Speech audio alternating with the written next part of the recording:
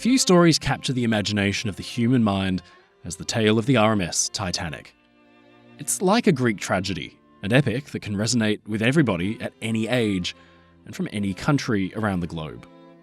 Maybe we see ourselves among the passengers and crew and imagine what we'd have done that night. Maybe it's the ship itself, the tragic idea that everything down there on the ocean floor, now tattered, bent, rotten and broken, was once brand new, barely used, supposed to be destined for a long and happy career at sea.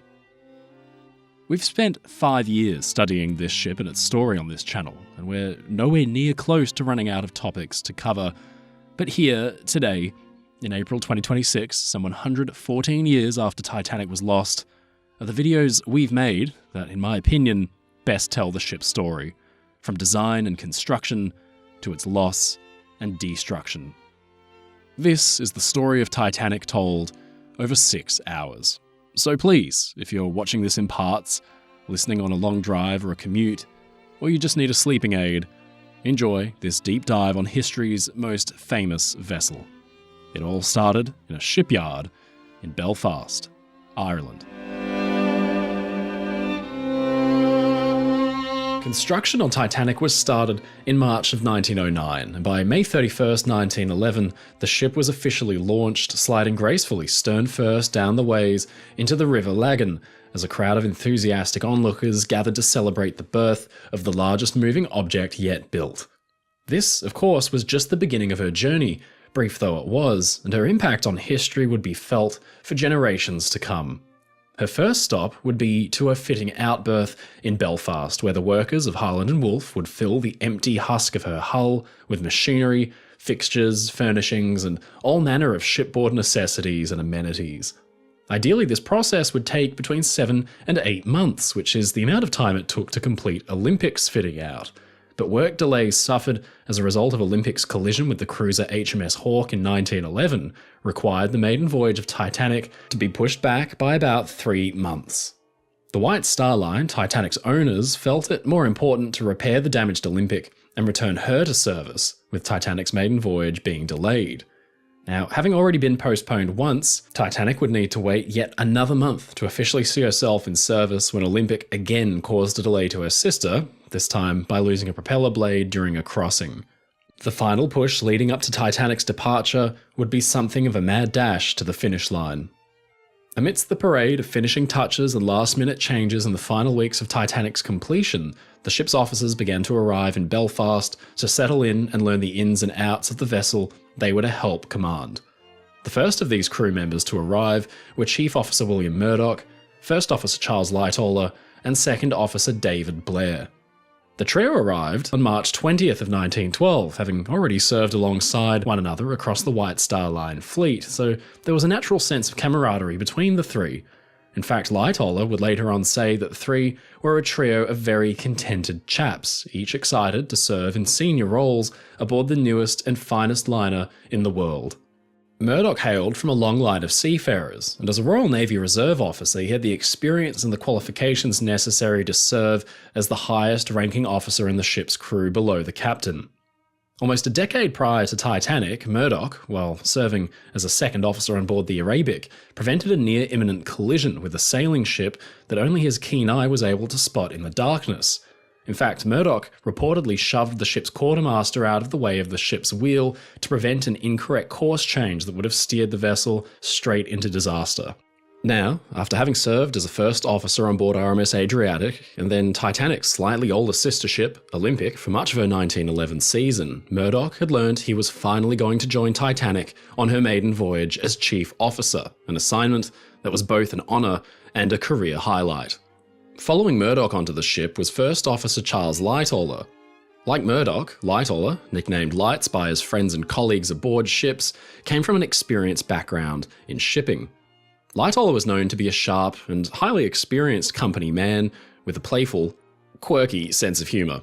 He was not above the occasional prank on his fellow crew members, and his rather spirited antics had actually landed him in hot water with captains in the past. One particular event in the middle of the Boer War saw him sneak onto an Australian fort, fire a blank charge from a cannon that was on the top, and then quickly escape after leaving behind a Boer flag. The gag drew the ire of the Australian authorities, made the papers, and was described as a, quote, foolish and mad-brained business. Despite this, he was a long-time trusted associate of White Star Line's famed Captain Edward John Smith, whom he had served under aboard Majestic. Lightoller's aptitude for quick thinking and cool-headedness meant that he was a reliable and steadfast seaman, and with numerous ships already under his belt, he was the natural choice for the first officer of White Star Line's newest ship. Second Officer David Blair, or Davy to his fellow officers, had been recently reassigned from the White Star liner Teutonic, and despite the years of sailing under his belt, letters and postcards sent home reveal a deep sense of pride at his having joined Titanic, a ship 4 times the size of his previous assignment. As the officers made themselves at home aboard ship, preparations aboard Titanic kept up their frantic pace, because very soon she'd need to prove herself out on the open water as part of her sea trials. A week later, after Murdoch, Lightoller and Blair had arrived, the 3 senior officers were joined by the 4 junior ones. Third Officer Pittman hailed from a farming family and actually joined the Merchant Navy when he was just 17. He had joined the White Star Line 5 years prior to 1912, and he came fresh from the RMS Oceanic. Being an avid stamp collector, he actually took his collection with him aboard Titanic. Fourth Officer Joseph Boxall was known as a quiet, self-contained and cerebral man who, like Murdoch, came from a seafaring family, and his father had been a captain in the Wilson Line. He joined the White Star Line just 4 years prior and came from SS Arabic. Fifth Officer Harold Lowe was a stranger to all. He hadn't served with any of his fellow officers before, while Pittman, Boxall and Moody all had served together on the RMS Oceanic before in 1911. Lowe was from North Wales, although he'd lost his Welsh accent. At age 14, he ran away from home after his father wished him to follow an unpaid apprenticeship. Lowe was known for his emphatic language, which tended to give the others the impression of something of a hothead. He had joined the White Star Line nearly a year prior, and he was taken from the SS Belgic. The youngest of the quartet of junior officers was James Moody, who was just 24. This jolly Yorkshireman had his naval training on board HMS Conway in 1902 and had served most of his career on sailing ships, being thrown about round in Cape Horn. Known to be lively and witty, Moody had only joined the White Star Line the previous August, where he was assigned to the RMS Oceanic as her 6th officer. Despite applying for leave to go on holiday in France with an American friend, it was denied by the White Star Line. Disappointed, he had exclaimed, "We can't have big ships and holidays." At Belfast, a steady stream of characters came aboard, those who would see Titanic perform on her sea trials and serve aboard her throughout the maiden voyage and her first transatlantic season. One of these was the ship's surgeon, Dr. William O'Loughlin, a well-respected and kindly Irishman who'd found favour with almost everyone he met. O'Loughlin had previously remarked to Captain Smith that after some 40 years of seafaring, he was done being transferred from one ship to another, and Smith, in response, had teased him for being lazy and told the surgeon to pack his things and join him aboard Titanic. Whether it was his loyalty to his old friend or his people-pleasing nature, O'Loughlin relented and dutifully became part of the ship's crew on her maiden voyage. At the same time as O'Loughlin was settling into his comfortable cabin, 2 other very important figures stepped onto the gangway for the first time. These men were Jack Phillips and Harold Bride, Titanic's 2 Marconi wireless officers. The pair filled a unique position, being employed not by the White Star Line like the rest of the crew, but by the Marconi International Marine Company. The pair had actually never met before their first day on Titanic, but fell into step with one another quickly enough, especially given their exciting new position, complete with a state-of-the-art Marconi set. Back then, the wireless operators were a pioneering group, having attended many of the same schools to learn their trade. It's actually a little bit unusual that Phillips and Bride had never crossed paths before, as operators became well known to one another, and they'd frequently tease and curse at each other over the airwaves. Like Olympics, the Marconi set found on Titanic was second to none, with a vastly wider range than any other ships of the time, and far easier on the ears to boot. Most wireless systems in this era were known for producing a harsh, grating tone, but these newer sets generated a far more melodic, pleasing sound, making those hours-long shifts much more bearable. Phillips and Bride were undoubtedly enamoured with the new technology they were going to use, but there was work to be done first. Rigorous equipment testing needed to be completed, shifts and watches needed to be organised, and the two needed to make sure they were comfortable with using this brand new machine. And as with everything in these final days, there was anxiety and excitement in equal measure. While the crew began to settle in, there was still much to do before the ship was even ready for her sea trials. In the final days of March 1912, about a week before the planned series of tests could be run, both formal and informal inspections were completed to ensure the ship's life-saving equipment was up to snuff. Officers Lowe, Moody, Pittman and Boxall were all ordered to complete a thorough inspection of all the lifeboats under the supervision of First Officer Lightoller. Francis Carruthers, the shipyard surveyor of the British Board of Trade, who was tasked with overseeing the construction of Titanic, was brought on board to officially test out everything from the ship's lifeboats to her mammoth anchors. All 16 of her main 30-foot boats were swung out, lowered, and then hauled back up that huge 10-story drop from the boat deck, and Carruthers meticulously inspected the strength of the boats and the fancy new style of Welland lifeboat davit that they hung from. A similar procedure was followed with the central auxiliary anchor, which was hauled up from the forecastle deck, hooked up to a crane, swung out and then brought back in. Once everything was deemed satisfactory, Carruthers signed off on the ship, deeming Titanic fit to carry passengers, with all the necessary safety regulations in place. It was a result that surprised no one.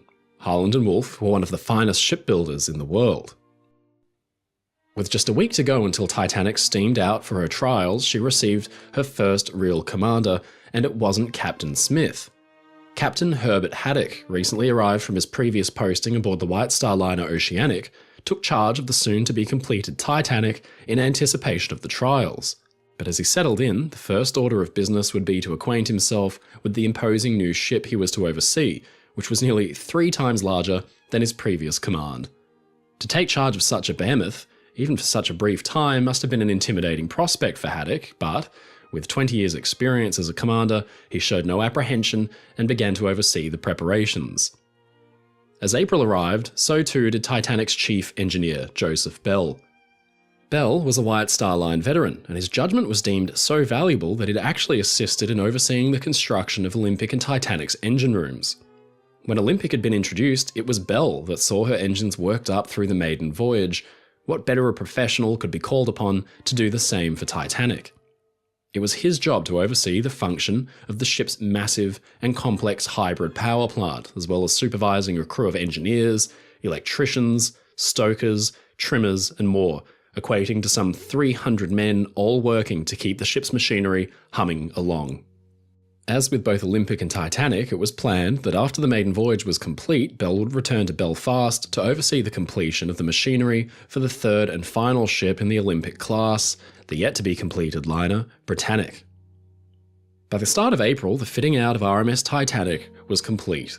While there was still plenty of work to be done and finishing touches to be made throughout, by all accounts the ship's major systems were functioning and she was officially ready to take on her sea trials, the final formality before she set off for Southampton.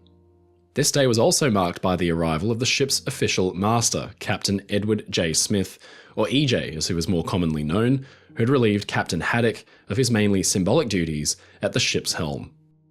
Haddock's assignment hadn't actually been in vain though. He would be replacing Smith as skipper of RMS Olympic, and his stint on Titanic, even tied up alongside the fitting out wharf, had ensured that he could quickly get the bearings of his new command once he stepped aboard.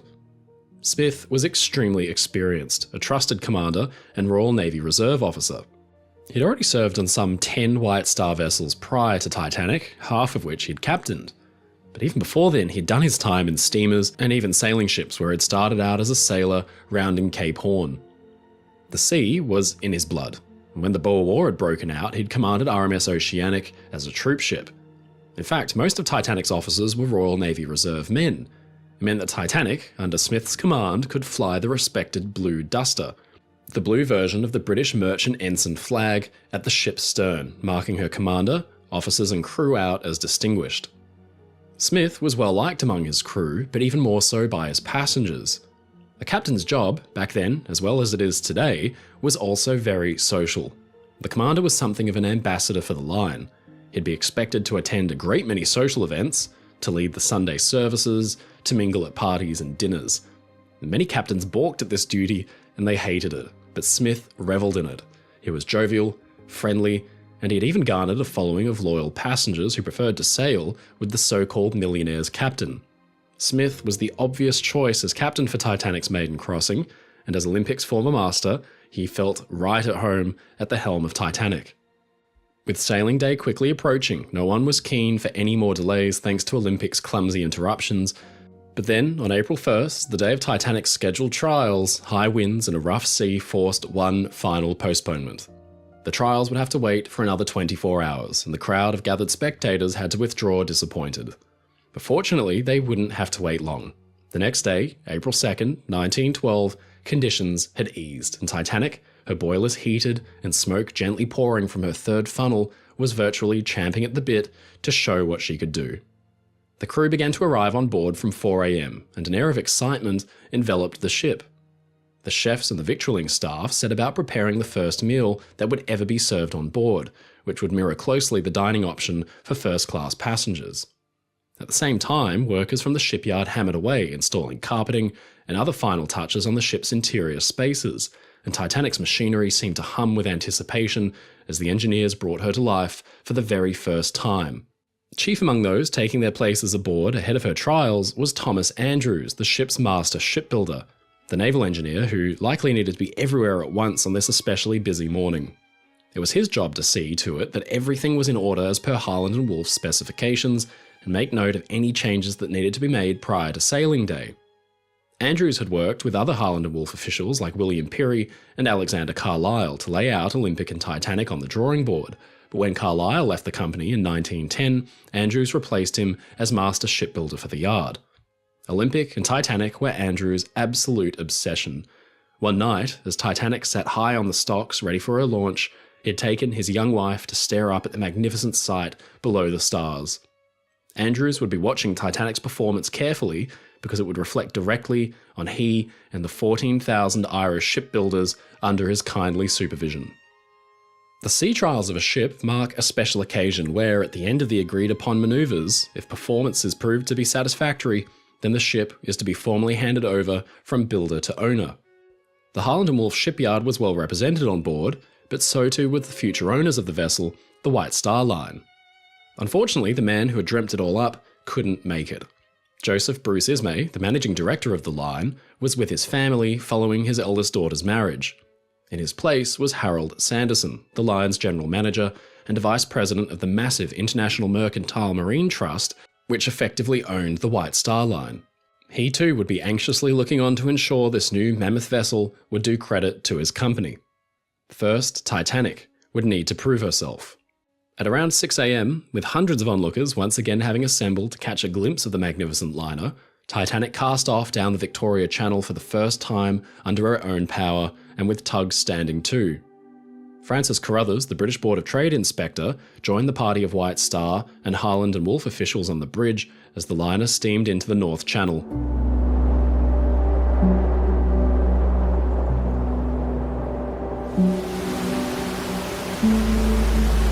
The trials would not be as rigorous or lengthy as those undertaken by Olympic the year before.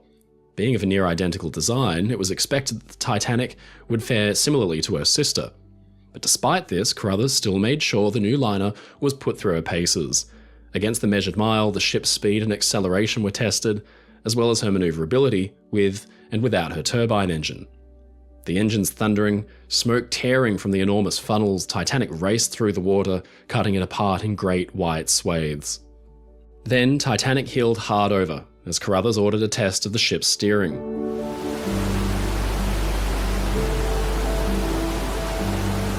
Titanic steamed in huge full circles with the rudder half, then full over and her engines racing ahead or slowing right down.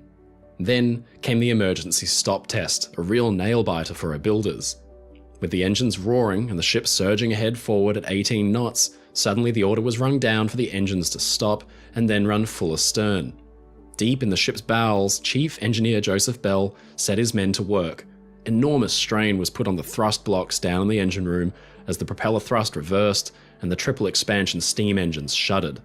Titanic visibly began to slow, and within just over 3 minutes, she came to a dead stop, rising gently with the swell as her builders breathed a quiet sigh of relief. Titanic had covered just 3,000 feet in the process, just shy of a kilometre, or what equated to about 3.5 times her own length, which was a very impressive feat for a liner of her size. While Titanic was put through her paces, other tests were going on. Jack Phillips and Harold Bride spent the duration of those trials hard at work in the Marconi cabin, ensuring that all of their equipment was fine-tuned and operating properly, with many of the other crew members completing final tests of their own equipment and seeing to it that the ship was as ready as she ever would be. All on board agreed the Titanic handled her tests wonderfully, and upon returning to Belfast, Carruthers officially signed off on Titanic's trials, granting her a certificate of seaworthiness, which was valid for 1 year. Titanic was ready.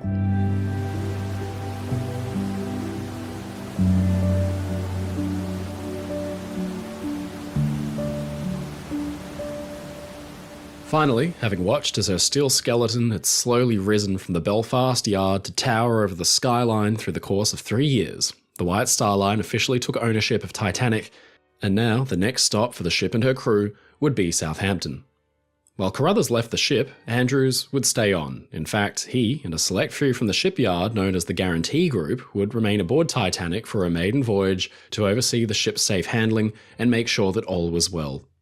Andrews wrote to his wife Nellie to say, "Just a line to let you know that we got away this morning in fine style and have had a very satisfactory trial. We're getting more shipshape every hour, but there's still a great deal to be done." With the trials behind her, Titanic at last flew the White Star Line's flag proudly from her mainmast. It signalled the start of her very first voyage, and in these final hours at Belfast, workers hurriedly rushed last-minute necessities on board, like supplies for the galley, chairs and bed linen. Amidst the hustle and bustle, Titanic's first official passenger came aboard, 61-year-old Wyckoff van der Hoof, a first-class passenger on his way home to New York after visiting his sister in Belfast. He was Titanic's only paid passenger on what was otherwise a delivery trip to Southampton. For the next day, van der Hoof would have Titanic's palatial first-class public rooms virtually all to himself. Harland and Wolff's Guarantee Group stepped aboard too, made up of a diverse range of specialities like draftsmen, the foreman of the yard, joiners, electricians and engineers. One by one, the workers who'd been rushing to get Titanic's finishing touches in place left down the gangway to leave their ship behind them for the final time. Now, if they were ever to step aboard again, it would have to be during a refit or as paying passengers. At around 9 p.m. on April 2nd, 1912, Titanic slowly steamed away from Belfast Lock, the lights of the city that built her fading away into the distance. The workers responsible for every plate, rivet, fitting and fixture watched in bittersweet satisfaction as their creation disappeared beyond the horizon. Titanic was bound for Southampton.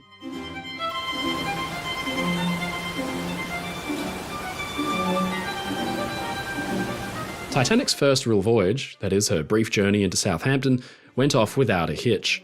The weather seemed to cooperate, and Marconi messages coming throughout the voyage congratulated Titanic on the success of her trials. The ship thundered along at a cracking 23¼ knots, a full 2 knots quicker than was anticipated, as though she was delighted for her opportunity to finally ply the waves.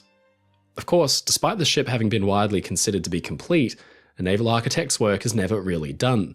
During this brief voyage, Thomas Andrews was a busy man indeed, compiling notes and reports on work that still needed to be refined.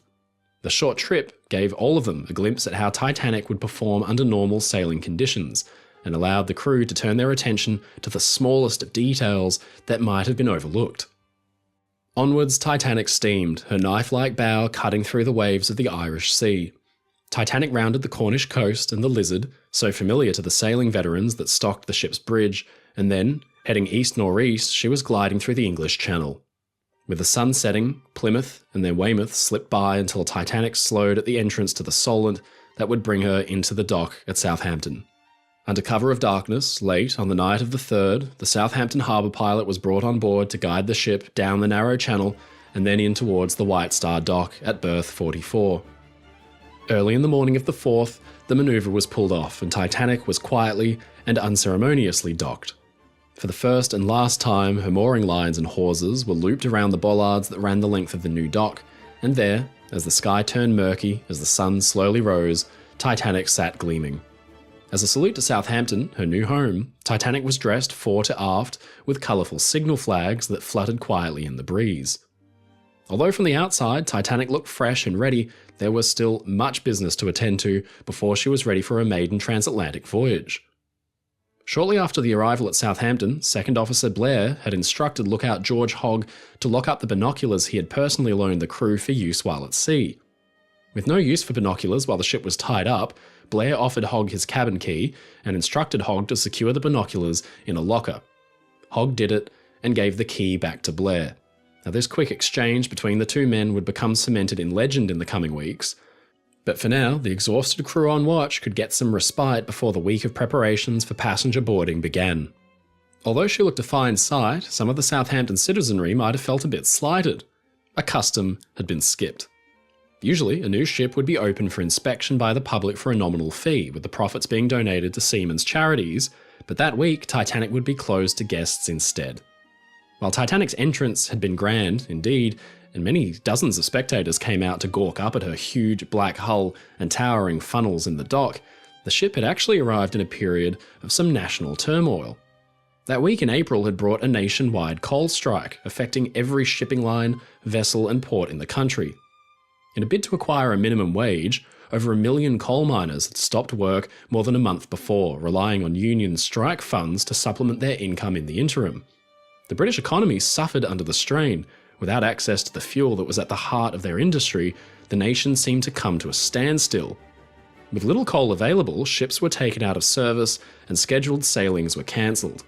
As they waited tied up by their dozens, crew members and staff were left without work or pay for the foreseeable future.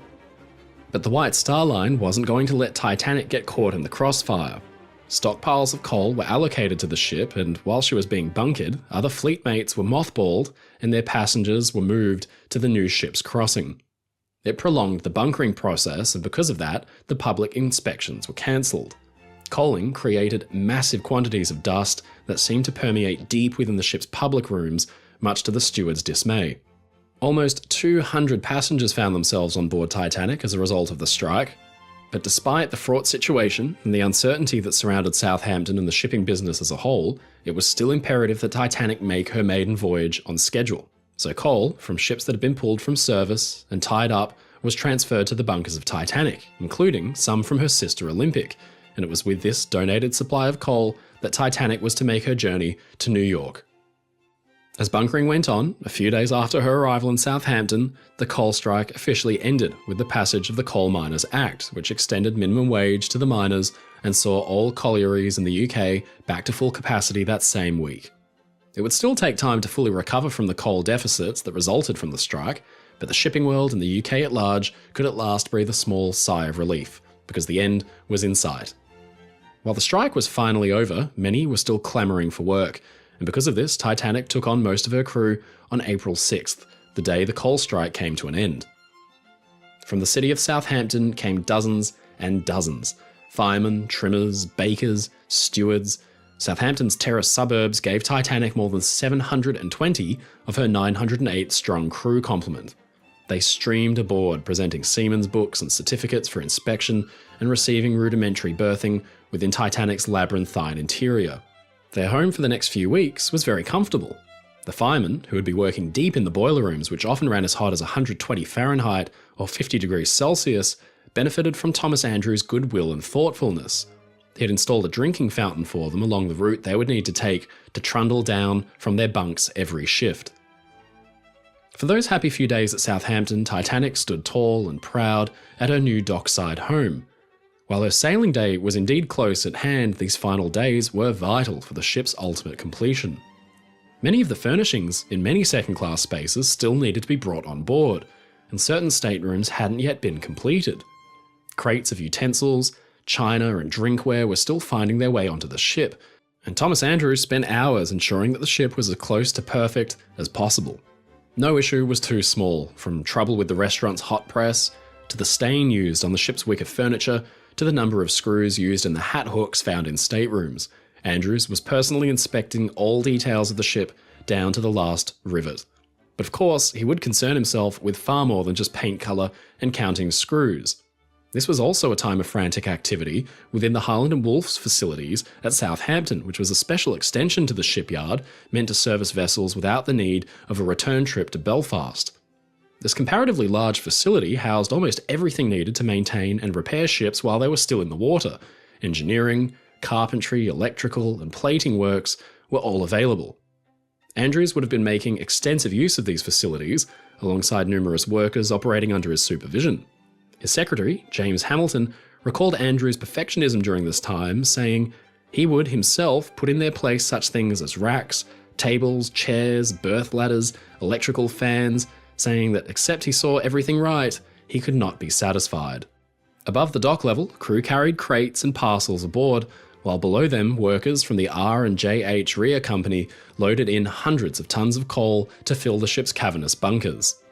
The Herculean task actually took place along both sides of the ship to allow for an even weight distribution, and it was notoriously backbreaking and dirty work.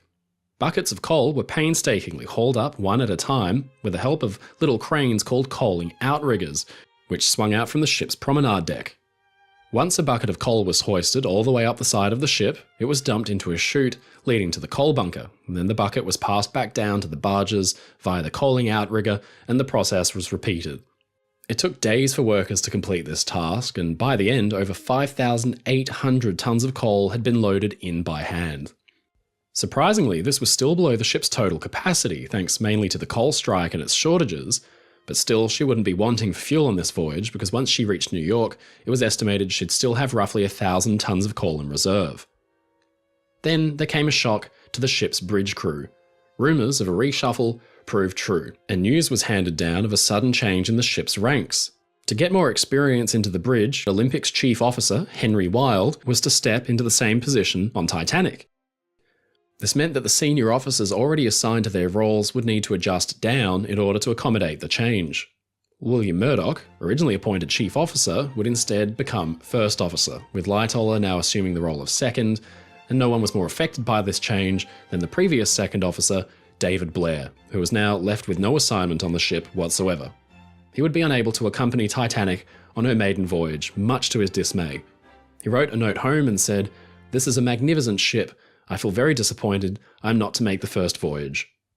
Lightoller was similarly discouraged by this turn of events, and later he recalled that it, quote, "threw both Murdoch and me out of our stride, and apart from our disappointment of having to step back in our rank, it caused quite a little confusion." In the disorienting aftermath, Blair packed his things and he disembarked with both the key to his cabin and the binoculars and the key to the ship's crow's nest telephone still in his pocket. It was a disappointing turn of events for Blair, but ultimately it was one that would probably save his life. On April 6th, Titanic began to take on the supplies she needed to feed and care for her hundreds of passengers, as well as the cargo being carried to New York. The ship's electric cranes got to work lowering bags and bags of cargo and crates deep down into the ship from her well deck after they were hoisted up from the dock below. Everything from cases of orchids and toothpaste, lace cotton and tulle, bags of rubber and rolls of linoleum. The Aero Club of America was shipping over a large case of machinery that likely contained at least some of the components of an airplane. One passenger, William Carter, was shipping home a shiny new town car, a 25 horsepower Renault. Carter was an avid car enthusiast, and for the voyage he'd be joined by his chauffeur. Into the dozens of specialist pantries and storage rooms were loaded tons and tons of food and provisions for the ship's 2,200 strong complement. There was 75,000 pounds, over 35 tons of fresh meat, 11,000 pounds of fish, 40,000 eggs, 36,000 apples, and 40 tons of potatoes for a start. Into the bars and cellars were sorted 12,000 bottles of beer and stout, 1,500 bottles of wine and champagne, and 850 bottles of spirits. Into her stores were neatly folded 45,000 linen napkins and 6,000 damask tablecloths. As the buzz of activity continued, the White Star Line took the opportunity to freshen Titanic's exterior up. Her departure and arrival would be extensively photographed by the press, and she had to be looking her best. On Monday, April 8th, Titanic's funnels were given a fresh lick of paint, and photographers from one end of the dock captured dramatic photographs of the crew rappelling down from the painters' lines, which were run from the top of the funnels 5 stories up in the air. Deep down in the ship's boiler rooms, preparations were made to light the main boiler furnaces. In just 48 hours from the 8th, Titanic would need to supply 215 pounds per square inch of hot steam to her engines. To reach those kinds of pressures, it would take the better part of the next day to adequately heat the boilers, reach an efficient burn, and then turn the water to steam. Even though the ship was not yet at sea, the stokers already began their hot and dirty work, shoveling in loads of coal drawn from far and wide, and keeping an eye on their pressure gauges. Tuesday, April 9th, the final day before Titanic would set out on her maiden voyage. The Board of Trade Immigration Officer, Maurice Clark, had arrived to inspect the ship's safety equipment one final time. Clark was considered something of a nuisance by the crew members that knew him because of his stringent attitude and his uncompromising nature. Ever the character, Lightoller seemed to be no fan of the highly demanding process, remembering that Clark required every life preserver, lifeboat, davit, tank, breaker, and oar thoroughly tested and accounted for. As the final day of preparations drew to a close, Captain Smith joined his family at their home, known as Woodhead, in Southampton's Portswood suburb. This precious visit, after weeks spent getting Titanic's ship shape, offered the 62-year-old commander the chance to enjoy a final night home with his wife and 12-year-old daughter Helen. Word had somehow got out that Smith planned to retire.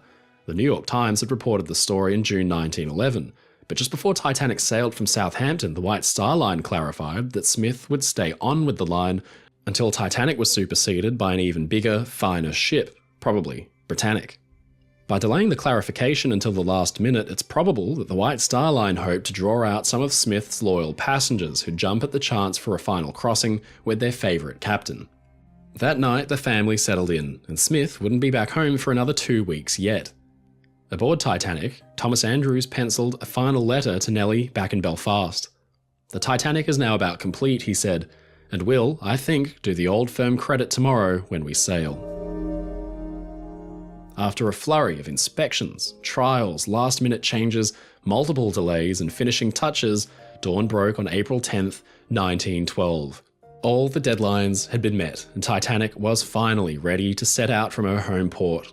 She sat low in the water, her holds loaded with hundreds and hundreds of tons of cargo and provisions. The weather was mild and slightly overcast, and the ship stood proud, a thing of beauty against the Southampton skyline.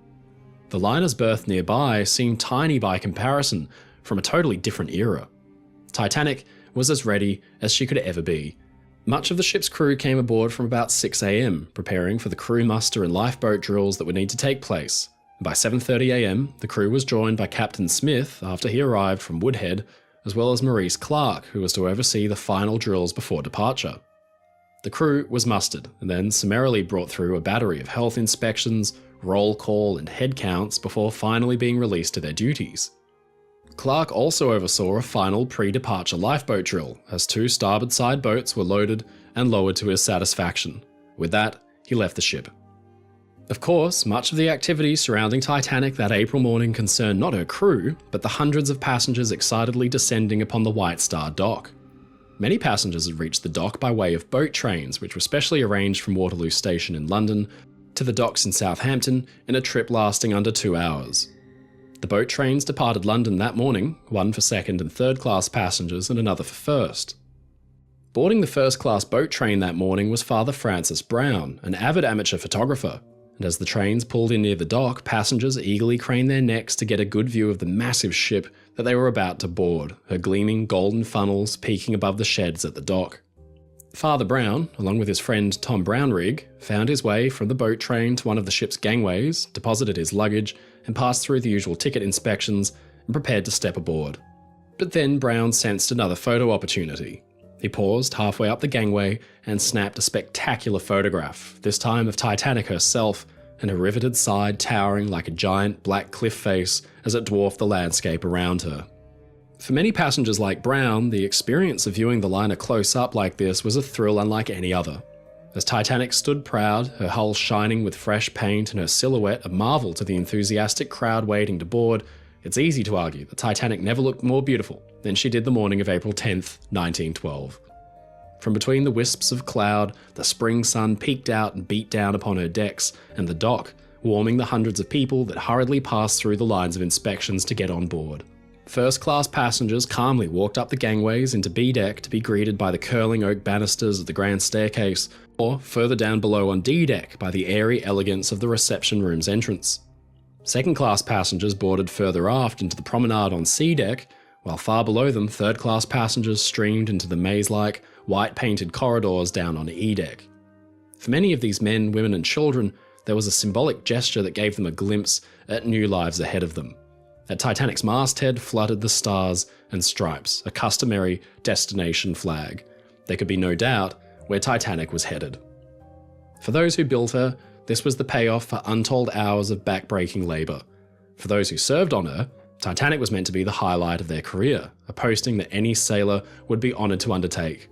For her passengers, she was a ticket to a brand new life, a new business venture, or a well-earned holiday, a symbol of wealth and status, a sparkling, towering monument to Edwardian derring-do. This was Titanic in her brief but illustrious prime, a ship untouched by tragedy, ready to set off into the horizon toward a bright and prosperous future.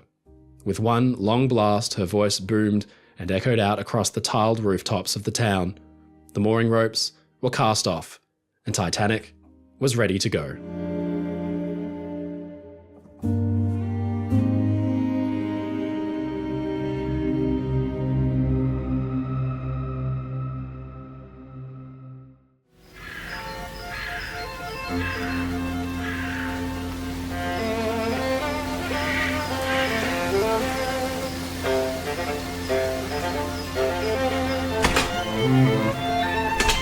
It's a fresh April morning and you're preparing for departure as a passenger on board the newest steamship from the White Star Line, the RMS Titanic. From what you've heard, Titanic promises to be the latest and greatest in ocean travel, and as a first-class ticket holder, you intend to enjoy all the perks and amenities the ship has to offer. The sister of that ship, the Olympic, had already been in service for just under a year, and your friends who've travelled on her already have raved about their luxurious staterooms, the state-of-the-art amenities, and the sumptuous dining. As the newest ship in the fleet, Titanic promises to provide all of that luxury, plus more. As you carefully tuck your fineries into your steamer trunk, you imagine the excitement of dressing for an elaborate dinner party or a leisurely turn about the promenade deck. You check through your trunk to ensure you have all the clothing you'll need for your crossing, and you will need a bit. Women typically require at least one tailor-made suit, one pair of thick silk or woolen tights, 4 sets of combination undergarments, shirtwaists, a sweater, a woolen wrap for going to the bath, a dressy bodice for dinner, a pair of shoes with rubber soles or heels, and 3 pairs of pajamas. The man, however, would bring along a black coat for dinner, the necessary shirts for evening attire, a suit, woolen underclothing, the generous supply of handkerchiefs and socks, several pairs of pajamas, a bathrobe and slippers, and a mix of ties and detachable starched shirt collars. It sounds like a lot, but you have to prepare to dress for any and all occasions. Everything from morning on the decks to evening in the dining saloon needs to be accounted for. This being the ship's maiden voyage, key members of high society have booked their passage, whether it be for business or pleasure, and you fully expect to see a familiar face or two while exploring the ship, even making the acquaintance, hopefully, of somebody new and exciting. Pulling your head out of the clouds for just a moment, you turn your attention to a clock on the wall, and time's ticking away. It's almost the time for you to make for the station to board the train that will carry you and your friends to the White Star dock at Southampton. You take one last look in the mirror before stepping out the door. With a sudden excitement welling up in your chest, you slam your trunk shut with a thud, and you lock it tight, and your journey on board Titanic awaits.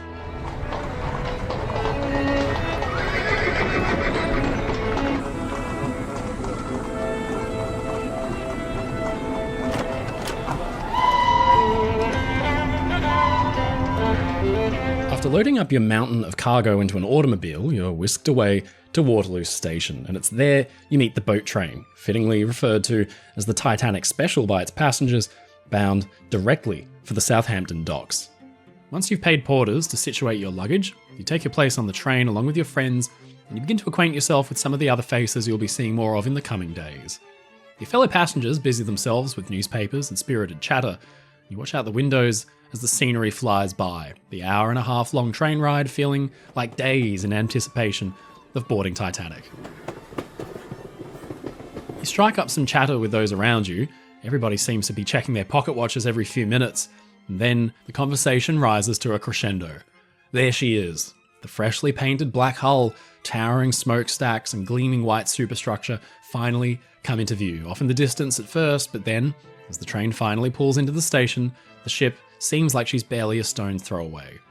Titanic is absolutely massive. In fact, the scale of her immediately becomes difficult to put into words. As you gaze upon the floating palace that will be your temporary new home, you are in awe. Titanic is nothing short of a marvel, and it's almost time to step on board.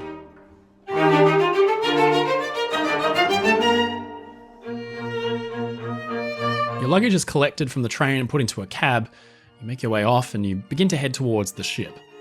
On the docks, there is an absolute flurry of activity as passengers, porters, journalists, onlookers, and loved ones all make ready for the 12 noon departure. You step out of the cab into the shadow of the large warehouse-like building that serves as a terminal for departures and arrivals at Southampton docks. Everywhere, people fuss with luggage, stickers, and labels. Your steamer trunks are sorted into two types.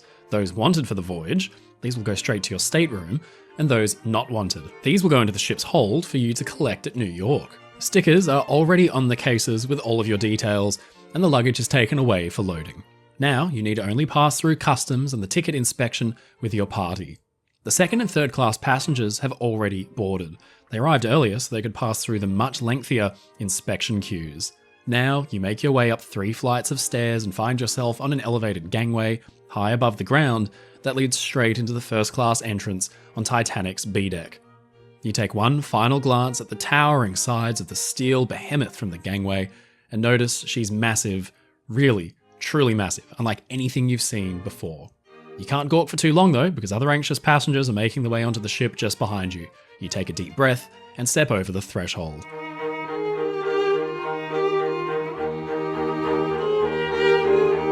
Just like that, you find yourself in an entirely different world. Your eyes immediately dart from wall to wall, taking in the marvellous space before you. It's immediately obvious that the ship truly means to be the final word in luxury at sea. Every inch of the space is ornately decorated like an English country home, and no detail has been overlooked. Once you collect yourself, your first order of business is to make your way to the purser's office, because this is where you'll make all your arrangements for the upcoming voyage, everything from dinner arrangements to entrusting your valuables, and even reserving your very own deck chair. It's all taken care of here, and on boarding day, it is pandemonium. While waiting in the lengthy queue to speak to the purser, you overhear a steward speaking in a flustered tone about a fellow passenger who was less than satisfied with her accommodations. Listening to the steward tell it all, the passenger, a Mrs. Shelley as he refers to her, had called her stateroom little more than a cell, which was bitterly cold and impossibly thin, and she insists that there must have been a mistake, that she'd somehow been put into second or third class. Now it was up to that steward to go to the purser on her behalf and see to it that the matter was resolved. The White Star Line may have gone a bit overboard in their superlative descriptions of the new ship, because some first-class cabins are indeed small and quite bare. Once all of your reservations have been handled at the purser's office, you're met by a steward who accompanies you to your stateroom. You follow him down a maze-like series of never-ending corridors until you reach the cabin. As you step inside, your immediate impression is that it's unlike anything you've seen before at sea. You imagine you'll be quite comfortable here for the duration of the crossing. The room is richly appointed in the style of Louis XVI, with touches of opulent white and gold throughout. You flip on your brand new electric heater to take the morning chill out of the air and marvel at such a thing being offered on a ship at sea. You take a moment sitting on the edge of your bed to take in the surroundings and the beautiful decor. You've travelled first class before, but never quite like this. You've hardly sat down when your friends are back at your side, urging you to head up to the boat deck to wave farewell as the ship begins to cast off from Southampton. You'd hate to miss such an exciting moment, so you follow them up through the beautiful oak-panelled grand staircase. And as you step outside, you notice the cool April breeze. You find a spot on the rail and let your eyes wander over the scene before you. Well wishes are heard in unfamiliar languages. There seems to be just as much laughter as there are tears, and the ship's flags wave merrily above your head. Crew members are hard at work on their final checks and casting off the lines that hold Titanic to land. After a few moments, you begin to sense motion beneath your feet, gradually at first, then more and more perceptible as the ship silently takes her first steps on her maiden voyage. Little by little, the cheerful crowd, with their waving handkerchiefs and smiling faces, begin to get farther and farther away. You turn your gaze towards the ship's bow and can't help but wonder what lies ahead. Boarding day is a strange, transient time, and you spend the rest of the day leisurely meandering through the ship, taking in every inch of the marvellous public spaces and acquainting yourself with everything Titanic has to offer. The electric energy present at boarding time has now died down to a lull, and it seems that everyone on board wishes to simply ease into the crossing. Later that evening, as you take in the sunset on the spacious promenade deck with your friends, the ship arrives at its first port of call, Cherbourg in France. But despite the ship having reached its destination, it stops very far from the shore. Sometime later, you observe a smaller ship approaching. This would of course be a tender ship, the SS Nomadic, specially designed for bringing passengers and mail on board. Someone told you earlier that Cherbourg's small harbour made it impossible for large ships to dock there, so anyone boarding Titanic needed to do so via tender. After sunset, with all aboard, you feel the decks vibrating gently beneath your feet as the engines start up, and Titanic takes to the ocean once again. The commotion of the day's events seems to be taking their toll on you and your fellow passengers. It creates an informal and a relaxed environment. Dinner, which is usually a highly formal affair, is much more casual this evening. It would be a social faux pas to wear your finery. A few hands of poker are dealt in the smoking room, the brandy's flowing, but there's an ease in the air as everyone settles into their new routine. Before long, you retire to your stateroom, ready to rest your sore feet and prepare for your first full day at sea.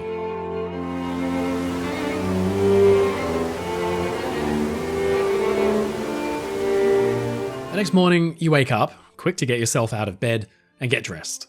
You've hardly got a chance to get fully acquainted with the ship yet, and you're quite anxious to rendezvous with your friends and enjoy the newest and grandest liner at sea.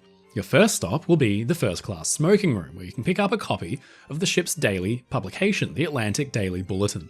This single sheet of paper, written up by the wireless officers the night prior, helps keep you and your fellow passengers in the loop, even while being miles from the shore. In it, you find weather reports, stock market updates, news headlines, and even information on the ship's run and the miles it's travelled. The bulletin in hand, you and your group decide to head to breakfast in the open and airy Café Parisienne to chat about all of the day's activities, the news, events, and the gossip. But light refreshments and snacks are just the precursor to the first main meal of the day. In fact, life at sea practically revolves around meal times, and first up was breakfast. It's 8 a.m. and it is time for breakfast aboard Titanic, though if you are an early riser, you may have already had a small breakfast of fresh fruit and scones and coffee and tea in your stateroom. It would have been brought by one of the stewards. Now, breakfast is served in the first-class dining saloon and includes numerous dishes like omelets, baked apples, kidneys and bacon, grilled ham, sausage, sirloin steak, and mutton chops to order. Then there is vegetable stew, an assortment of smoked fish, along with potatoes and numerous rolls like cornbread, scones, graham rolls, and Vienna rolls, which are basically like Kaiser rolls. Then there are cereals like puffed rice and Quaker Oats, both of which are made by the Quaker Oats Company, an executive of which, Walter Douglas, was traveling aboard Titanic. One of my favorite little tidbits about the menus that survived Titanic is the typo on the first-class breakfast menu. Along with Narbonne honey and black currant conserve, they offered Oxford marmalade. Supposed to be marmalade, obviously. Now, that is a lot of options for breakfast, but don't stuff yourself, because that's actually going to be the lightest meal of the day. As breakfast ends, your table party is in agreement that the meal was delicious, but you realise that you may have overindulged just a little bit. You think that maybe some exercise is in order, but with the morning air still too chilly to enjoy a lap around the deck, you think that your next stop will be the ship's gymnasium, which is located on the boat deck and only accessible to your fellow first-class passengers. Because it's considered a premium facility, you'll need to spend a little extra on your ticket to the gymnasium at the purser's office, but you did that yesterday. Ticket in hand, you step into the space and you're immediately impressed by the variety of equipment available. The gym offers everything from rowing machines, a punching bag, back and stomach massages, and even an electric camel. You stare in confusion at this particular contraption until another passenger explains that it is, in fact, meant to replicate the experience of actually riding on the back of a camel. Some of your fellow passengers seem unsure about all these newfangled machines because many in high society were hesitant to work up a sweat in public, but you find them all rather fascinating. But while a ride on a mechanical camel does sound amusing, you opt for a quick jaunt on the exercise bike instead. The exercise bikes are paired and you can actually race your friend to see who can pedal the fastest. After a hard workout, nothing sounds better than a relaxing cool down in the Turkish baths, a new and very exciting addition to the first-class accommodations of ships at sea. Your friends, who had previously travelled on Olympic, raved about their experiences in the baths, and it's indisputably one of the most ornately decorated areas on the ship. Of course, relaxation comes at a price, and you find that, like the gym, you'll need to once again purchase a ticket from the purser's office in order to gain entry. Back up to C deck, you purchase your $1 admission, then you head for F deck, entering the Turkish baths, and once you step into the cooling room space, you're instantly overwhelmed by the stunning Moorish design. It becomes even harder to believe you're still on a ship. You rest your tired muscles in the steam room, then you finish off with a brief rest in the cooling room, but just next door is the ship's swimming pool. Filled with salt water, it's incredibly refreshing to jump in and swim a short lap. But all this relaxing and exercise has made time slip by, and now your stomach begins to rumble. You realise it's time to meet up with your travelling companions for lunch.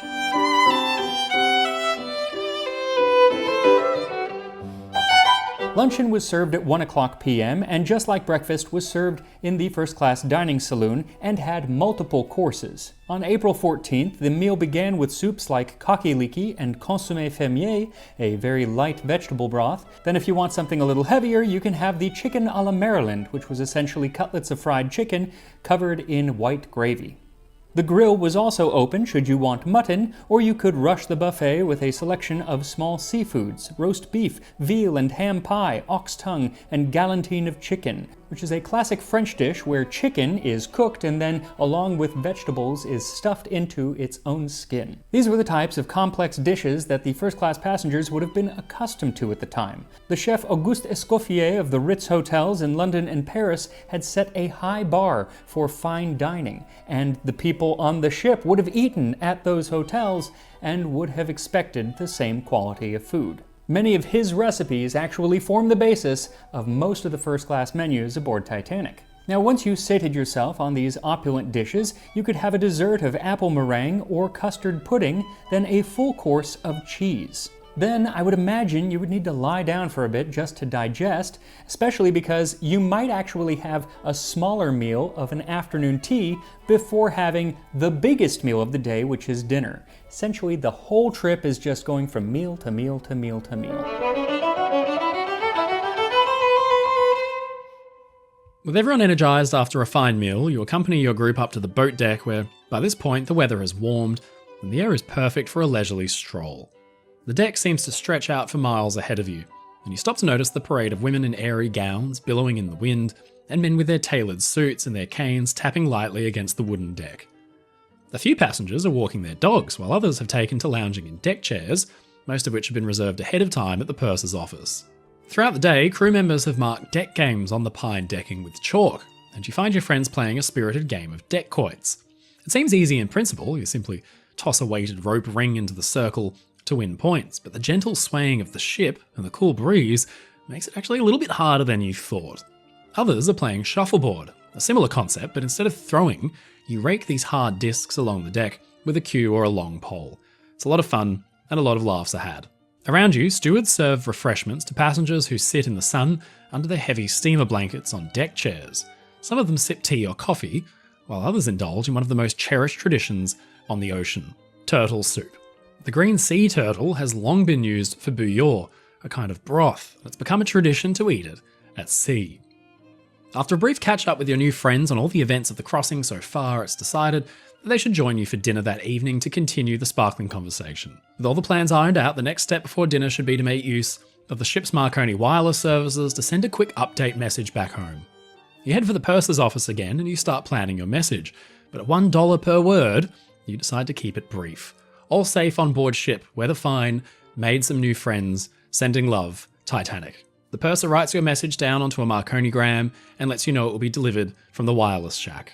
With the messages paid for and on their way to the recipients, it's almost time to dress for dinner. As the afternoon grows late, you think it best to take a turn around the deck again. The ship throws up a little salty sea spray as she churns ahead and a chill is in the air. Too cold for you. You turn back for the warmth of the ship's interiors and feel like perusing the library. Fortunately, there's quite a selection. You step into the sumptuous lounge, richly carpeted and clad in spectacularly carved wooden panelled walls. It towers overhead, one of the tallest rooms for first class on the ship, thanks to the inclusion of an elevated deckhead above that provides ample light through the massive bay windows. People quietly chatter, and there at the far end of the room is a bookcase stocked with books, each bound in exactly the same simple leather cover, and only differentiated by their gilt titles. You pick out a copy of My First Summer in the Sierra. You remember your friends raving about this adventurous title. It came out last year. You settle into a comfortable chair and begin to read. The time has ticked by, and through the big bay windows you begin to see the sun low in the horizon. That can mean only one thing: dinner will soon be upon you. As if to underscore your realization, a steward appears into view on the promenade deck and begins to play the roast beef of old England on a bugle. You chuckle to yourself. On most other lines, the stewards simply bang a gong or a bell, but the White Star Line has a flair for the dramatic. You put the book back and you head down the stairs to your cabin to prepare for dinner. Unlike last night's more relaxed attitude, you will be expected to pull out all of the stops for this evening's dress. Women don their finest gowns from Paris, New York, London, and Milan in a dazzling array of colours. Jewels of all descriptions will hang from necks and gloved wrists. For men, it's a more Spartan affair. White tie is the order of the day, with boiled, stiff-fronted white dinner shirts and hard-starched collars with long, flowing black tailcoats. But a handful of men are bold enough to wear a variation of this seemingly ancient tradition. They wear short jackets instead with black bow ties. This will one day be known as a tuxedo, but in 1912 the style is still in its relative infancy. Once you're sufficiently dressed to impress, it's time to make your way down the beautiful grand staircase into the dining saloon for dinner. The sounds of laughter and conversation become louder as you make your way down the flowing staircase and step into the wide, airy reception room. The ship's orchestra soars on their cellos, playing a Scott Joplin ragtime piece, and everybody looks resplendent, some sitting elegantly in little wicker chairs that dot the room. After mingling a little bit with some familiar faces, you make your way into the saloon proper. You find your table and slide into your seat, excited to indulge in your first proper dinner at sea. When it came to dinner, first-class passengers had a couple of options. They could eat in the first-class dining saloon, which was included in the price of your ticket, or if you wanted to be a little fancier, then you could pay to eat at the a la carte restaurant, often called the Ritz restaurant, as it bore such a resemblance to the Ritz in London. Operated independently by Italian restaurateur Luigi Gatti, who ran Odanino's Imperial restaurant in London, the a la carte restaurant featured 60 staff members who were separate from the rest of the crew. The restaurant only had a capacity for 137, so it was considered a bit more exclusive than dining even at the first-class dining saloon. On her last night aboard Titanic, Mrs. Walter Douglas described having hothouse grapes and fresh peaches at the restaurant, a real luxury in April in the North Atlantic. She said she dined the last night in the Ritz restaurant. It was the last word in luxury. The tables were gay with pink roses and white daisies, the women in their beautiful shimmering gowns of satin and silk, the men immaculate and well-groomed, the stringed orchestra playing music from Puccini and Tchaikovsky. But just because the first-class dining saloon was not exclusive as the a la carte restaurant, that doesn't mean that it wasn't just as opulent. On the contrary, the meal could be upwards of 10 courses, with hors d'oeuvres, oysters, and soups, followed by fish, then meat like filet mignon or chicken lyonnaise. There was a lamb with mint sauce, roast duckling, and sirloin of beef with chateau potatoes. Then to cleanse the palate, you had punch romaine, which was a sorbet floating in champagne. Then roast squab, a cold asparagus dish, foie gras, and desserts like Waldorf pudding and the opulent and impressive peaches suspended in a green chartreuse jelly. Then some rich French ice cream before moving on to coffee. Now the portions, of course, were usually quite small and you didn't necessarily have everything, but still, it was a lot of food and dinner could take several hours to eat. But you're in the middle of the North Atlantic on a boat, so what else you gotta do?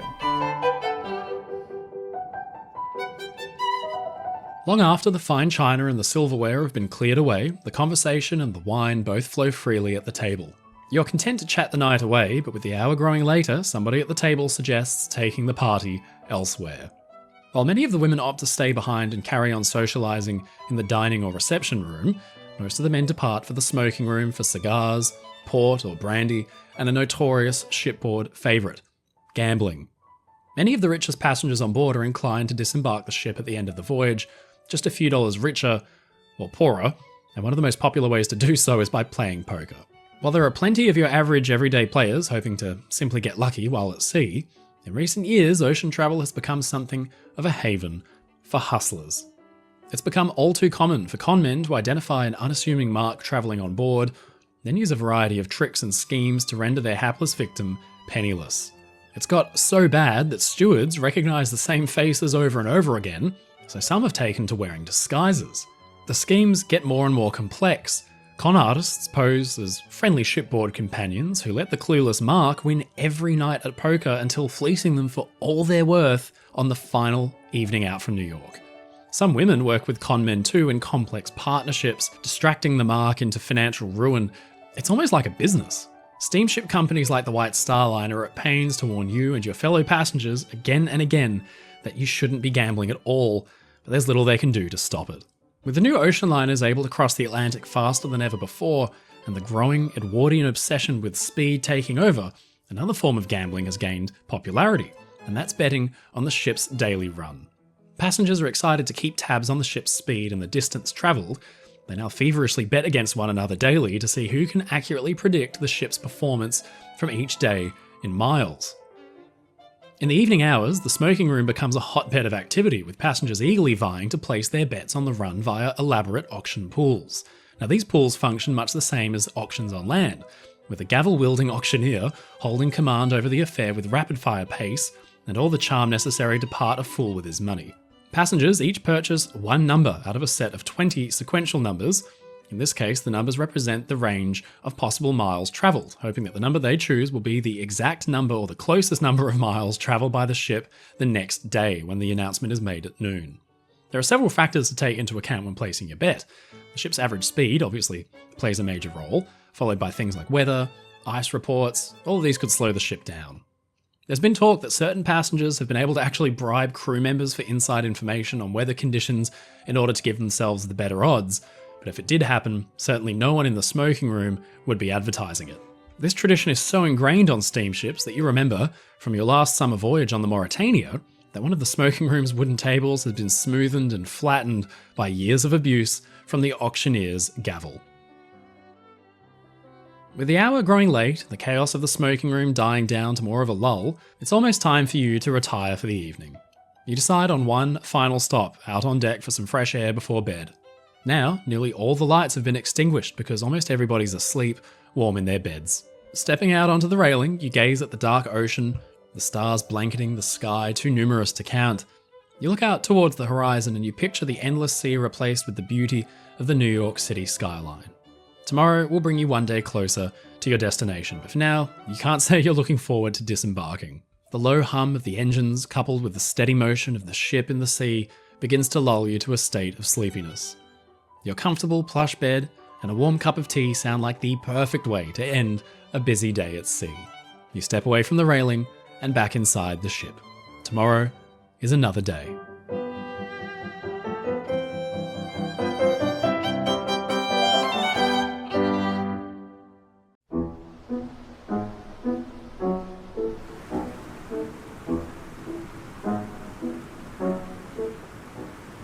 It's early in the morning, April 11th, 1912, and you're a second-class passenger aboard RMS Titanic, the newest and grandest steamship of the White Star Line fleet. You've just woken up in your cabin, and you're preparing for your first full day at sea. Yesterday was boarding day, an exciting time to be sure, but the whole experience was so busy, it all felt like a blur. You woke early to catch the train from Waterloo Station in London and watched as the city's grey streets transformed into green hills and woods as the car jolted and bumped along. You recall the hustle and bustle at the dockside as thousands of passengers said goodbye to their loved ones at Southampton and actually boarded the ship. You were one of them. With your own luggage in hand, 2 cases, you passed inspection and customs before dropping one bag, the one you don't actually need for the duration of your voyage, with a porter who took it gracefully from you and placed it with the other bags labelled "Not Wanted." Boarding the ship was like something out of a dream. Titanic already looked massive as you approached it from afar, but striding up the gangway and into the liner was like walking into the cave carved out of the side of some enormous mountain. As you crossed the threshold and smiling stewards beckoned to you on board, you cast one last glance down the hull. The rivets stretching on into the distance, millions of them, the black, white, and gold paint so new that it still shines in the sunlight. You smiled, looked down at your feet, and stepped aboard. Then came the flurry of passengers, stewards, crew members, and officers all shuffling and bustling down winding, simple wood-panelled corridors and staircases, everyone's still learning their way around Titanic's maze-like interior. After finding your stateroom and dropping off your remaining case, you would race topside to watch as the big hemp ropes that connected ship to shore were cast off, and slowly, barely noticeably, Titanic began to drift away from the pier. It had been an exciting, exhausting day. In all the chaos, you yourself hardly had a chance to fully explore the ship, and that's exactly how you intend to spend today.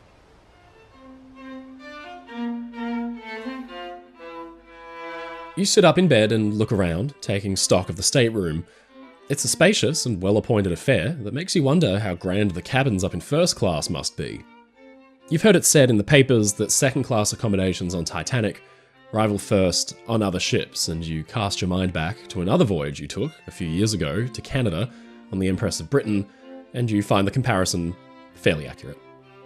Your bunk is plush and comfortable, made from solid mahogany, which perfectly matches the mahogany dressing table by the bed, and it's here that you find your ensuite wash basin, mirror, and storage shelves with plenty of space for toiletries. You're sharing this cabin with another passenger, a young man from Argentina, travelling alone on his way to his brother's wedding. The two of you have chatted a bit since boarding, and you seem to get along quite well, though he seems more interested in studying than chit-chat. Certain additions to the room serve to remind you that you're crossing on a ship built for a new age. For example, even the electric lights in your room shut themselves off automatically when you leave, and switch themselves on when you enter thanks to a clip mechanism actually attached to the light and the door. You look forward to finding more little novelties like this as you explore the ship, and it seems the White Star Line has spared no expense when designing their newest liner. You hop out of bed, pull your clothes on, bid farewell to your roommate for now, and step out of your stateroom to make your way towards the second-class dining room, because it's time for breakfast.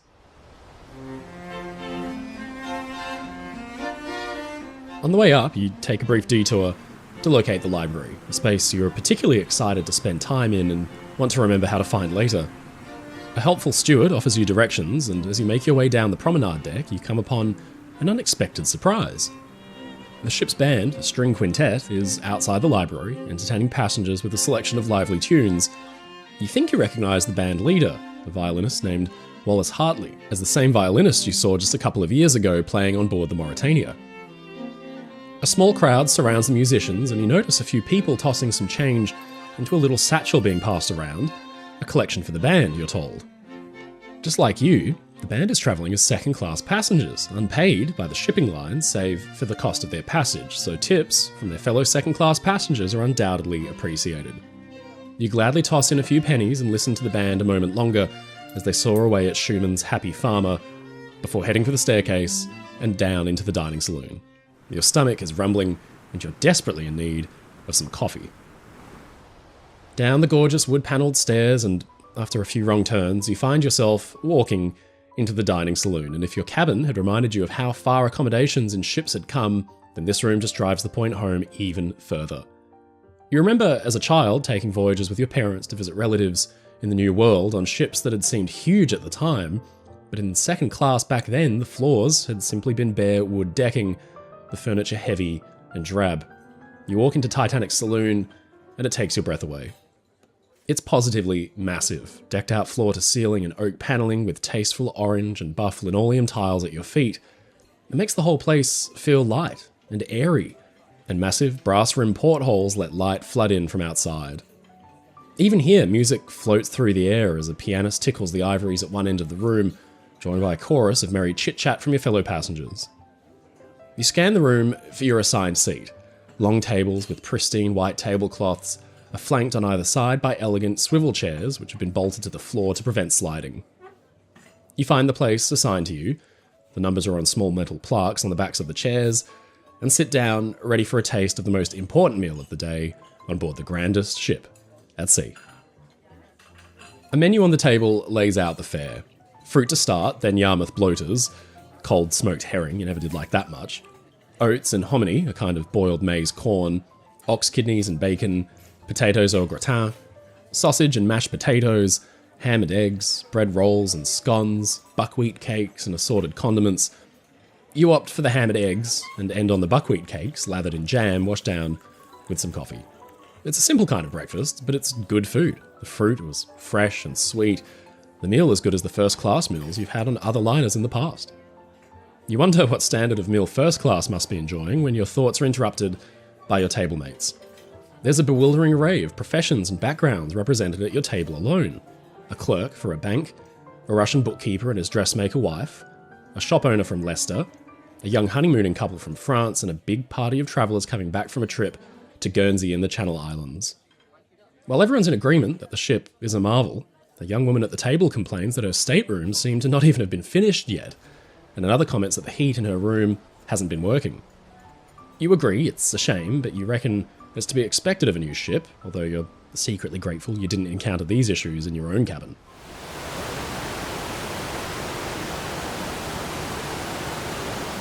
With your belly full and the day still young, you decide the next order of business will be taking a stroll around the ship to get the lay of the land. Yesterday, you found yourself completely turned around on more than a few occasions, and it's clear this ship will take some getting used to before you're able to find your way around it easily. Thankfully, the Endeavour is made just a bit more convenient thanks to the addition of a single electric lift for use by the second-class passengers, saving you countless trips up and down winding flights of stairs. This is the first of its kind ever offered in second class on board a ship. In fact, you've never seen one before, so it's quite the novelty, but unfortunately, other passengers think so too, so the wait times can be long. You decide to skip the queue and make your way up 2 decks to the B-deck second-class promenade, hoping for a bit of fresh air. As you step outside, the chill of the early April morning brings some colour to your cheeks, and it's then that you notice the green hills of the Irish coast drawing nearer. The ship's next port of call is Queenstown, and you're rather excited to watch as Titanic comes to a halt and a smaller tender ship approaches with its mail and passengers. A similar process took place just last night when the ship called at Cherbourg, France, but with the first night's dinner and daylight waning, you weren't really able to get a good view. But now it's about a half hour before noon, on a perfectly clear day, and the view from your spot on the promenade is ideal. You watch the tender, her nameplate, reading SS America, making her way for the towering liner that absolutely dwarfs her by comparison. You find the sight almost funny, as though the tender is just a newborn cozying up next to its mother. You linger for a bit, watching as the Titanic's newest passengers gawk with delight at the sight of the new ship as they board. They're a motley bunch, migrants mostly, in rough brown sack suits and bowler hats, lugging heavy old cases filled with everything they own. You've read all about the huge migration boom to the US, the huge movement of people across to the New World in steamers just like Titanic. From up here, they look like a long, thin trail of ants trundling aboard. One smiles up at you and waves, so of course you wave back. The crew are busy, meanwhile, with big brown sacks which they dump unceremoniously on the deck of the tender. Damn it, you forgot to write to your family back home. You promised you would. The letter would have been posted aboard the ship and loaded into one of those bags down below you, but it's too late now. You'll just have to write them from New York. The process of getting all passengers and cargo onto the ship and unloading everything bound for Queenstown will take a couple of hours all told, so after a bit, you step away from your spot against the railing and head inside to warm up a bit in what promises to be your new favourite place to while away the hours on this voyage, the library. Your love of books notwithstanding, the room is warm and inviting as any you've seen on land. Comfy green armchairs and sofas wrapped in forest green upholstery and nestled against small mahogany tables scattered around the room, and the hourglass-shaped carvings on the walls give it a subtle, modern feel. A library steward stands near the large floor-to-ceiling bookcase that you think looks rather more like a large china cabinet, and you see him handing out books to fellow passengers, who then happily settle into the armchairs. Other passengers busy themselves writing letters and postcards back home. There's certainly plenty to write home about. Once they're finished, they'll drop their letter into a small box outside the door of the library, where they'll later be collected and landed at New York when Titanic stops for quarantine. You've seen it all before on the Mauretania. As for you, nothing sounds better than a bit of peaceful reading time. So you approach the bookcase, browse the gilded titles on the spine of each book before finally landing on an old favourite, The Adventures of Sherlock Holmes. The steward takes note of your selection and you find a seat near a window, content to watch the ocean roll past, while in your mind's eye, you step across the threshold of 221B, Baker Street. Time marches past without you hardly noticing, absorbed as you are in your book, but you look up from the pages long enough to catch a glimpse of a nearby clock and realize it's almost lunchtime. Already, you notice how quickly the time seems to pass on this voyage as you hand your book back to the steward and make your way to the dining saloon again. Breakfast feels like it was just moments ago, but you'll never turn down an excuse to indulge a bit. You're not sure what you'll find on the menu yet, but if breakfast was any indication, you're in for quite the treat. On your feet again, you make for the door, open it to leave, and suddenly come face to face with a huge metal pole, the base of Titanic's mainmast above. Why exactly the designers decided to place the door directly in front of the mast is beyond you. You step awkwardly around it and head for the stairs that will take you down to the saloon. Some of your table mates are there again, but a few are absent, probably asleep on deck chairs beneath the looming fourth funnel on the boat deck under steamer rugs. Lunchtime discussion covers the situation in Europe, with Germany clearly arming and preparing for some kind of conflict, although you personally think this kind of talk is simply alarmist, and war with Germany this decade is about as likely as mankind ever walking on the moon. But eventually conversation turns to Titanic's progress across the Atlantic and her daily run. A few of the table have travelled on Olympic, apparently just as lovely inside as Titanic is, and they wonder if the newer ship will try to get into New York early. You secretly hope not. Landing at New York at night time is a horrible experience, and although the White Star Line would allow you to stay aboard overnight, the uncertainty would probably just be annoying. Best to stay on schedule, you suggest, largely to playful jeers from your table mates. Besides, you remember your trip on the Mauretania. She's the true speed queen across the Atlantic, and she's held the record for about 3 years already. The accommodations on that ship were nice too, although the dining saloon in second class felt a bit cramped and dark compared to Titanic's, and the vibration was shocking. You remember how one night your glass had rattled its way across the table, past your plate, and directly into your lap. By contrast, Titanic seems steady as a rock, and as you concentrate idly on your glass of water, with barely a ripple on the surface, a steward interrupts you to serve lunch. It's a delicious affair with a hearty pea soup to start, followed by a choice of spaghetti, corned beef and vegetable dumplings, or roast mutton and potatoes. There's the usual assortment of cold cuts too, beef, sausage, ox tongue, but you feel like something exotic, so you opt for the spaghetti. You treat yourself with a small glass of beer, and finish with tapioca pudding, cheese and biscuits, although you realise to your surprise nearly everyone else at the table has ordered the apple tart instead. With stewards appearing through the doors again to remove plates and silverware from the tables, you rise from your seat and consider how you should spend the remainder of your afternoon. You think about heading back to the library, or maybe stealing a peek at some of the first-class spaces, but it seems many of your fellow passengers are making their way up to the promenade deck for some games or to walk off their meal, so you follow suit.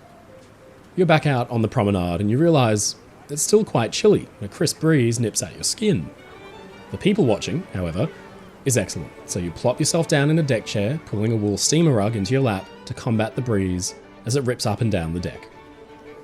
You glance around at the bustle of activity going on around you.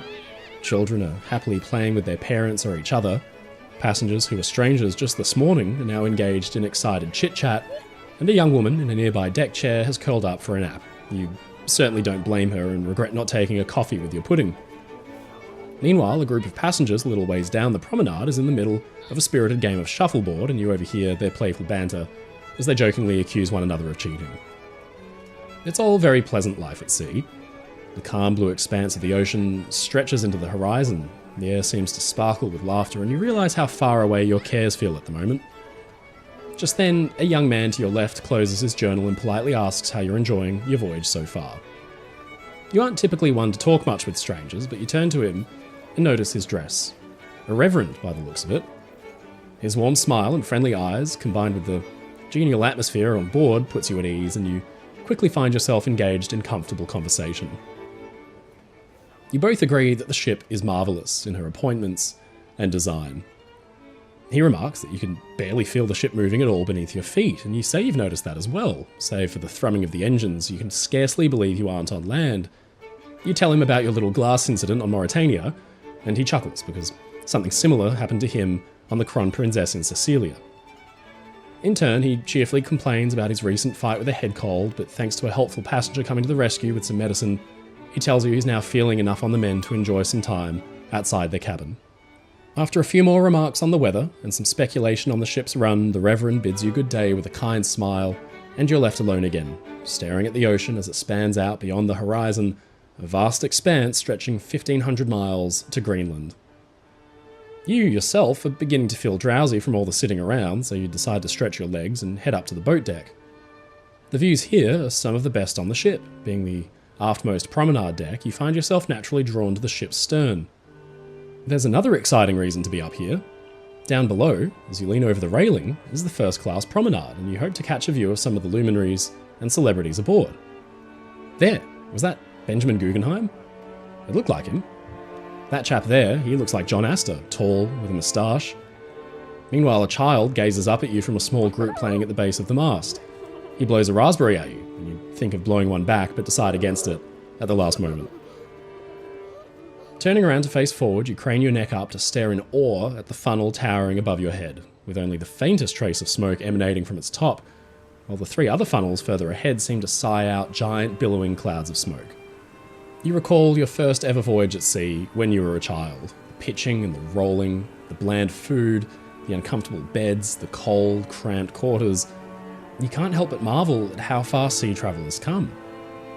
You feel as though you're watching history in the making, and suddenly you're quite excited to pen your thoughts down in a letter back home. The air has only gotten chillier since you've been up here, so you break away from the railing and make your way to the lift, finally available, where you head back down to sea deck, bound for the plush confines of the library. Once you arrive, you claim a table, glad to simply be a bit warmer, and brandish your pen and stationery. There's already so much to talk about, but you start from the beginning. You scribble out all the details about boarding, your stateroom, your roommate, the ship's beautiful furnishings, and even your new friend, the Reverend. You include the cursory apology for not having written before and having missed the mail drop at Ireland, and before long you notice the sun dipping lower in the sky. It's just about dinner time, we should be going, you hear a mother nearby say to her young boy, and you're beginning to feel a bit peckish yourself. You sign your letter with love and get it ready to send. Chances are you'll have even more to write about over the next few days, but for now it's time for the most lavish meal of the day.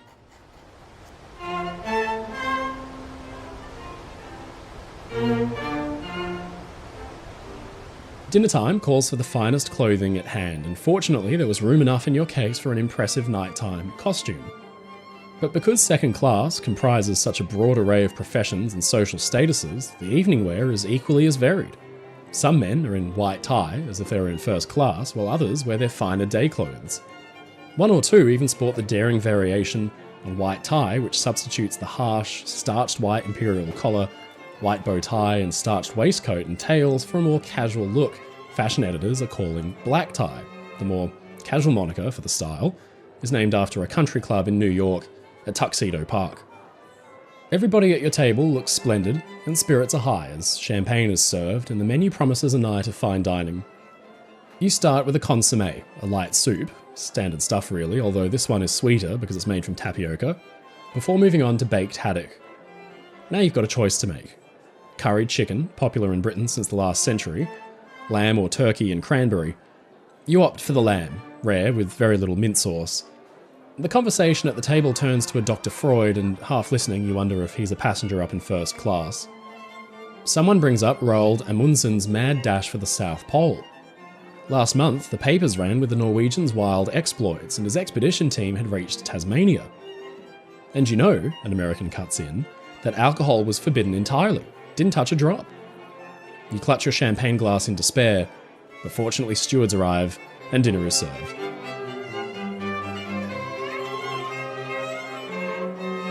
At the end of the meal, you feel full to bursting, and the champagne has left you with a pleasant buzz in the head. Light-hearted chatter fills the air as your fellow passengers linger near the tables, no one seeming in a terrible hurry to be anywhere in particular. It's a calm, pleasant atmosphere, the kind that makes you want to sit and stay a while. You're beginning to become well acquainted with your table mates, and you find that their company has made mealtimes even more enjoyable.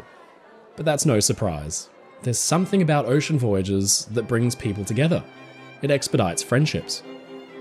By now, it's only about 9:30 p.m, and you're not quite content to call it a night yet, but fortunately, a small group from your table invite you up for bridge in the smoking room. You're no good at the game, you aren't used to play, and it's harder than it looks. Even so, you accept the invitation and climb the staircase up to B deck, since inevitably the end of dinner rush sees the single elevator cab full and a small crowd in the entrance waiting for their chance to ride it. You reach B deck, a little puffed out and with your buttons straining after such a hearty meal, only to be greeted at the door by a cloud of cigar smoke that stings your nostrils. You hadn't discovered the smoking room on your own yet. It's the only public room for second class on B deck, and after all, the twin staircases for your use are so close together and similarly decorated they're easy to get confused, and only the forward set actually leads here. You're taken with the room's beauty. It's similar to the Mauritania's, but even nicer with deep green chairs. You sink into one, and your friends begin to shuffle the cards. A steward approaches and offers cigars or spirits. Very soon you have a lit Hoyo de Monterey in one hand and a glass of 54-year-old Dennis Meunier cognac in the other. Life is good, and as trick after trick of bridge is played, the crowd in the room thins, and soon you're one of the last parties left. By now, your cigar is a stub and the Dennis Meunier, twice refilled, is empty once more. Bed is calling. You bid your friends good evening and pry yourself out of the comfy green chair, bound for your room. You reach your cabin, glad that Titanic's designers have seemingly placed all the second-class public rooms and cabins within convenient reach of one another, and after a brief but pleasant conversation with your roommate, who's still awake with his nose in a book, you slip between your sheets and close your eyes, listening closely to the rhythmic chugging of the engines, the only real giveaway that you aren't actually on land. Your head begins to fill with thoughts of the happy memories you've made and the new friendships you've forged on this magnificent ship. You sink deeper beneath the sheets, allowing the hum of the engines to sing you into a deep, dreamless sleep. As you drift off, Titanic forges ahead, steadfast as ever, into the starlit horizon, with New York drawing closer with each passing second. Tomorrow is another day at sea, and there's no telling who you'll meet or what surprises will be in store for you when the sun comes up. For now, you're safe and snug in your bunk, being whisked across the ocean as you sleep peacefully aboard the mighty RMS Titanic.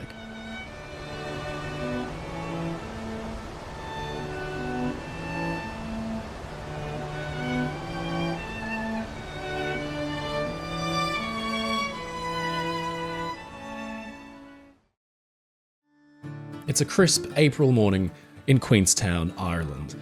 The dawn came in bright and welcoming, promising a fresh start. This is especially meaningful to you on this particular morning, because you are just finishing your final preparations to set off on a great adventure. You and your family of 4 will be headed to America to pursue a new job and a new life. The excitement in the air is palpable, because you'll be going in style. You are going to America aboard the RMS Titanic. As a farm labourer, you've been making something around £2 and 12 shillings per month. This voyage has cost you and your family about £20, and it's taken you a long time to save up for it. But you know it will be worth it. Your cousin made the trip a few years ago, and he wrote to you last summer. Things are better there, he says, and the numbers don't lie. It feels like every few weeks there's another American wake, a kind of solemn going-away party, as somebody else in the village makes the move. Originally, you'd booked your family passage in steerage aboard a small, humble steamer, but the coal strike sweeping the shipping industry had forced that vessel out of service, and you were instead transferred to the White Star Line's newest, grandest ship, Titanic. It's a very exciting development. At your own American wake, you and your family explained the situation with pride. This, you told everybody, is to be her maiden voyage, and the idea of being among the first to experience the largest ship in the world excites you almost as much as your prospects waiting for you in America. You still hold a third-class ticket, but as you saw in the promotional brochures at the ticketing office, the accommodations promise to be among the most comfortable you and your family have ever experienced. The preparation for the voyage has been daunting, to say the least. Since you're settling permanently in America, you need to bring everything you need to start a whole new life, but without big fancy town cars and servants to help you haul everything, all your possessions need to be crammed into just a couple of small suitcases and 2 steamer trunks. Anything you can carry. Clothing like daywear, coats, your pajamas for the entire family, it completely fills the first trunk, and then all the keepsakes, linens, toiletries, and what few valuables you have in your possession are relegated to the second. By the time everything is stuffed inside, the bulging trunks just barely manage to latch. You and your spouse each have one suitcase for the necessary items you and the children will need to have on hand for the voyage. It was a strange feeling, seeing your entire life stuffed into just a few pieces of luggage, but if all goes well in America, your hope is that things may look quite different in even just 1 year's time. By mid-morning, you already feel exhaustion starting to set in. The train ride from your hometown near Galway to the port of Queenstown was no simple hop, skip and a jump. In fact, it was a voyage in and of itself. It needed hours of waiting, several train transfers, and no shortage of confusion. You all needed to be up well before dawn in order to catch the first train, and the children spent most of the time sleeping or in a stupor once you got on board. You tried to make the journey as easy on them as possible, keeping them close on your lap, offering them treats, and keeping their spirits high with stories of the grand life waiting for them in America. You passed the time with games and riddles, talked about the things they were most excited to see once you're finally on board Titanic, and quietly read to them when they became restless.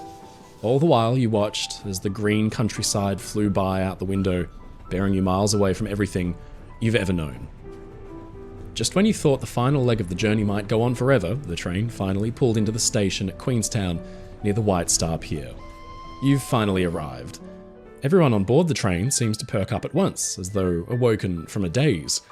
The pier is so close to the train station, you can already see the beautiful, stately ship waiting for you off in the distance in the bay, smoke billowing from her towering golden funnels, her silhouette nothing short of grand.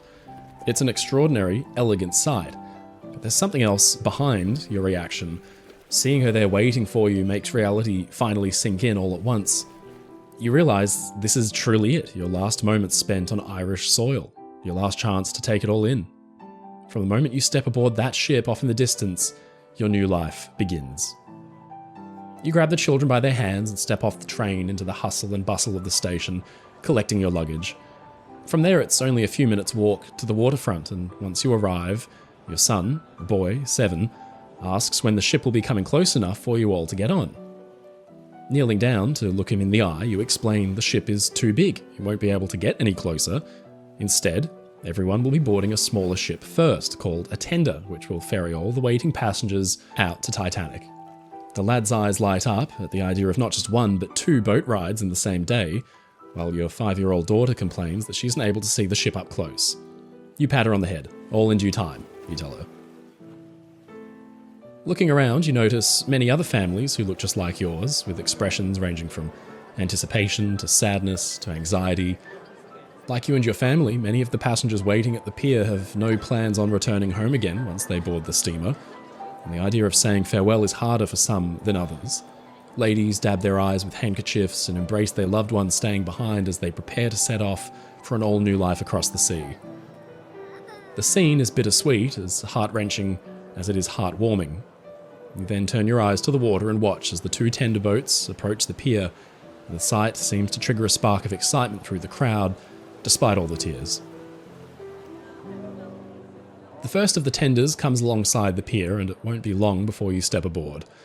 An official comes by to tag your luggage. A wanted tag is attached to the suitcases staying with you in your stateroom, while a not wanted tag goes on the larger steamer trunks bound for the ship's cargo hold. With that, there's just one last formality, the mandated health inspection.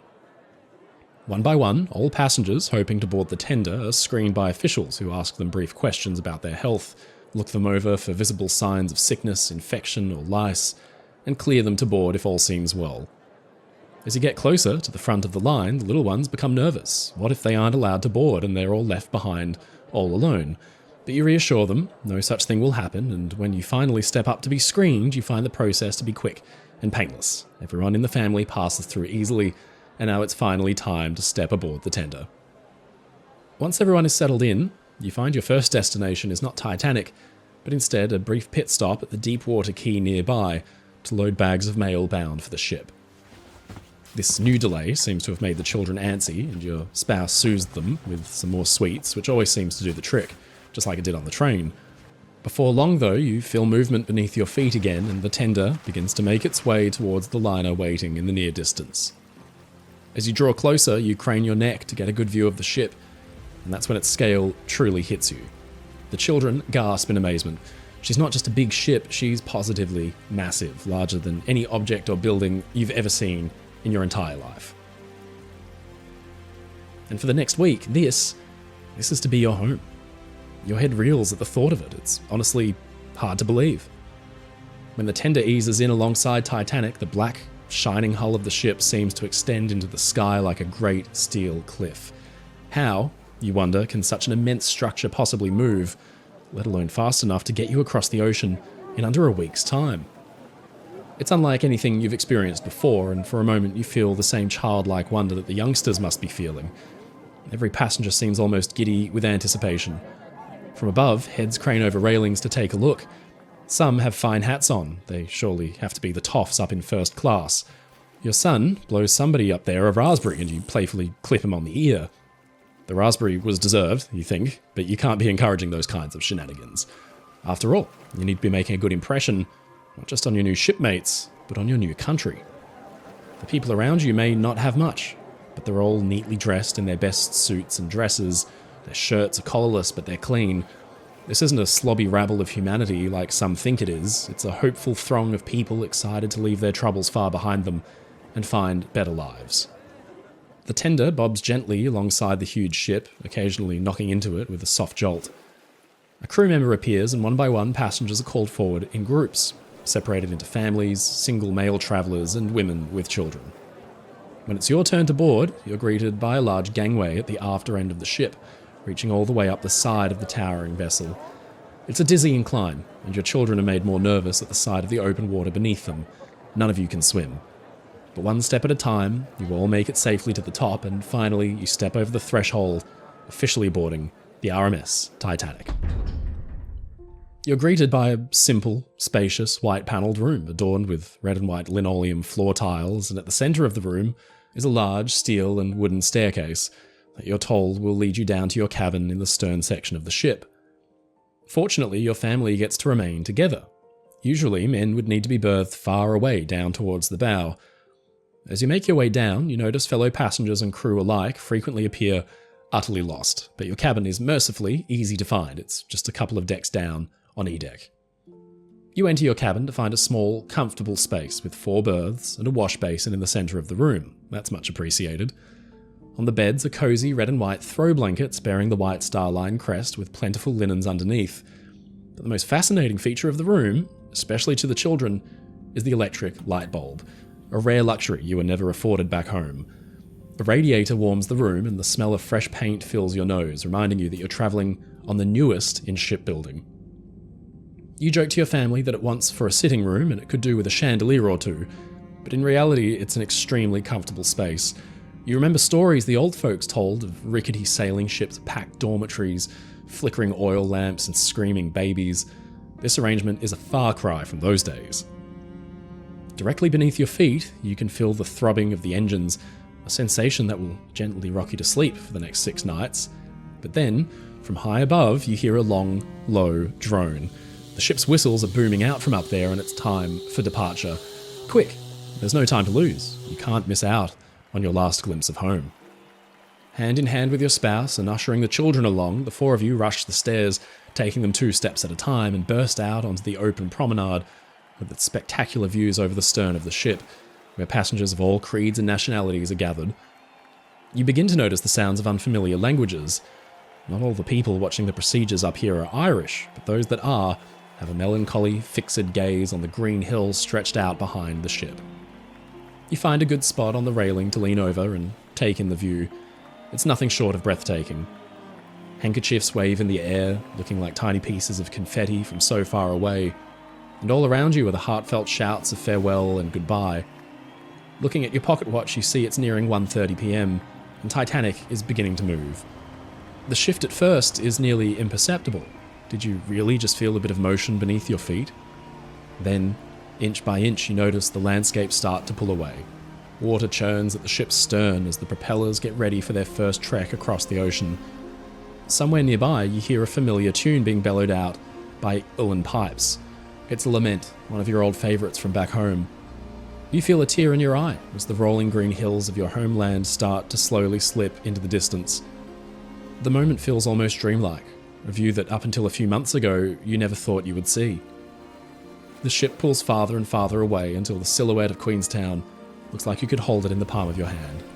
Before your ship, now in the afternoon sun, lies only a wide, open ocean and a future full of possibilities.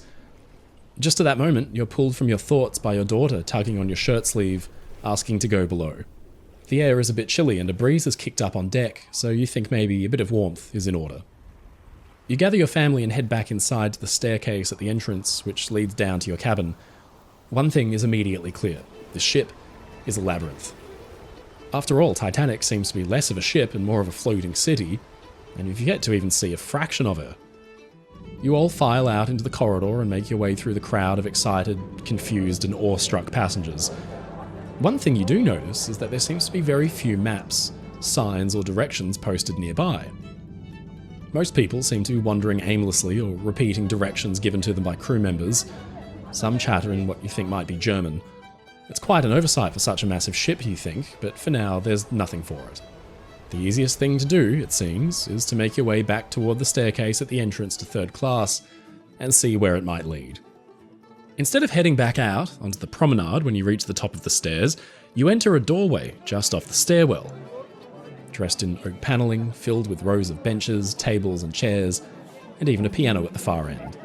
This is the third class general room. You remember it from the brochures, a place for general relaxing and mingling amongst your fellow passengers looking to pass the time.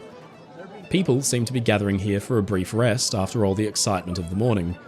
Children doze off in their mothers' laps, knitting needles clatter away, solo passengers tuck their noses into books, and others have already set to work making new friends. At the far end of the room, somebody is plonking out a tune, badly. It's a perfect spot for people watching, really, and the rest of the family just seems happy to get off their feet after all the hustle and bustle of the day so far. It's a comfortable space, but you notice there are no cushions or upholstery, only solid polished timber benches and chairs. They must think we all have lice, you think cynically to yourself. All around you is a medley of languages: English, Finnish, Swedish, Italian, French, and many other languages that are completely foreign to your ear. You realise that while all of you may speak different languages and come from different backgrounds, everyone here is destined for the same shores, and many of them for the same reasons as you and your family. You're all here as future Americans, and already, based on the happy exchanges going on around you, the experience seems to be quickly bringing people together. The afternoon wears on as you while away the time watching the children play. You poke your head into the room next door briefly. It's of almost identical proportions to the general room, but it's panelled in darker timber and it looks something like a pub. No children play in there, there's just the murmur of quiet chatter as men drink porter and puff on cigarettes and pipes. Some even spit tobacco into spittoons on the tiled floors with reasonable accuracy, although there are a few brown patches on the tiles here and there. Back in the general room, just sitting in the warm sun as it beams through the portholes is soothing after your frantic travels so far. Were it not for the gentle rocking and thrum of the propellers a few stories below your feet, you could forget you're actually on a ship at all. But with all the excitement of the day, you've all worked up quite the appetite, so it seems like the next stop should be the dining saloon. Asking around, you find out the location is toward the middle of the ship. It's a fair trek, but it'll give you the opportunity to get your bearings a bit more. You gather the family and make your way down the staircase to F-deck. As you navigate your way forward toward the dining saloon, following the seemingly endless corridors, you notice a crew member enter a room with a chill emanating from its doorway. You peek inside before the door shuts behind him, only to see that the room is actually refrigerated and appears to be stocked almost from floor to ceiling entirely with potatoes. Back home in Ireland, it's been just 65 years since Black 47, the year that deaths from the Great Famine reached a high. Some of the older ones in the village even remembered it. The pain was still etched on their gaunt faces. But here you are, strolling a massive ship stocked with as many potatoes as you could imagine. Here on Titanic, you suppose, anything is possible. The corridor continues on, and it's fairly packed with confused third-class passengers all heading in the same general direction, hopefully towards the dining saloon.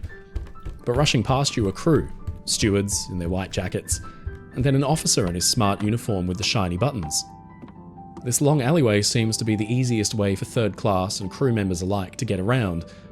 You will later find out that This long passageway is known affectionately to the crew as Scotland Road, named after the bustling street in Liverpool where many of the crew members hail from. The children seem enamoured with the crew as they pass by. Your son even asks if he can have a uniform just like theirs. Maybe one day, you tell him, if he works very hard, he can become a sailor too and get a uniform all his very own. The dining area takes some time to find. You're now beginning to see just how tricky it is to navigate this absolutely massive ship. You wish there were more signs posted, and you do manage to take a couple of wrong turns and even descend a staircase that seems to lead to a dead end. As corridors lead to more corridors, you become so disoriented you can barely tell if you're moving forward or backward. But thankfully, helpful stewards and your fellow passengers aid you in finding your way, and it isn't long before you finally find yourself descending a double staircase and stepping into the dining saloon. It's a wide open and welcoming space, with bright white walls, long tables covered in fresh tablecloths, and posters of White Star Line's other ships adorning the walls. One interesting detail about the room that catches your eye is the chairs. While at first glance nothing seems out of the ordinary about them, upon closer inspection you notice they're all bolted down to the deck to prevent them from sliding if the ship were to roll. While you appreciate how clever this little detail is, what you're really here to appreciate is the food. So you and your family hand over your assigned table tickets, find your seats, and prepare to dig in. The food is simple, hearty, and delicious. Roast beef, gravy, bread, soup, fruit and vegetables, and then plum pudding for dessert. It's practically a feast. The food back home kept you full, but you never could have imagined enjoying a spread like this, especially not in the middle of the ocean. Your children grin at you as they wolf down the plum pudding. There's a slight swell on now, and the ship rolls slowly. While everyone eats their fill, you casually strike up conversation with your table mates, another family who, you learn, are from Sweden. Despite the language barrier, you're able to pick up on some details. Like you, they are headed to America to pursue new opportunities. Their children, a boy and a girl around the same age as yours, quickly make friends with your son and daughter, showing them their small collection of miniature, wooden, hand-painted horses. Their mother explains that they're called Dalerhester, or Daler horses, and that she makes and sells them and plans to sell more in America to help earn some extra money for their family. One of the children offers your daughter a tiny, colourful horse, and she accepts it gladly. You finish up your meal and thank the family for their company, but the youngsters don't seem ready to part just yet. Their pleading eyes are impossible to resist, and it doesn't take much to get you to agree to keep the party going. You decide some fresh air is in order, and you suggest heading back to the promenade, but the Swedish father tells you of a less crowded spot, the ship's forward well deck, and it's much closer to boot. You let your new friends lead the way out of the dining saloon, up the staircase, down a corridor, up more flights of stairs, endless flights of stairs, and finally, a welcome burst of fresh air and sunshine kisses your face.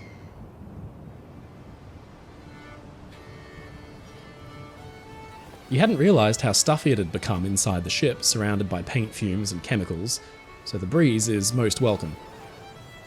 All around you are huge cranes, cargo hatches and ladders. Some rather foreign pieces of machinery leave you wondering what they're even for. The children, meanwhile, waste no time at all, burning through the energy boost they got from their meal. And in the meantime, you, your spouse, and the Swedish couple pass the time conversing through the language barrier, piecing together bits of information through gestures until it feels a bit like a parlour game. The father offers you a dark pouch. Snus, he says, a kind of tobacco, but you decline with a smile. Meanwhile, your children are trying to teach a game from back home. One of the young Swedes stands in the middle of the group, blindfolded with his dad's necktie, while your son calls out, "Hurly-burly trumped the trace, the cows ran through the marketplace, Simon Alley hunt the buck, how many horns stand up?"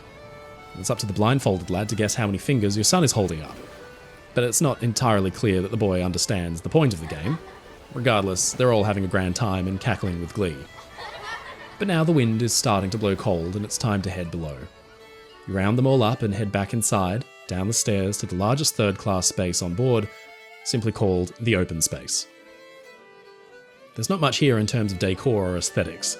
It's quite literally a large, open space with white steel riveted walls, bronze portholes and some tables, chairs and all the machinery from the cargo hatches from the well deck above, extending down through the centre of the room. But despite its sparse appearance, the room is big, warm and welcoming. A large crowd of passengers is already happily mingling, drinking and dancing.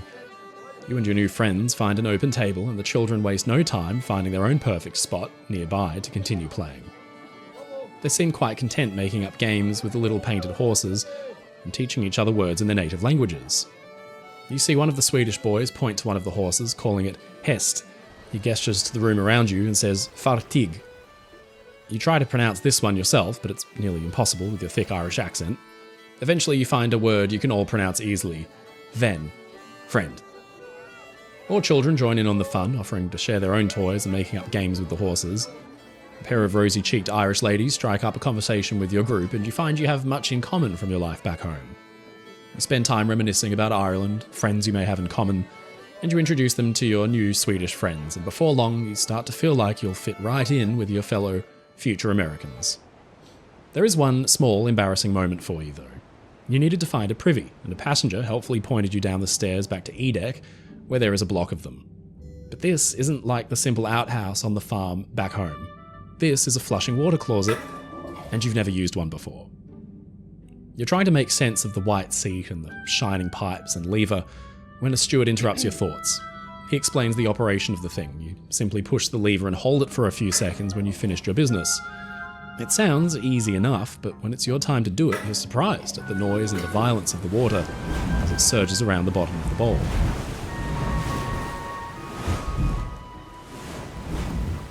You climb the stairs back up to the general room and pass a gentleman with a large moustache and a trim, small beard. He's wearing an officer's uniform, unlike any of the others you've seen so far. He nods at you. He's the ship's jailer, somebody murmurs nearby, the master at arms, and his cabin is just downstairs. As the afternoon wears on, the chatter in the room is broken up by a sudden bellow from a young man's accordion. A familiar tune emanates from the squeeze box, and the whole room seems to perk up at once, clapping in time with the music.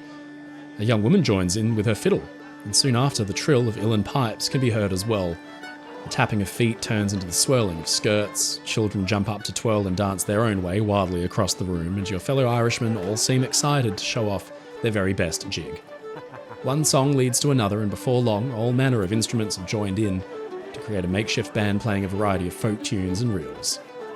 You've heard of the tuxedoed musicians in first and second class, entertaining the wealthy passengers with well-rehearsed waltzes and marches, but you can't help but feel nothing could beat this. Laughter, singing, clapping, stomping, the room is alive with revelry as the band plays on and everyone around you seems to forget their cares and dance the time away. By the time the sun has all but disappeared beneath the horizon, the children are beginning to yawn. All the excitement of the first day has finally caught up with them, and it seems that a good night's rest is in order.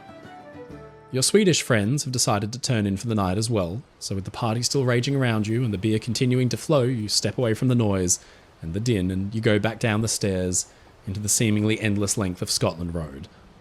It's a long walk back to your cabin, about 700 feet, you figure, but along the way you still glances into the various crew spaces and rooms lining the corridor. You find the machinery fascinating. It all seems so large and complex, much like the rest of Titanic. Crew members flit to and fro, tending to one important duty or another, and you can't help but wonder what it might be like to experience a day walking in their shoes. You imagine what it would be like to spend your days at sea as one of Titanic's proud crew, but on second thought, you realize the seasickness might not be worth it. You make it back to your cabin, your daughter having got so sleepy on the walk back that she needed to be carried the rest of the way. It turns out your Swedish friends have a cabin just a short walk across from yours, so you plan to meet up for breakfast tomorrow morning. After saying goodnight and tucking the children into their bunks, you decide to step outside alone one last time to take in the view. You head up and out onto the promenade deck again, letting your eyes adjust to the night sky.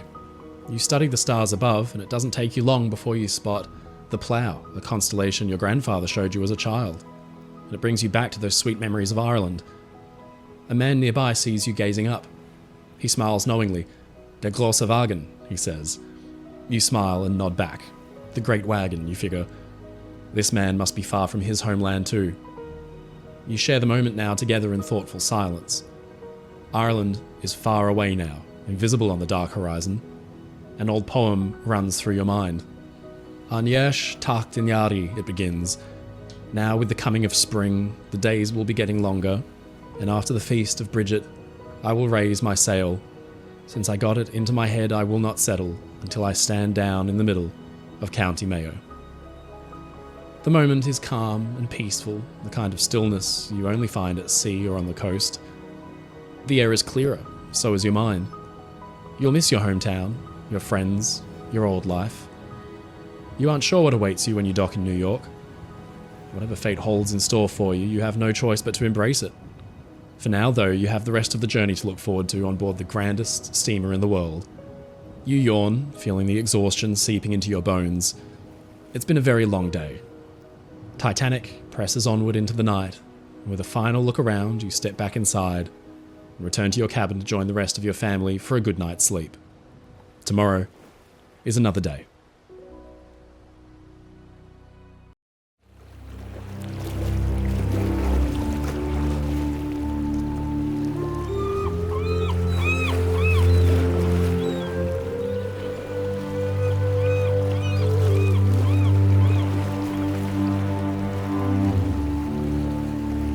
On April 11th, 1912, the paddle wheel tender America drew alongside RMS Titanic as she lay anchored off Queenstown, Ireland, the final stop before the big liner began her first ever transatlantic crossing. Photographers took the opportunity to snap the ship from stem to stern as she lay at anchor in the sunlight and the smaller vessels tied off. America disembarked third-class passengers bound for the New World, and they stepped aboard excitedly in a line, and then the tender began to transfer bags of mail to the enormous liner, part of the critical postal link between Britain and the United States. Crucially though, mail, letters, and postcards written by passengers aboard Titanic were transferred back to the America. These surviving letters give us a haunting glimpse into the life of some of the liner's crew and passengers, and within 4 days, many of the writers would be lost in the sinking.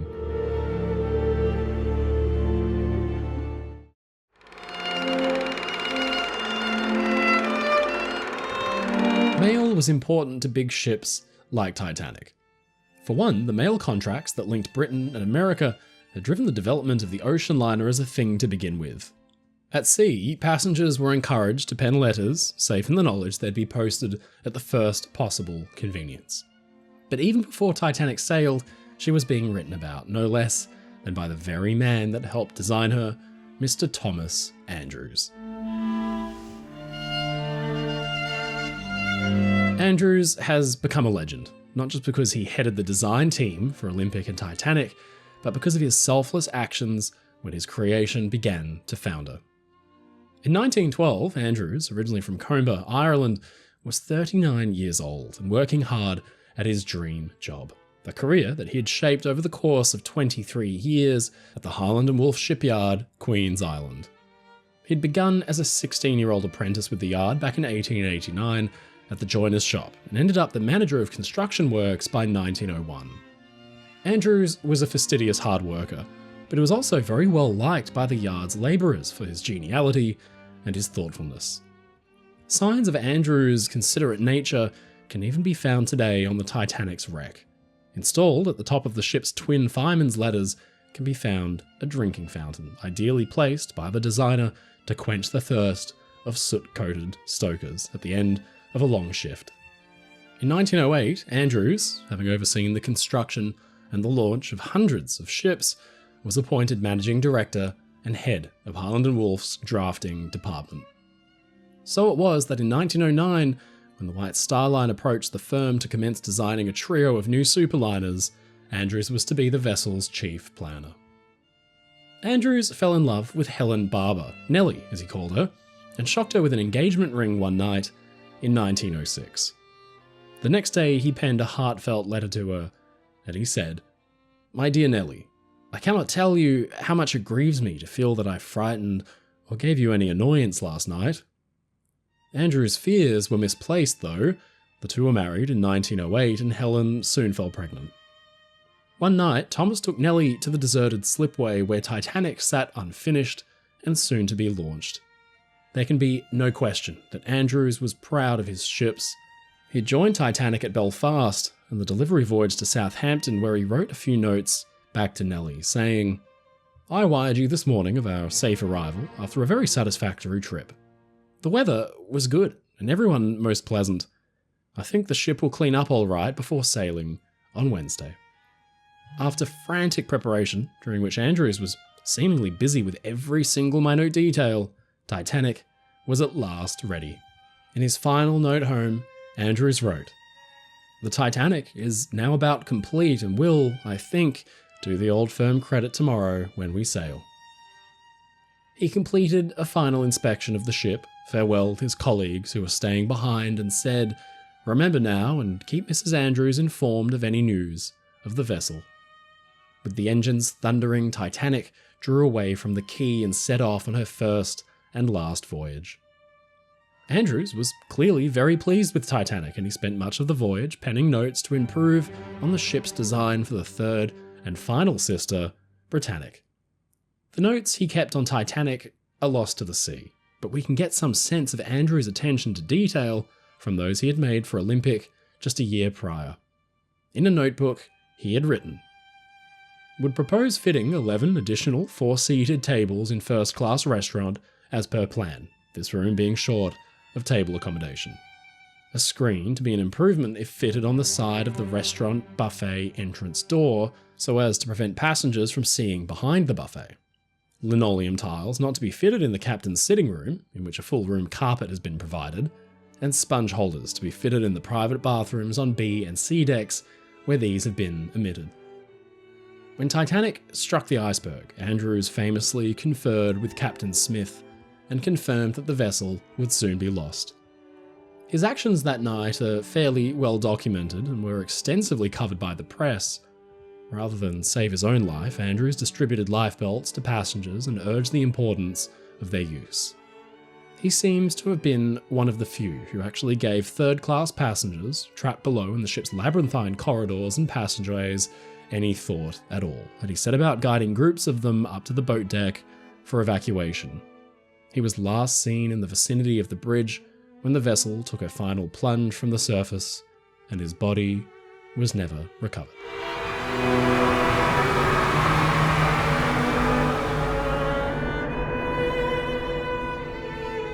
Nellie was devastated by the loss of her husband. Her daughter, from a second marriage, recalled that she was obviously very, very fond of him. "I think," she said, "it was a true love match. He must have been brilliant. But the other thing that comes out so often is his real affection for the workers." He told Nellie when they were driving out of the shipyard one day together that all the workers who were coming out were his mates. He was so very popular and dearly loved, I think, by so many people.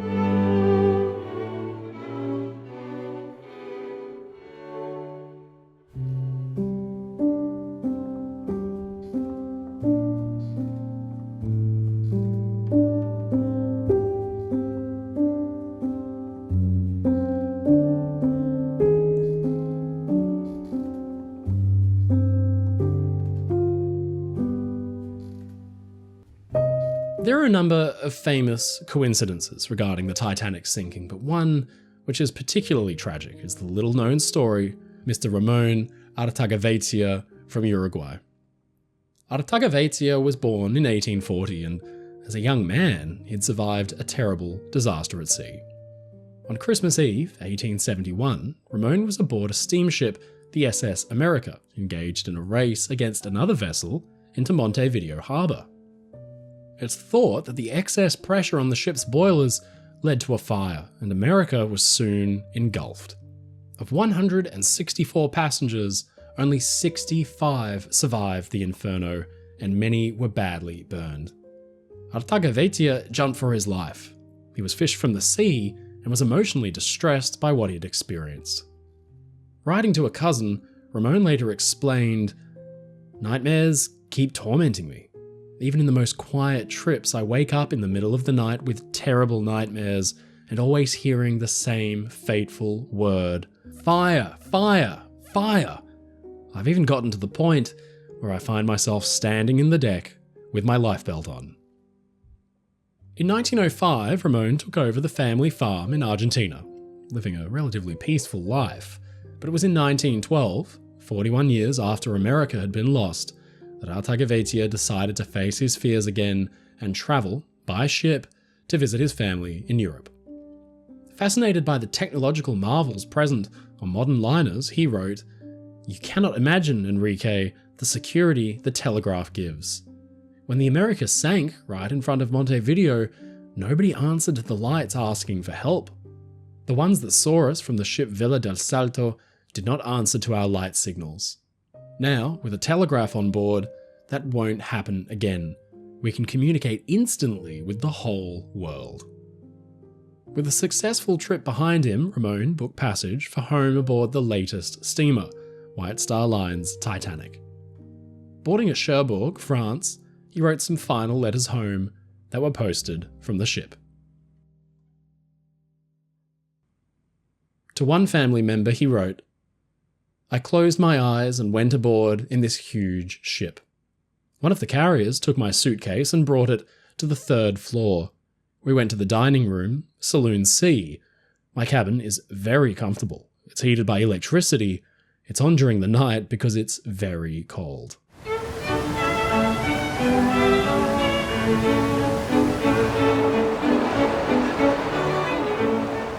From the ship, Ramon wrote a long description to his brother. "My dear Adolfo, yesterday from Cherbourg I've sent a postcard to Elisa, and as soon as I arrive in New York, I'll telegraph Manuel, if they don't take it to you, because I only put R. Artagavetia on it. The desire is to see North America, although at full steam and seduced by the size of this 45,000-ton steamer that makes its first voyage. I closed my eyes and embarked."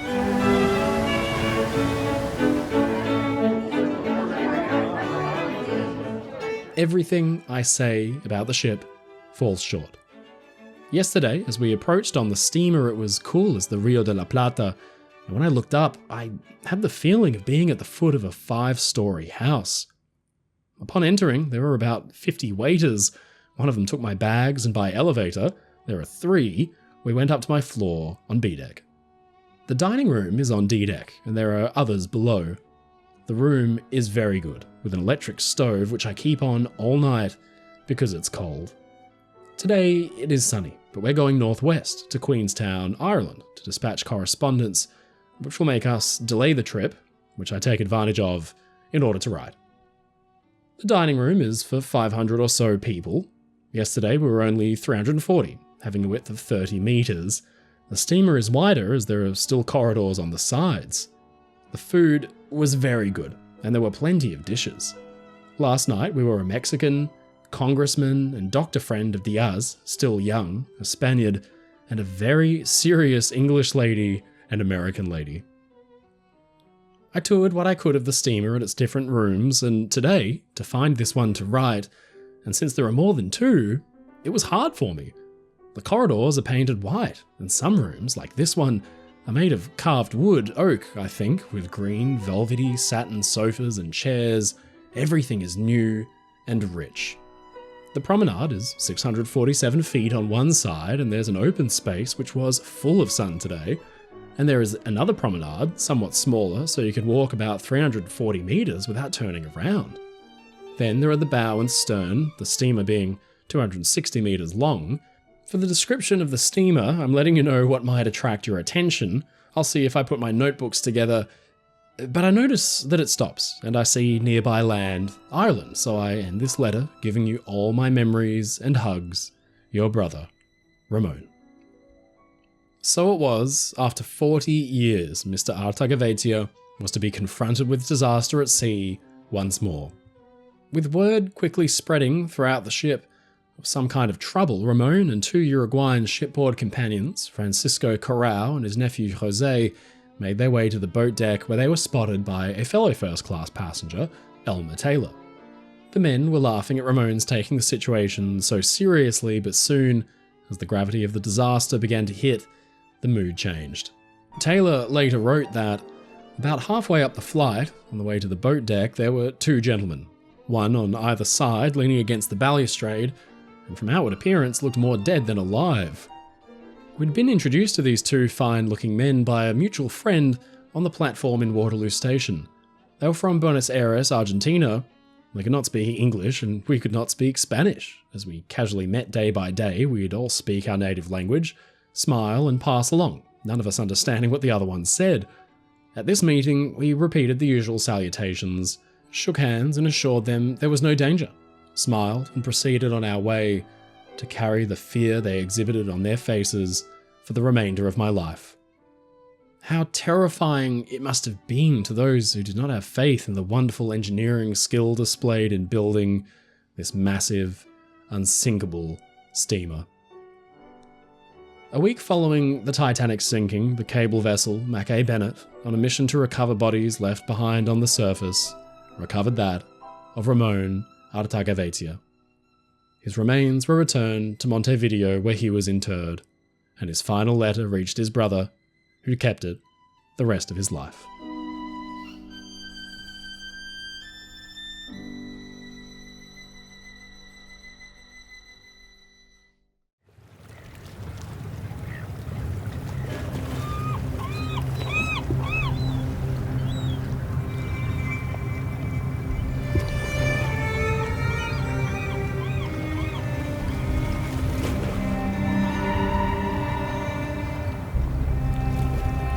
Titanic's second class was comprised of a wide spectrum of people, with passenger occupations varying from clerks and shopkeepers to business owners and schoolmasters. Percy Bailey, 18, of Cornwall, followed in his father's footsteps and became a butcher's assistant. In 1912, Percy received a once-in-a-lifetime opportunity. A friend of his father's, based out of Ohio, offered him a precious butcher's apprenticeship. Excitedly, Bailey went to book a crossing on the Oceanic, but changed to Titanic at the last minute when he learned that a few of his friends were crossing too. Boarding Titanic at Southampton on April 10th, he sent this touching letter home to his parents. Dear Father and Mother, we arrived on board this morning after a night's rest at Southampton. We had several people joined us at St. Erith, bound for the same place as we are going, so we are a big family all together. Well, dear mother, I suppose you were missing me, but don't be downhearted. Old dear Percy will be behaved to you as a son ought to treat his mother and father. This going away from home will make me a better man, and make me try and lead a good life. The Titanic is a marvel, I can tell you. I've never seen such a sight in all my life. She is like a floating palace, everything up to date. I hope you are well, as it leaves me at present. Father, I shall never forget your kindness. You have done more for me than many fathers have done for their sons. Well, dear parents, I don't think there is any more news I can tell you now. Kiss Grandma for me and tell her I'm sorry for all my wicked thoughts which I said to her, but never again will I cheek her. Give my best love to all who ask for me, and tell Ethel to come and see you any time. I'll draw my letter to a close, hoping you, one and all, are quite well. I remain your loving son. Bailey was lost when Titanic sank, along with the two other young men with whom he shared a cabin. His body, if it was recovered, was never identified. Across the ocean, at the destination Percy had never reached, flags fluttered at half-mast, and his uncle recalled how proud the young man had been to be sailing on Titanic's maiden voyage.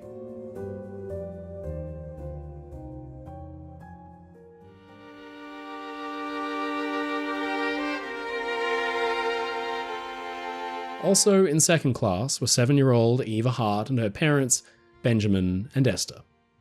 The family boarded at Southampton, another case of those who'd been shifted onto Titanic's sailing because of the ongoing coal strike. Writing back to family at home, Esther penned a letter that didn't get posted from Titanic at Queenstown. Instead, she'd written it on April 14th, the day Titanic struck the iceberg. She wrote, "My dear ones all, as you see, it's Sunday afternoon, and we are resting in the library after luncheon.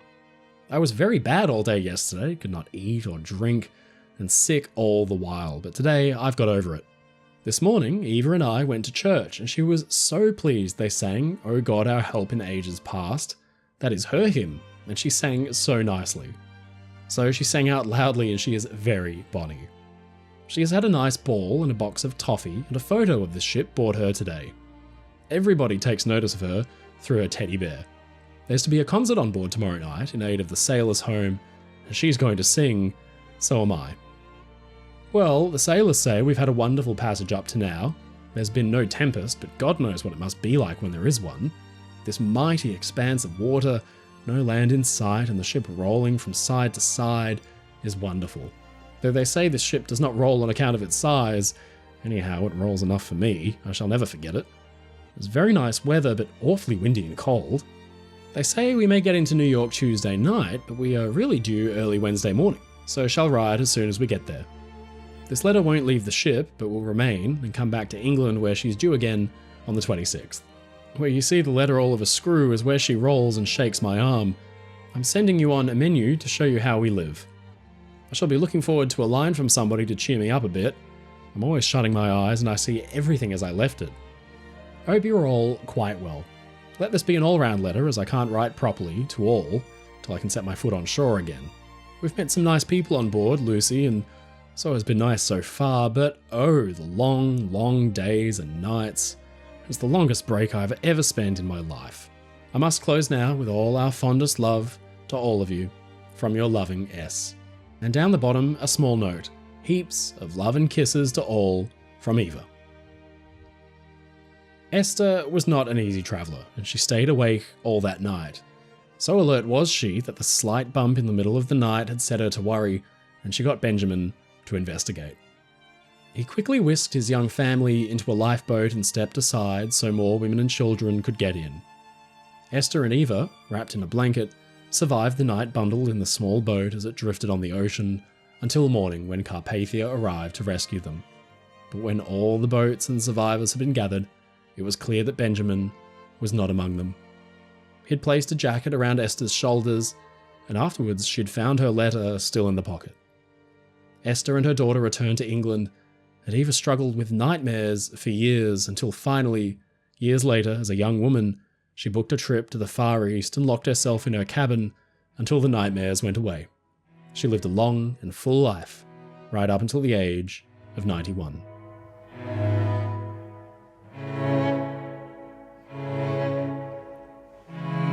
Also in Titanic's second class was Edgar Andrew, 17.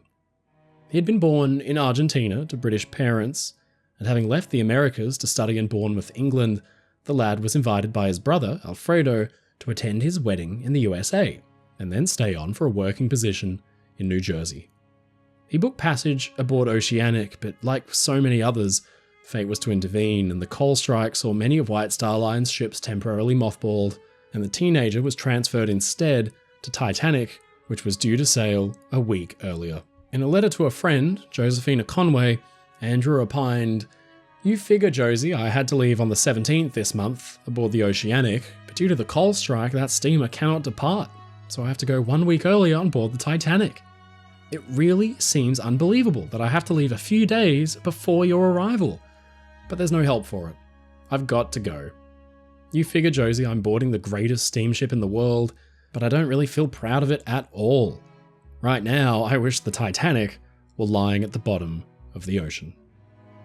Those prophetic words would likely haunt Conway for the rest of her life. Fellow Titanic passenger Edwina Trout, then 27 years old, had met Edgar on board as the two shared the same table for meals. Years later, having never discussed the sinking, she finally broke her silence and recalled that on the night of the disaster, she'd come across Andrew. The teenager was wearing his life belt, and although she was 10 years older than him, Edgar took it off and gave it to her. He was lost in the disaster and his body was never recovered. But in 2001, 89 years after his death, Edgar's neatly packed suitcase was discovered lying on the sea floor at the Titanic wreck site, as if waiting to be retrieved by its long-lost owner.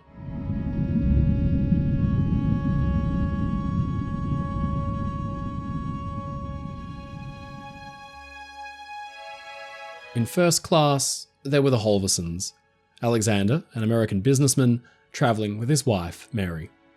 The pair were returning home from a long vacation, which had seen them travel through South America before sailing for a stay in England.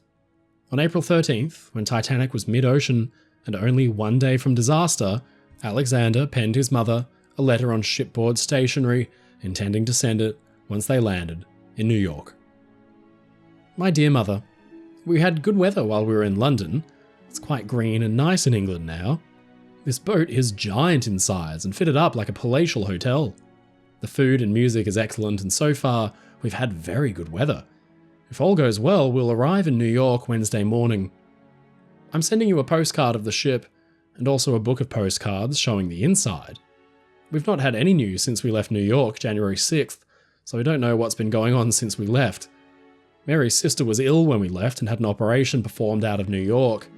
Mary had a letter from Mr. Berry at Buenos Aires, which stated that she was getting on fine, but we've not heard anything since. We've been so far away that it's been hard to reach us with mail. Mr. and Mrs. John Jacob Astor is on this ship. He looks like any other human being, even though he has millions and millions of money. They sit out on deck with the rest of us and are very democratic. Well, I guess I'll write more another time. The Astors, probably the most well-known passengers aboard and definitely the wealthiest, were returning to America after having fled a scandal. John Jacob Astor had married a woman 30 years his junior, and New York society was in uproar. Holverson's letter would never be properly posted either. After ensuring that Mary had been put into a lifeboat, he had remained on the ship, and he had perished. His body was among those recovered and identified by the cable ship Mackay Bennett in the week following the tragedy, and the letter was found still inside his coat pocket.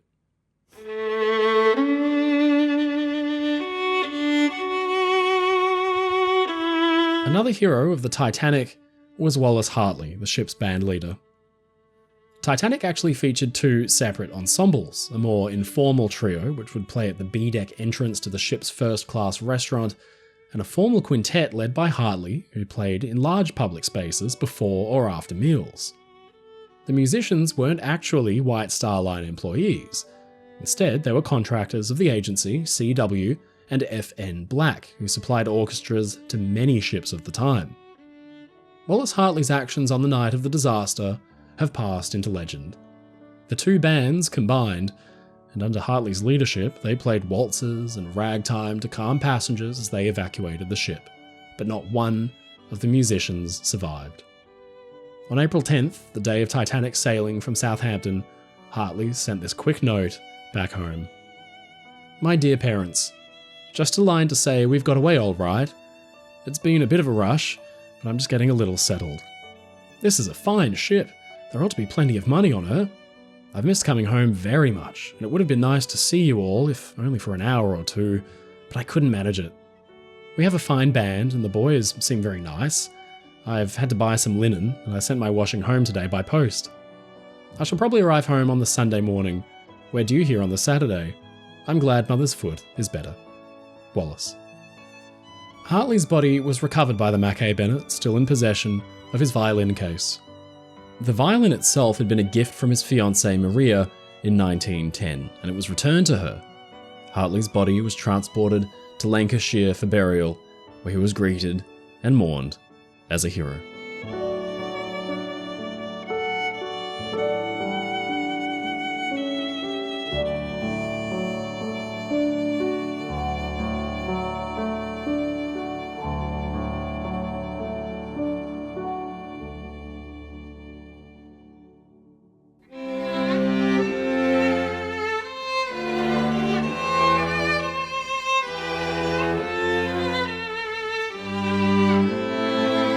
Another letter that was posted at Queenstown had come from none other than the personal secretary to White Star Line's chairman, Mr. J. Bruce Ismay.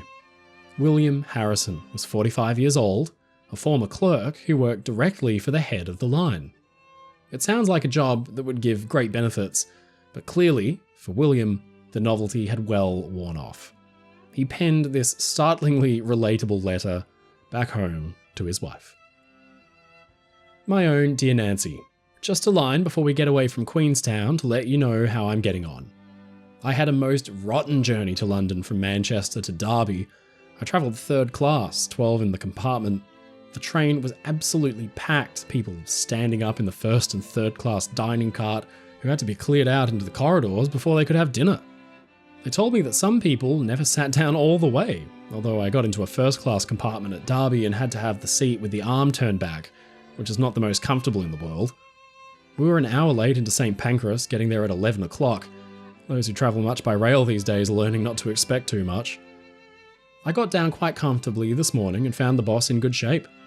We started in, and I had to work all the afternoon writing letters to post at Queenstown, and I expect another dose in the morning. We have 318 first-class passengers, quite a small lot for this ship, but I haven't seen any of them yet with being so busy. I have a seat at the purser's table again, and there is W.T. Stead, the great writer on social subjects there too, quite an old chap now. All the rest are men. There is of course very little difference between the Titanic and the Olympic, only a few improvements. We're just getting up to Queenstown and I have just a few minutes to finish off. I didn't get to bed till after midnight getting things ready for Queenstown. If there are going to be any trips in future, I am fed up and I shall avail of any opportunity he gives me to stay behind. And the amusing part of it is that people think it's a holiday. I thought I saw that solicitor from Warrington we met at Monaville last year passing the carriage at Liverpool. While you were there, did you see him? I think the fool who sat by me was drunk. He rode nearly all the way with his head out the window to cool his hot head, I should think. I suppose Tom turned up alright in spite of your fears, and I hope you got home in good shape. I wonder if you have started that cleaning which worried you so much. You do seem to take some things so seriously these days. Why is it? I'm sure everything is the same than it has been for years. There, dear, I've told you all that has happened to me. Nothing interesting, as Nellie says. Now it only remains for me to say goodbye, with best love and lots of kisses for you all, and to remain your own faithful, devoted Will. During the sinking, William's movements are largely unknown, but what's much better documented is the survival of his boss. Ismay found a place in a lifeboat after having helped on the starboard side getting boats away, but Harrison and Ismay's valet, Richard Fry, both died in the tragedy.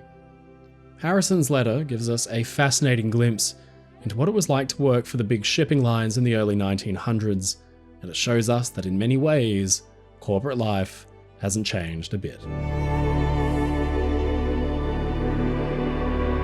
One final note deserves publishing, that of 10-year-old Mary May McMurray.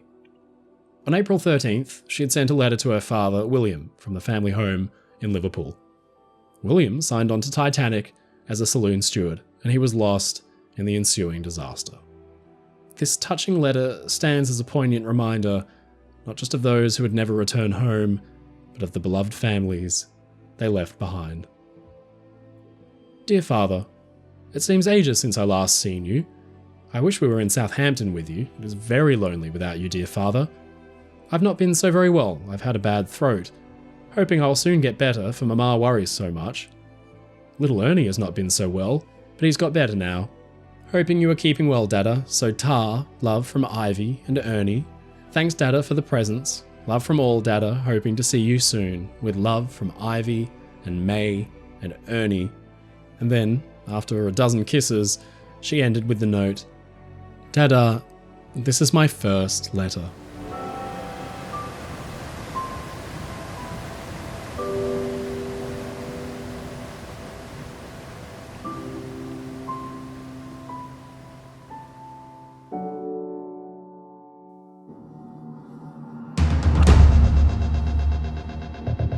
Just before midnight, on April 14th, 1912, Titanic's lookouts and bridge spotted an iceberg ahead at around about the same time. The ship only had seconds to react, but it was already too late. Instead of striking the iceberg head-on directly, Titanic's rudder had moved the nose of the ship away from the iceberg by a few degrees, so that the berg scraped past along the starboard side. Rushing to the bridge from his adjoining stateroom, Titanic's captain, Edward Smith, now had to diagnose his ship and gauge exactly what the situation was. He ordered the watertight doors closed, but First Officer William Murdoch reported he had already thrown the switches, so the vertical closing doors down in the boiler and engine rooms were shut. Then he ordered the ship's fourth officer, Joseph Boxhall, to go below and check for damage, and eventually the ship's carpenter too. Already, Titanic was exhibiting some strange symptoms. One of the ship's lamp trimmers walked up on deck at the very bow of the ship because he could hear a hissing noise. Up at the forepeak of the ship, the very front, was a vent for one of the ship's tanks, the peak tank. This was the forwardmost water tank on the ship, and in order to be able to trim the level of the ship and keep it on an even keel, it could be filled or emptied with seawater. The air had to be displaced when it was being filled, so the vent allowed air to escape out. But now, it was loudly hissing, indicating that the forepeak tank was taking on water at an alarming rate. And just after this area, in cargo hold number 1, boatswain's mate Albert Haynes was investigating for damage, and he could hear water rushing in from somewhere. The number 1 cargo hatch ran all the way down into the belly of the ship, and at certain levels was covered with tarpaulins or grates. He found that the tarpaulin was being pushed up by air as it escaped upwards, displaced by the water. This was all reported to the bridge, and to Smith, this meant that the forepeak tank and 1 watertight compartment were already open to the ocean and flooding. Then there came more bad news. Boiler Room 6 was flooding rapidly, so rapidly that the crew had to escape up emergency ladders to get out of the way of the water. That made at least 2 major compartments flooding, but then there came more news from the post office. This was located up on G-deck and had a mail sorting room just 1 deck below on the orlop deck. 10 minutes after the collision, water began to flood the mail sorting room on the orlop deck, and the clerks began to shift mail as fast as they could to save it. This mail room was located in the watertight compartment forward of boiler room number 6. That now made 3 compartments open to the ocean. Finally, Smith himself went below to check the damage. Cargo holds 1, 2, and 3 were flooding. Boiler room 5 had a small hole, and it was flooding too, just slower. About 20 minutes after the collision, the squash racket court was reported to be flooding as well. For Titanic's commander and officers, it painted a disturbing picture. The forepeak tank taking on water, cargo holds 1 and 2 flooding rapidly, cargo hold 3 flooded and water now lapping in the squash court, boiler room 6 flooded, and boiler room 5 taking on water. This spelt the end for Titanic. The ship was designed to stay afloat with 4 of those compartments flooded, but now, with the bow of the ship being pulled down by the weight of water in 5 compartments, it was past the tipping point, and water would surge up over the bulkheads because, of course, the top of the compartments were not made watertight. And this it did. By 12:45 a.m., around an hour after the collision, steward Joseph Wheat found water pouring down the E-deck steps, which led down to the Turkish bath 1 deck below. This meant that water was coming up over the watertight bulkheads, separating the damaged boiler room 5 from boiler room 4 directly below and flooding aft into the ship. Number 3, the damage. So what happened to cause this kind of widespread flooding? I mentioned earlier that Titanic didn't hit the iceberg head on, and that it managed to turn a couple of points and get its nose out of the way of the iceberg ahead. This meant that Titanic's side brushed up against the iceberg, and suddenly the ship's entire 40 or 50,000 ton mass was grinding up along the ice. That ice, by the way, is extremely compact glacial ice, very dense stuff. By contrast, Titanic was, well, a bit squishy. You see, steel bends quite a bit under pressure. If you look at these photos of Titanic's sister ship Olympic after a 1911 collision, you can see that the steel plating's bent upwards like wet cardboard, and the rivets have all popped out of place. The rivets on Titanic were immensely strong, but when the ship came into contact with the iceberg, a huge amount of pressure was put on them, and they likely burst in some sections along the hull's plates to open up ever so slightly and allow water in. It wasn't a dramatic tear hundreds of feet long. If that was the case, Titanic would have sunk in minutes and not over 2 hours. No, it was a series of small cuts in the hull plating, and thanks to sonar imagery and the damage reports from the night, we have a pretty good idea of where they were. The first cut probably appeared here, in the region of the forepeak tank. This caused the hissing noise that could be heard as it flooded with water. Next, a 5 and a 6 foot gash were both put into cargo hold number 1. Then, the seams of plates in cargo hold 2 opened up for about 16 feet. Just after this, between cargo holds 2 and 3, a 33-foot gash opened up Titanic's 4th watertight compartment. And finally, just after this, a big 45-foot incision opened up boiler room 6 and just a little bit of boiler room 5. The plates could only have been separated by about half an inch to 6 inches, but those openings were enough to doom the Titanic. 4. The aftermath. The immediate shock and outrage caused by the disaster initiated wide-sweeping changes to the way ships were designed and built for the next few decades. The most obvious solution was to install a second inner skin to the hull, like the double bottom but running up the height of the boiler and engine rooms. This modification was made to Olympic and was built into Britannic, the 3rd and final sister ship. Then the watertight bulkheads were raised higher.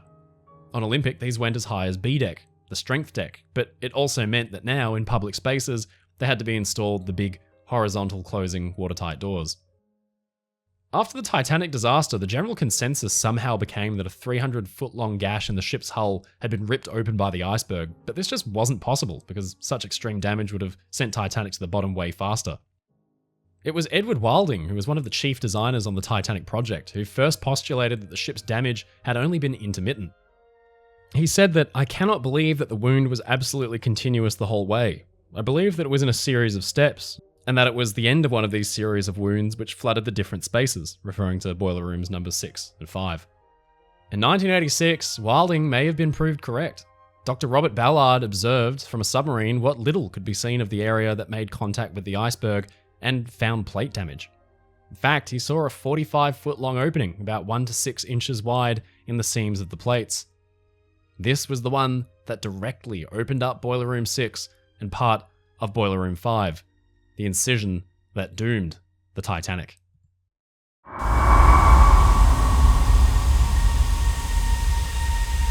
In the immediate aftermath of Titanic's collision with the iceberg, it became clear that something was horribly wrong, but the realization wasn't quick. For the ship's crew and designers, it took some time to gauge what was actually happening, and slowly the clues began to come in. At the forepeak, the very front of the ship, a hissing noise was heard that indicated that air was being pushed out of a vent from somewhere deep within the ship, and only water could be the thing pushing the air out. Elsewhere, covers over cargo hatches began to bulge outwards because of that same effect. And after some 45 minutes, the situation had become clear. Titanic was sinking. She was going down slowly, but she would definitely sink. For 2 hours or so, the ship had settled slowly in the water, but it was so gradual that it tricked people into a false sense of security. Everybody thought the ship couldn't sink. That myth had spread through word of mouth and was even being pushed by the ship's officers and builders on board. But it was only after some of the early lifeboats were lowered and sent away with reluctant, maybe even cynical occupants that they noticed the ship was sitting lower by the head in the water, and it only got worse. For the next hour or so, the ship's boats were filled and lowered, and things had started off calmly. But by the end, when the feeling of the ship sinking underfoot could no longer be ignored, human drama began to play out, and panic settled in. By 2:10 in the morning, the ship's bow was underwater, and the last of her boats were being got ready, and the end seemed near. But then, things took an unexpected turn for the worst. Titanic took a plunge downward. We'll pick the story up at 2:10 a.m. Titanic's bridge front is dangerously close to the lapping waves. In the Marconi wireless room on the boat deck, Harold Bride and Jack Phillips, the two young wireless operators, are desperately firing off distress calls in an attempt to organise a rescue. They know that Carpathia, the nearest ship, is still hours away, and although they can't see outside from their office, they can tell the end must be near, because they can hear people rushing about outside on deck, and, perhaps more ominously, the ship's power is beginning to dwindle, and with it, so too is their wireless system's range. While Phillips taps out his urgent calls for help, Bride fiddles with the machinery to try to get the maximum power possible. Outside, on deck, things are getting desperate. The Titanic had a pronounced shear where either end of the ship was designed to rise slightly upward to aid against pitching up and down in the ocean. But this shear had masked the forward angle downward that Titanic had assumed all night. By now, that angle had reached about 8 or 9 degrees, and it was greater than the shear, and passengers could at last tell that their ship was going down by the head. The ones that began to crowd the deck outside could see something else that was ominous. The lifeboats were all gone. In the minutes prior, groups of panicked people had tried to force their way aboard the last to be lowered, but pistols had been fired by the crew to scare them away, and now, with the big wooden lifeboats all gone and rowing away from the ship, the crew were battling to release and fill the last remaining collapsible boats. These were an absolute last resort, a kind of flat-bottomed barge with canvas sides which could be raised to keep the water out. They were smaller than the main lifeboats, with an occupancy count of just 47, with around 1,500 people still left on board. There were now just spots left for 94 of them. But there was a problem. The boats are kept high up on the roof of the officers' quarters above the boat deck, where the davits, which are the lifeboat cranes, were located to actually launch the boats over the ship's side. First Officer William Murdoch has been in charge of lowering and filling lifeboats on Titanic's starboard or right-hand side, while Second Officer Charles Lightoller has commanded the port side operations. Now, Both lead teams of men to manhandle those collapsible boats from off of the roof down onto the boat deck where they can be filled and lowered away. There was a whole system for this. The collapsibles were meant to be attached with guy wires to the first funnel's support cables or stays, and the tackle could be used to then gradually lower the heavy boats down with simple pulleys. But there was a simple unforeseen problem with this neat arrangement. The tackle was stored forward in the bow section, which by now was already over 100 feet below the ocean's surface. The men struggled with the boats and maneuvered them by hand while crowds of people jostled and watched on helplessly.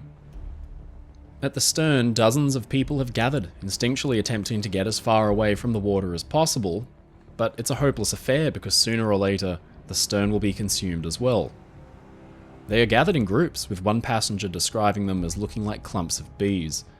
Many of them are third-class passengers. They had gathered earlier in the aft well deck near the general and smoking rooms to await instruction that simply never came. Now, with no boats left and the ship's bow slipping below, they gather at the stern and wait for the end.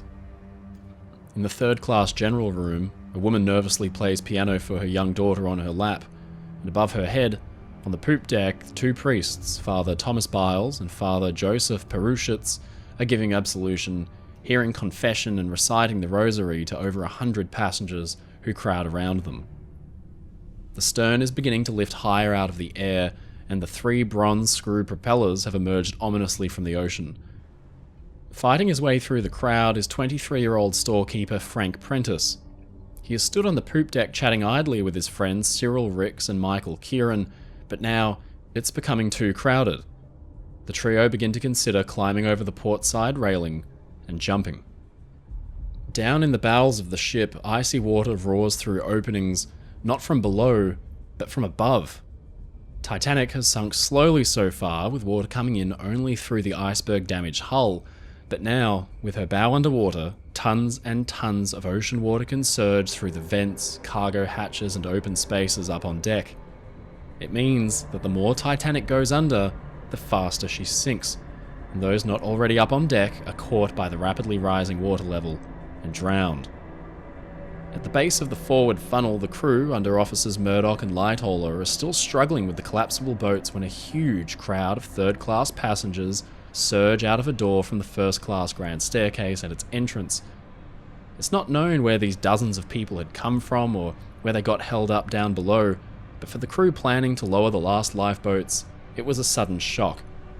They thought most of the women and children had got away safely, but now dozens more had appeared from nowhere, panicked and desperately seeking escape. In the wireless office, Titanic's radio men are still hard at work when a stoker creeps in to try to steal Philip's lifebelt from him while he works at the wireless key. Harold Bride strikes him down and knocks him out cold, so Phillips, who so far had been completely absorbed in his work, is at last persuaded to escape from the office. Bride later recalls of Phillips that he was a brave man. I learned to love him that night, and I suddenly felt a great reverence to see him standing there sticking to his work while everybody was raging about. The two men burst through the door on the port side of the boat deck and take it all in. Bride remembered that there were people running all over the place and that from somewhere aft, the ship's orchestra was still playing jaunty ragtime music. Bride hears a call for help from above his head. It's Second Officer Lightoller, who needs more men to bodily move Collapsible B down from the roof. He turns to help, but Phillips has left his side and run aft towards Titanic's stern. Bride will never see his friend again. Just behind Bride, around the second funnel, Titanic's band is preparing to play their last song. Band leader Wallace Hartley, 33, had once told a friend of his, who was another ship's musician, that he would play a hymn were he ever to be on a sinking ship. Having played cheery music all night, now the band begins to play a final, slow song as the chaos unfolds around them. The actual song chosen has been debated about for years. Harold Bride, about 100 feet away and busy helping free the collapsible boats, swears later in life that he heard the Song de Automne, while others heard the hymn Nearer My God to Thee. But either way, the touching music is another ominous sign of impending doom because now water has begun to roar up the A-deck promenade stairs leading up to the boat deck. First Officer William Murdoch and his men on the starboard side have cranked in the number 1 davit and prepared it to attach the falls to collapsible A, but now the time has come to get the boats down. Oars are rigged as spars to try to slide the boats down from the rooftop.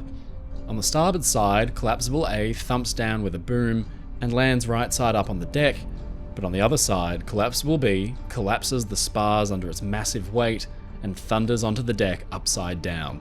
But now there's another problem. Titanic has taken on an enormous list to port, so now the area of the bridge and the boat deck around collapsible B is already beginning to dip underwater. White foam begins to swirl around the recently freed boat, and there's no time to flip it over and attach it for lowering because the ocean has already risen to meet it. The crowd of refugees from below turns to flee in terror and panic, heading for the fake safety of the stern, which is lifting higher into the air with every second. Collapsible B simply floats off the deck upside down as the ship begins to disappear beneath it. And trapped underneath the boat somehow is wireless operator Harold Bride. He'd helped get the thing off the roof, and now he's caught underneath it, inside an air pocket.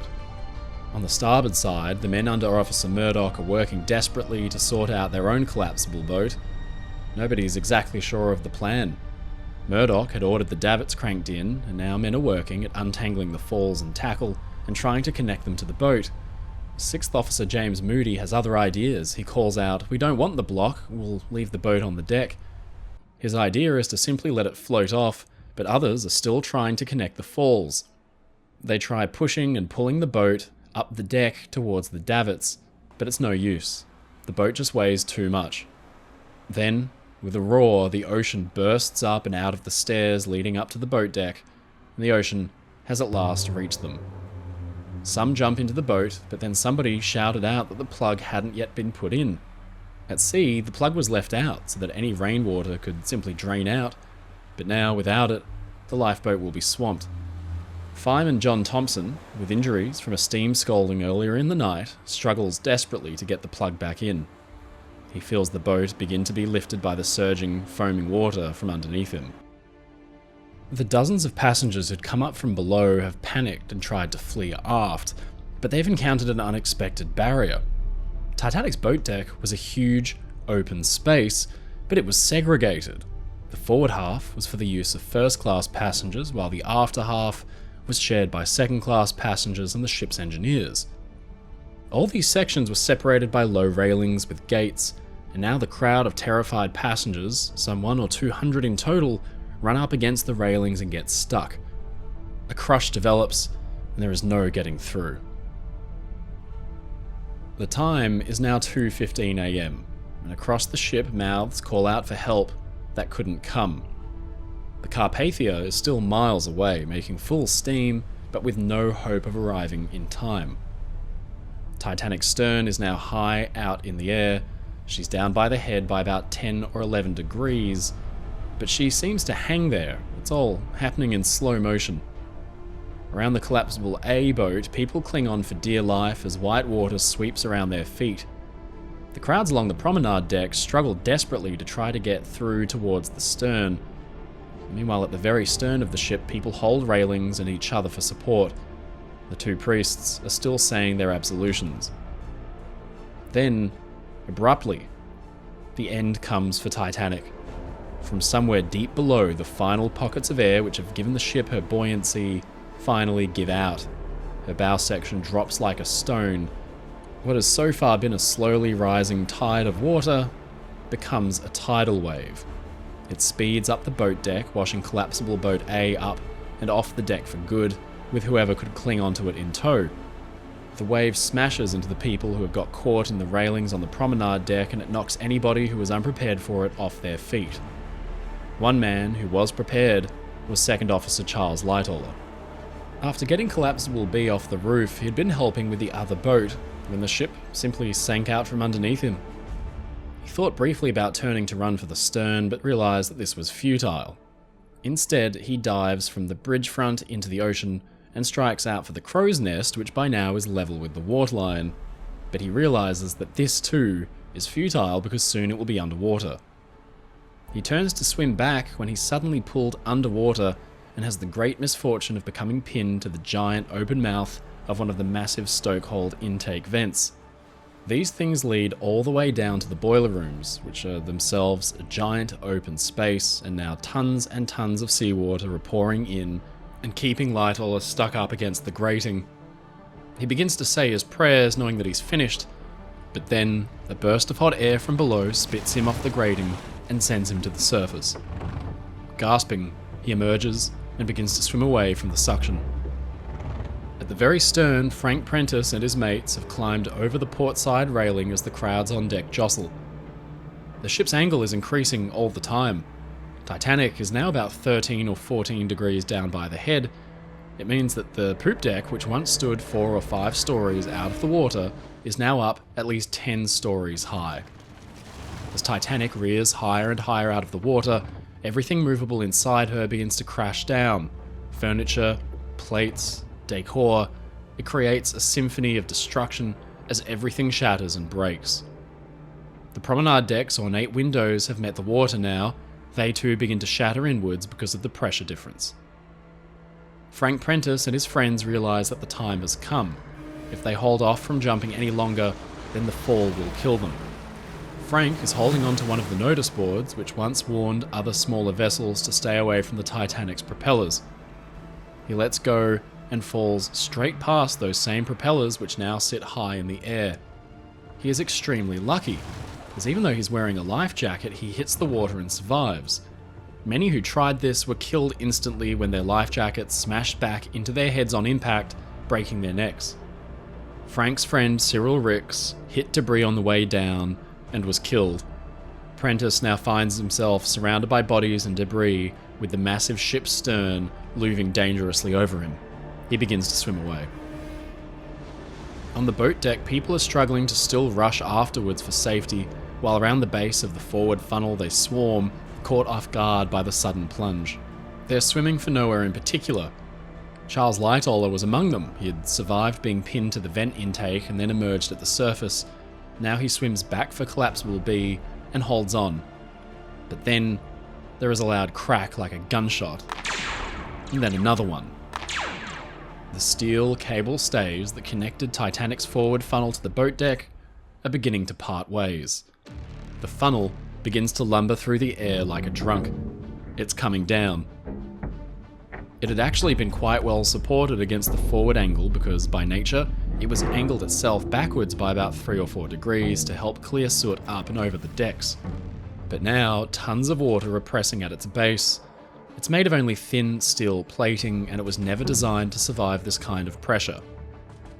The thing is 4 or 5 stories tall, and by itself weighs tons. It comes down with a roar onto the heads of dozens of people who are swimming in the water.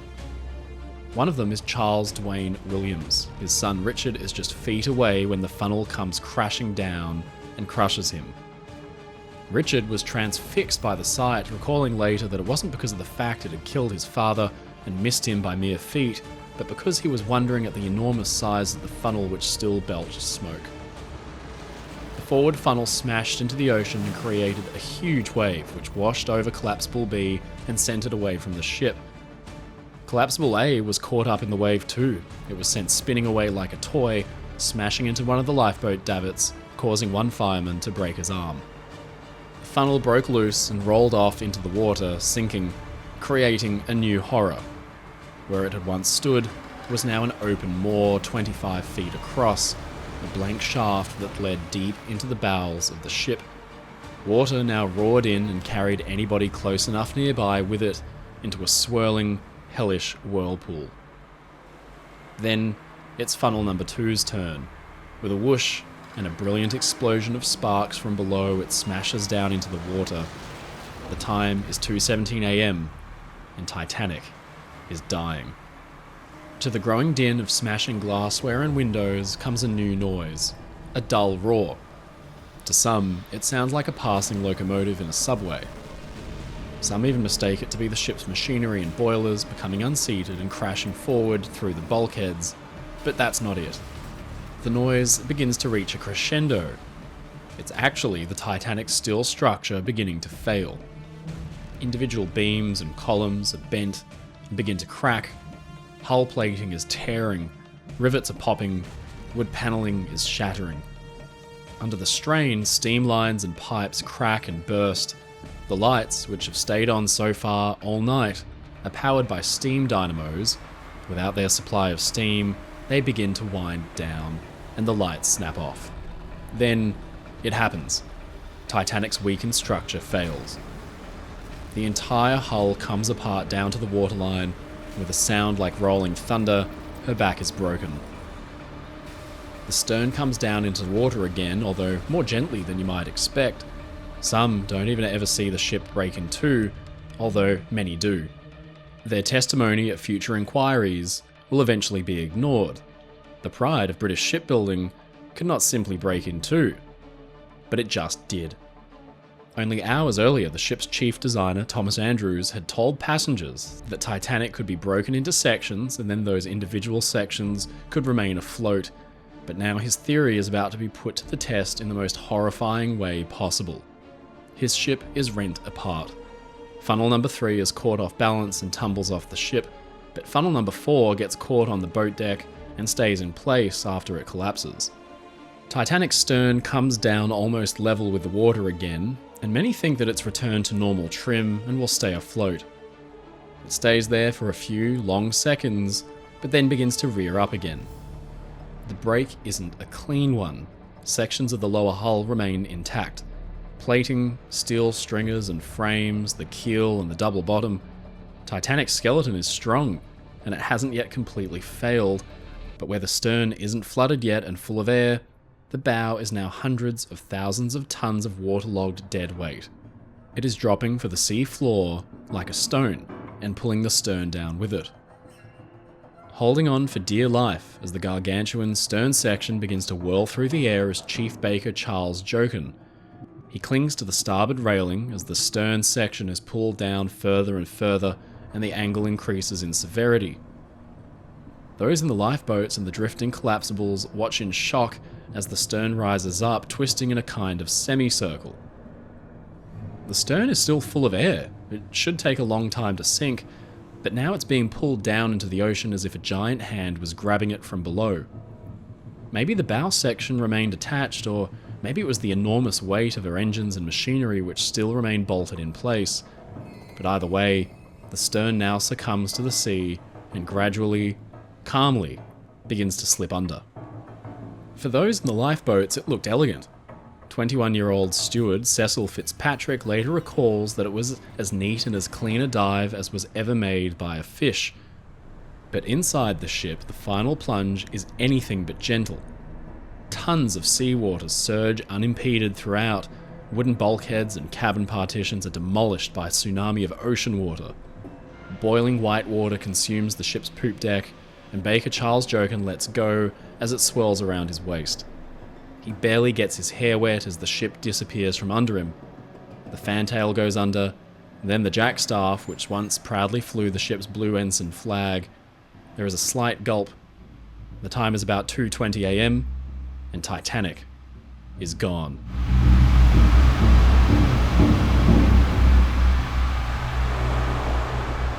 Left behind are hundreds of people who struggle in the water and call for help. From below there comes the sound of loud booms as the stern section, which is still not completely full of air, begins to implode. Decades later, when the wreckage is found, that stern section will be almost unrecognizable because of its violent end. The conditions in the water in the immediate aftermath of Titanic's sinking are later described by Charles Lightoller as being an utter nightmare of both sight and sound. Whether it was escaping coal dust or soot from the boilers, a dark haze settles over the scene after Titanic sinks, and then wreckage begins to burst through the surface from below. From the water, only about 40 to 50 will be saved by various means, including Frank Prentice.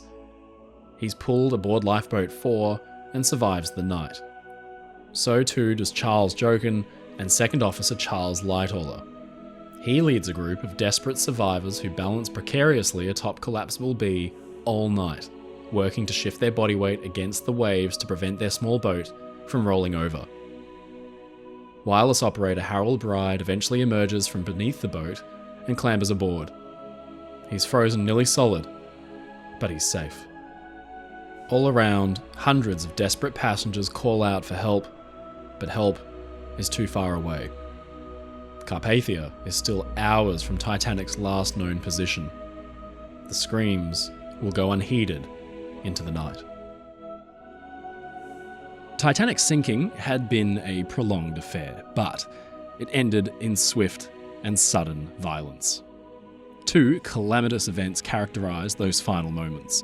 The breakup, of course, but shortly before that, the collapse of the first funnel. These had stood as proud symbols of Titanic's might, and yet, when they began to come down, they brought death and destruction. Just why had the funnels collapsed at all? To understand that, we need to take a moment to look at their design and their construction, and how they were fixed to the ship. In the early days of steam, ships carried one or two small boilers to generate the steam, so only a single chimney-styled smokestack was required. But then, as vessels grew in size and complexity, the number of horsepower required to move each ship increased, and so did the number of boilers. The earliest steamships had one or maybe two funnels, but in 1859, a new ship set to sea with no fewer than 5 of the things. There was a good reason for this. The SS Great Eastern was ridiculously big. In 1857, the biggest ship in the world was a steamer called Adriatic, which was about 354 feet, or 108 metres long, and 3,670 gross registered tons. And then a year later, Great Eastern was launched at 692 feet, that's 211 metres long, and 18,915 gross registered tons. Now that is a ridiculous jump in size. The ship was the brainchild of the revolutionary engineer Isambard Brunel, a legend and industrialist, and his ship, which he nicknamed his Great Babe, was an absolute outlier. Moving a ship that large through the water needed a similarly immense amount of horsepower. She was fitted with 4 steam engines for the paddles, and another for her propeller, giving her an impressive speed of 14 knots. That's 26 kilometers per hour, or 16 miles per hour. It was more than just impressive engineering for the time. It was achieved by supplying Great Eastern's engines with a monumental amount of coal and boilers to burn it and make the steam. The result was a then unheard of amount of 10 massive boilers producing both the required steam and a heap of thick, black, acrid coal smoke. Now, venting this up and out of the ship was the job of the funnels, and the larger number of boilers simply meant there needed to be more funnels to deal with the smoke. The 10 boilers were each paired to a funnel, resulting in the impressive array of 5 thin smokestacks, each one tall enough to ensure the worst of the smoke would pass harmlessly over passengers' heads on deck. Now, this ship is nothing short of an engineering marvel, but at the time, Great Eastern was actually mocked for its then ridiculous size and also for the number of funnels that it carried. It was just 50 or 60 years ahead of its time, and Brunel would have the last laugh because decades later, in the 1890s, German shipbuilders used essentially the same layout to create the blueprint for the world's first 4-funneled liner, the Kaiser Wilhelm der Grosse. Now, obviously this was to do with the number of boilers and the speed that the ship needed to hit, but it caused a sensation with its 4 huge smokestacks, and carrying that many funnels became de rigueur for the most prestigious passenger ships on the Atlantic. Cunard Line were quick to follow up a few years later with their own pair of 4-funneled superliners, Lusitania and Mauretania, and then it was White Star Line's turn. Now, we understand why Titanic had 4 funnels. It was clearly to do with the arrangement and the layout of the boilers. The first 3 funnels were coupled to boilers and dealt with the smoke and fumes, but there's actually been a bit of a myth surrounding the 4th funnel, that it was just a dummy, only added for looks. If we cut Titanic down the middle, you can see that the 4th funnel really does sit over a part of the ship dense with machinery, the turbine engine room. Other ships of the day, like Kaiser Wilhelm der Grosse, provided deep shafts to ventilate the engine rooms and provide an exit for warm air. Titanic had one just like it over her main engine room too. But there was a peculiarity in Titanic's design that made her different to other ships. She had a 3rd engine, a steam turbine, that was different to her main engines. It needed its own ventilation as well. Now, White Star could have just installed another shaft or a dense pack of ventilators designed to draw in fresh air, but obviously that wouldn't work with the ship's balance, so the inclusion of a funnel as a ventilator here was, in that sense, for aesthetics. But the 4th funnel also vented smoke from 2 different key areas. the fireplace and the first-class smoking room here, but more crucially the massive galleys for the various dining saloons. That smoke from the ovens too needed to be lifted high over the heads of passengers, and the fourth funnel did the job. We'll have a closer look at how they did so shortly, but that was a brief explanation of how and why Titanic got her 4 funnels. Now, funnels also performed a secondary job of marketing their owners. A ship's funnels are arguably the vessel's most identifiable feature, and this was especially true in Titanic's era, when they were proudly painted in their company's colours. Now, it was an easy marketing opportunity, and paint schemes of all sorts were applied to make the company's fleet stand out. But even this idea was a relatively new one. Smokestacks hadn't even really been around that long because steamships had only become widespread some 50 or 60 years earlier in the mid-1800s. Early on, the stacks were usually painted black to hide the soot from all the thick coal smoke that was spewing out of them, but then something changed. One of the early steamship adopters was the famous Cunard line, and their bright vermilion funnels and black bands soon became an icon of the transatlantic trade. Funnels, as we'll soon explore in more detail, are extremely hot, and they're made of very thin metal, so they need to be protected against corrosion and damage. In the early days of the steamship, engineer Robert Napier was grappling with the issue of painting a funnel. Regular paint would flake right off because of the heat. He patented a special mixture of buttermilk and red ochre, a weird mix that actually worked brilliantly because the heat of the funnel would then self-bake the concoction on and therefore make it stronger and more resilient. It resulted in a bright orange-red colour that soon was passed on to his business partner, a man named Samuel Cunard, who adopted it for his ships. The colour soon became known as Cunard Red, and the concept of brand recognition through the steamship's funnel colours was cemented. The idea took off as more and more steamship companies were founded and wanted to identify their ships from the pack. Cunard Line's great rival, the White Star Line, adopted their own recognisable colour scheme, a colour known as White Star Buff that was somewhere between a warm yellow and a light tan brown with a black top for the soot. Titanic carried those 4 immense funnels, each painted in the immediately recognisable White Star Buff paint scheme. So now we know the history behind why Titanic had so many funnels and why they looked the way they did.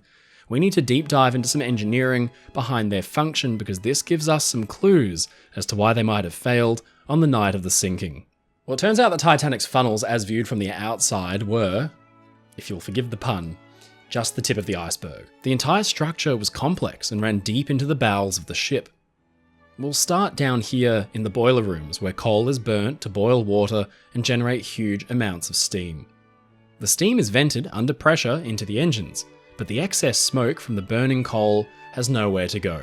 We already knew that. The Titanic's funnels served to vent the gases and the smoke, but they also helped the boilers burn hotter in the first place and more efficiently purely because of their massive size. Now, we've covered this already in more detail in our video outlining the workings of Titanic's engines, but essentially, a fire needs oxygen to burn well, and getting oxygen into the bottom of a ship 10 stories below the upper deck is something of a challenge. Titanic used large fans called stokehold fans to suck in gallons of air from above and feed it directly into the boiler rooms themselves. They didn't feed the fires in the boilers directly. Instead, the boiler furnaces would draw the air in around them, meaning the fresh air also helped to keep the room itself and the poor workers somewhat cool. Temperatures could still reach the high 40s in Celsius, that's between 110 and 120 Fahrenheit, but it was better than nothing. The fire in the boilers needed a draft to help suck in the fresh air and burn hotter, and this is where the funnels came in. It was actually all a simple mathematical equation. That many furnaces, and Titanic had 159 of them, needed a certain amount of oxygen for the most efficient burn, and this dictated the size of the funnel's internal flue. It worked just like the chimney of a house, but on an enormous scale. The internal flue's size was guided by the amount of area that was needed to provide the optimum draft for burning in the furnaces. It's why old steamships' funnels were so big and tall. In fact, some were ridiculously so, like the poor old USS Helena here of 1897. So now we know the boilers are burning the coal and being fed a lot of fresh air, but all that soot and smoke generated from the furnaces has to go somewhere, and this is where the uptakes come in. Boiler uptakes were elaborate, branched structures made up of thin, riveted steel plates. Each branch connected to a boiler's smoke box and received the soot, the smoke, and the gases directly from the boiler's furnaces. A complex system of internal baffle plates channeled the smoke by creating a draft and ensuring it was heading with force in the same direction at all times. The uptakes, and it cannot be stressed enough, were huge, and so was the amount of smoke pouring through them. As such, a huge chimney was needed to vent this well out of the ship, and here is where the first funnel structure actually comes into play, the lower funnel, spanning the top of the uptakes to the top of the boiler casings. Now, the lower funnels were fairly complex in their own right, but suffice it to say they acted as a flue and were split on the inside into sections to ensure optimum draft, even if one of the connected boiler rooms was non-operational at the time. The lower funnels would have been extremely hot to the touch. The gases being vented through them reached about 315 degrees Celsius or 599 degrees Fahrenheit, so they were encased for their entire height by boiler casings, which shielded the public spaces from all that heat. This is why the interiors of Titanic featured the occasional odd rectangular structure right in the middle of large public rooms. They were well decorated, so you probably wouldn't really notice them, but they were really the boiler casings which housed the uptakes and the lower funnel, like this one down here on D-deck in the first class dining saloon and reception room, and this one here from the first class smoking room. Inside the casings, insulation like cotton silicate or cork slabs between 1.5 to 2 inches thick, that's about 5 centimeters, provided some insulation against the great heat. The lower funnels rose to the height of the boat deck houses at the top of the ship, and connected to this structure is the one we all know and love, the upper funnel, each some 60-odd feet tall. In fact, to account for the ship's shear, that is, the amount that it sagged in the middle, each funnel was a different height, the two tallest being numbers 2 and 3, so that from afar they would all look to actually be the same height. The funnels were actually deceptively complex in their internal layout, while also being extremely fragile in their construction. In the early days of steam, funnels had basically just been large chimneys that vented the smoke out and were extremely hot to the touch. Remember Napier's paint formula that actually baked itself onto the steel? Well, by Titanic's day, things had changed somewhat. To prevent burns, the funnel was made to be a double-walled structure made of riveted metal plates. Putting some distance between the inner and outer walls would mean the hot gases inside wouldn't heat the outside up as much as it might otherwise.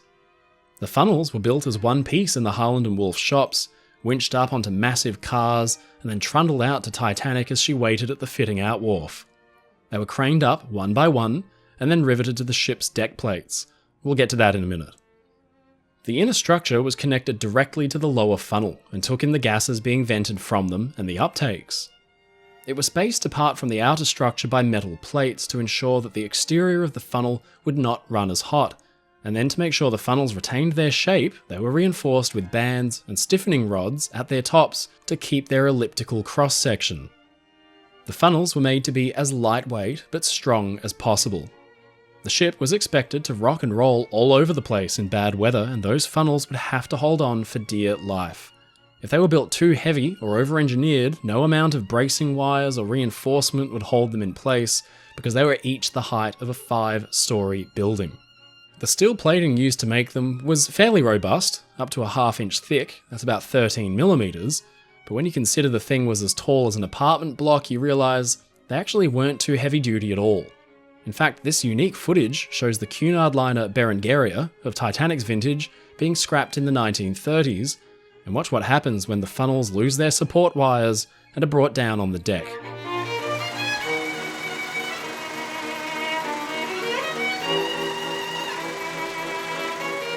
The internal bracing and stiffening rods which have held them in shape for 2 decades are overcome, and the funnel flattens out like a pancake. Now, being this delicate and also being extremely tall, the funnels needed some good support to stay mounted to the constantly pitching and rolling ship, which was no easy task. Just imagine the amount of strain they'd be under in a storm.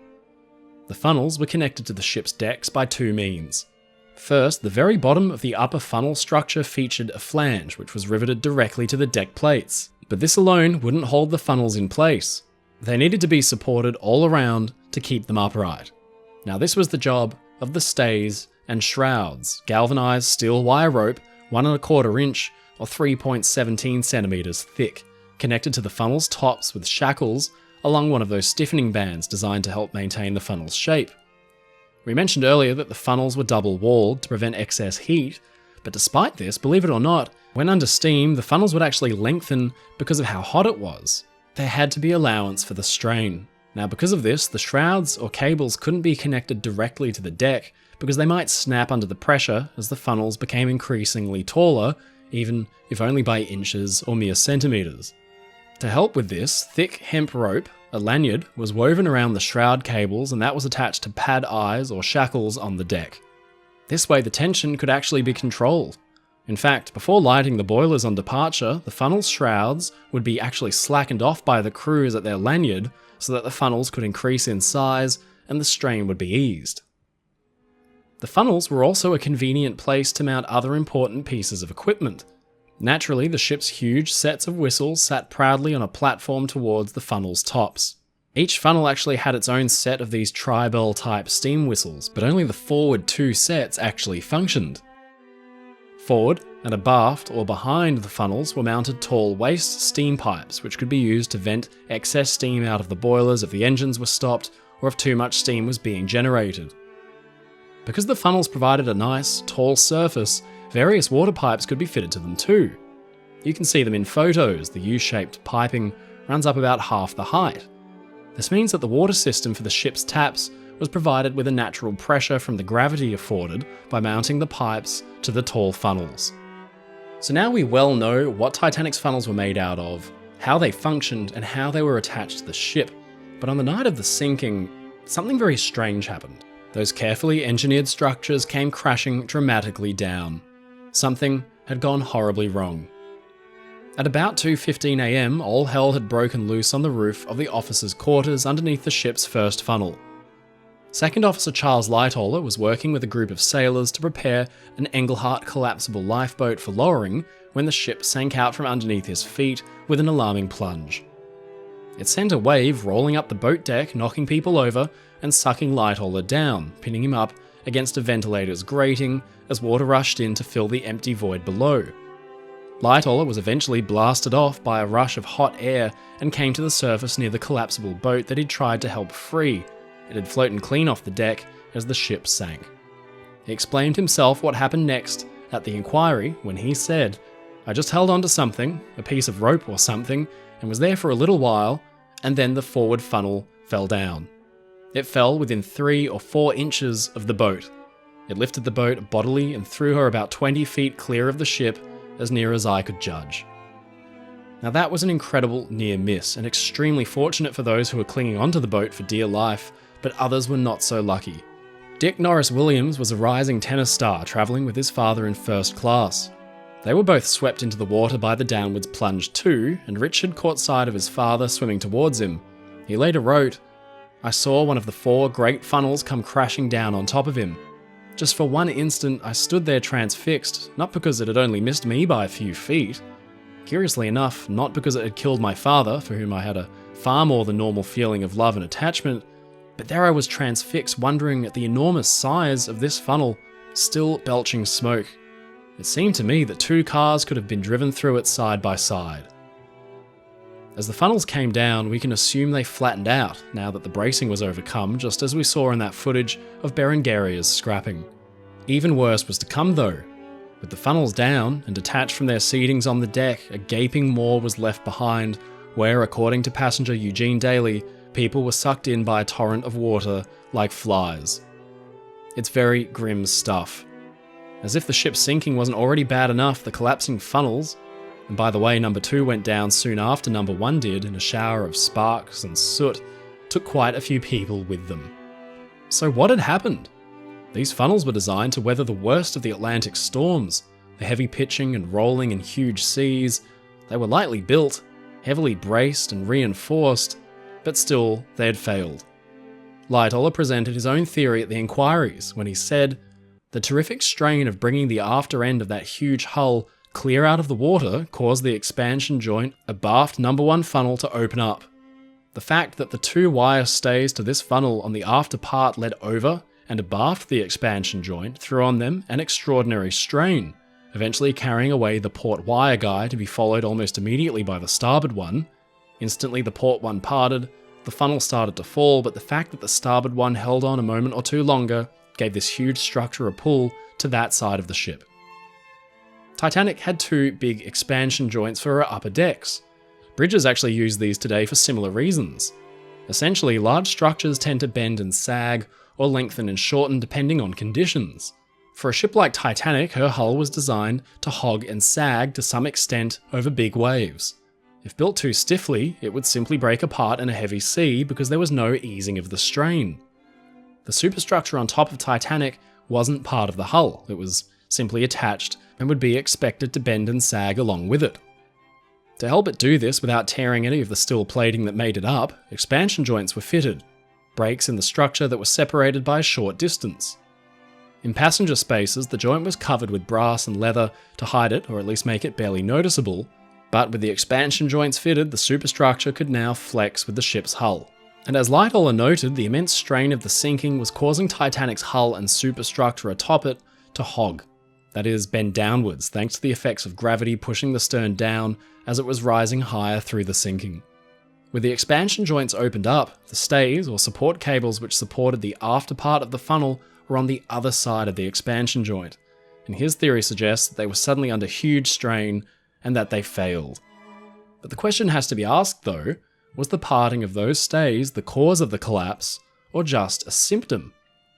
See, Titanic's funnel stays and shrouds were designed to withstand a huge amount of pressure.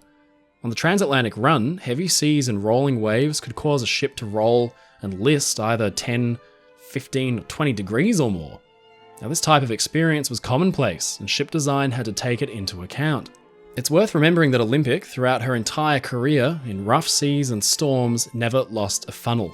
And it's hard to imagine that Harland and Wolff designed the funnels such that the parting of one or two stays could ever possibly cause a collapse in the first place.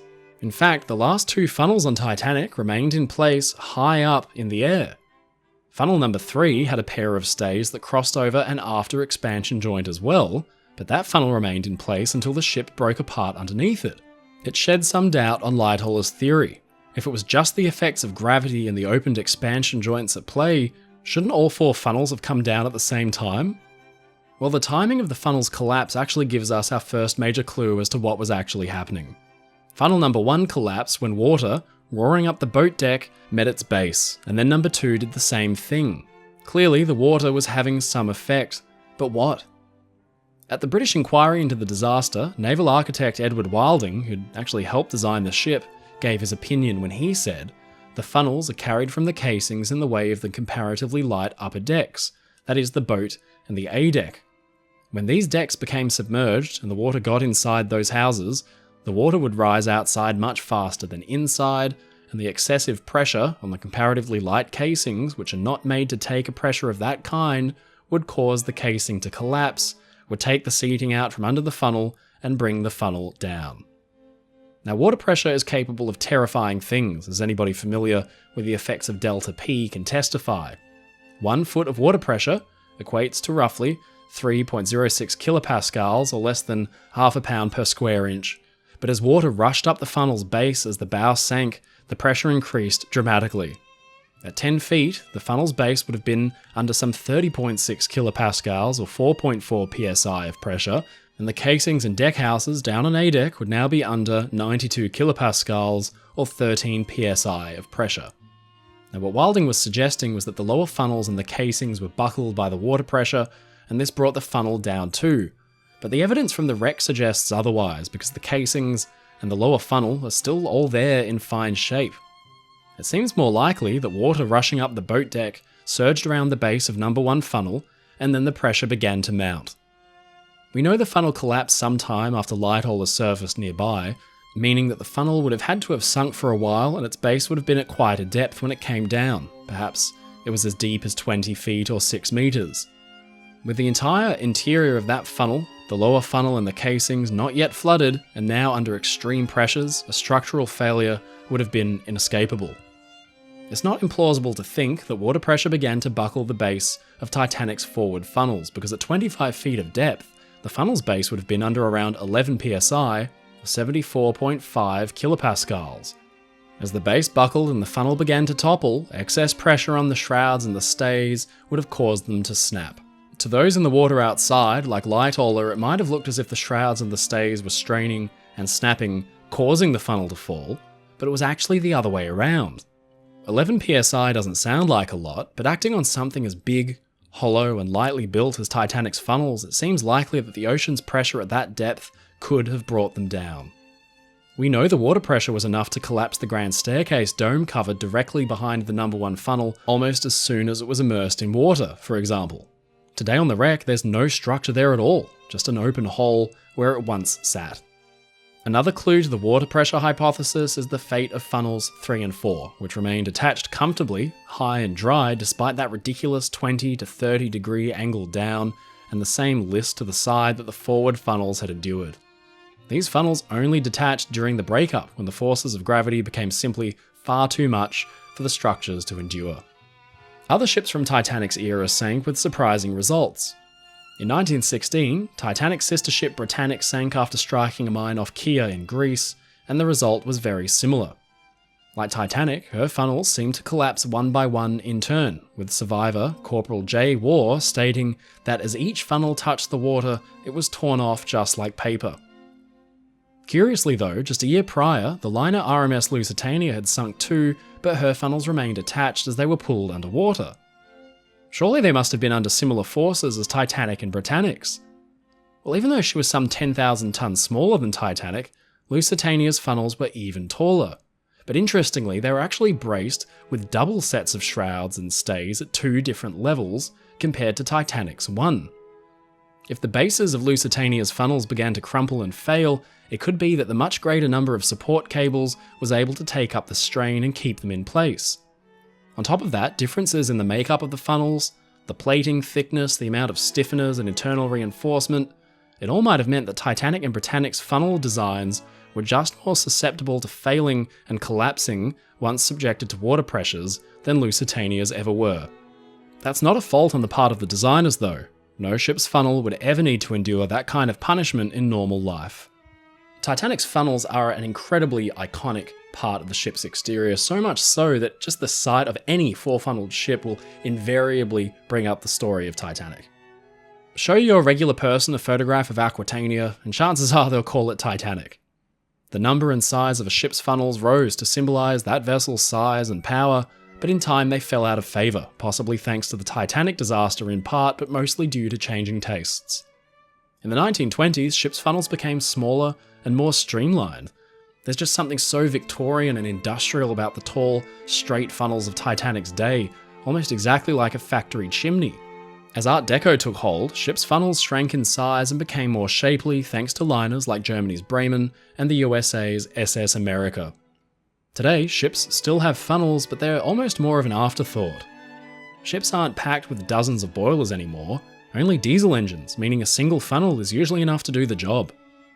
Few could be considered iconic, save maybe for that of the Queen Mary II, whose funnel shape was designed specifically to be short enough to fit under the Verrazano Narrows Bridge in New York, while featuring a large wind scoop to make sure that the smoke lifts high over the heads of the ship's passengers.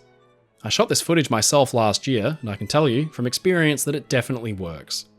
In a fitting touch, the funnel of this ship, the last and the largest ocean liner ever built, is finished in a variation of Cunard red, the same colour that Napier had developed all the way back in the early 1800s. Today on the wreck of Titanic, there is very little sign of those once proud and towering funnels.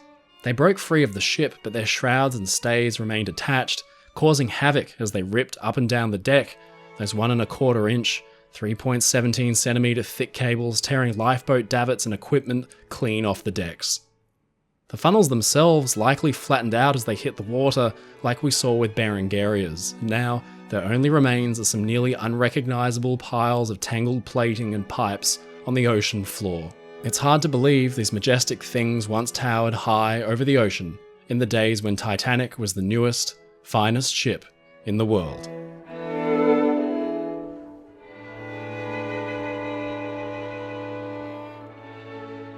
Once the forward funnel had come down, Titanic was in her death throes with only seconds left.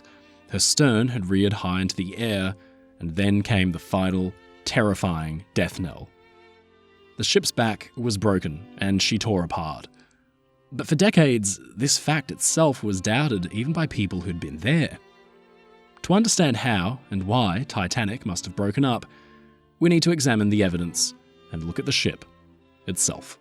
Well, today, all that's left of Titanic is a tangled, decrepit wreck more than 3 kilometers, 12,500 feet, below the surface of the ocean. Critically, the ship is lying in 2 main sections. Both are separated by an enormous debris field, and it looks more like an air crash than a shipwreck. But how did the ship become like this? Titanic was the very latest thing in shipbuilding. She was made of heavy-duty steel and iron with a hull construction designed specifically to prevent her from breaking under the immense strain of heaving seas. Now, the debris field and its contents tell us some fascinating stories and gives tantalizing clues as to how the proud ship got into such a tragic state. But as ever, if you really want to understand something, you need to see the events through the eyes of the people that were there. We need to rewind the clock back over 110 years to the dark, cold night Titanic was lost. At about 20 past 2 in the morning of April 15th, 1912, Titanic was being pulled beneath the waves, lit only by the stars above. She had fought valiantly against flooding for 2 hours or so, but the end was inevitable. It left behind hundreds of people in the freezing water, and hundreds more better off in the lifeboats. But if not for the technological magic of the wireless Marconi machine, it's unlikely there would have been any survivors at all. As it was, the rescue vessel Carpathia was soon en route and picked up as many survivors as she could, some 706 people of the 2,200 who'd been on board.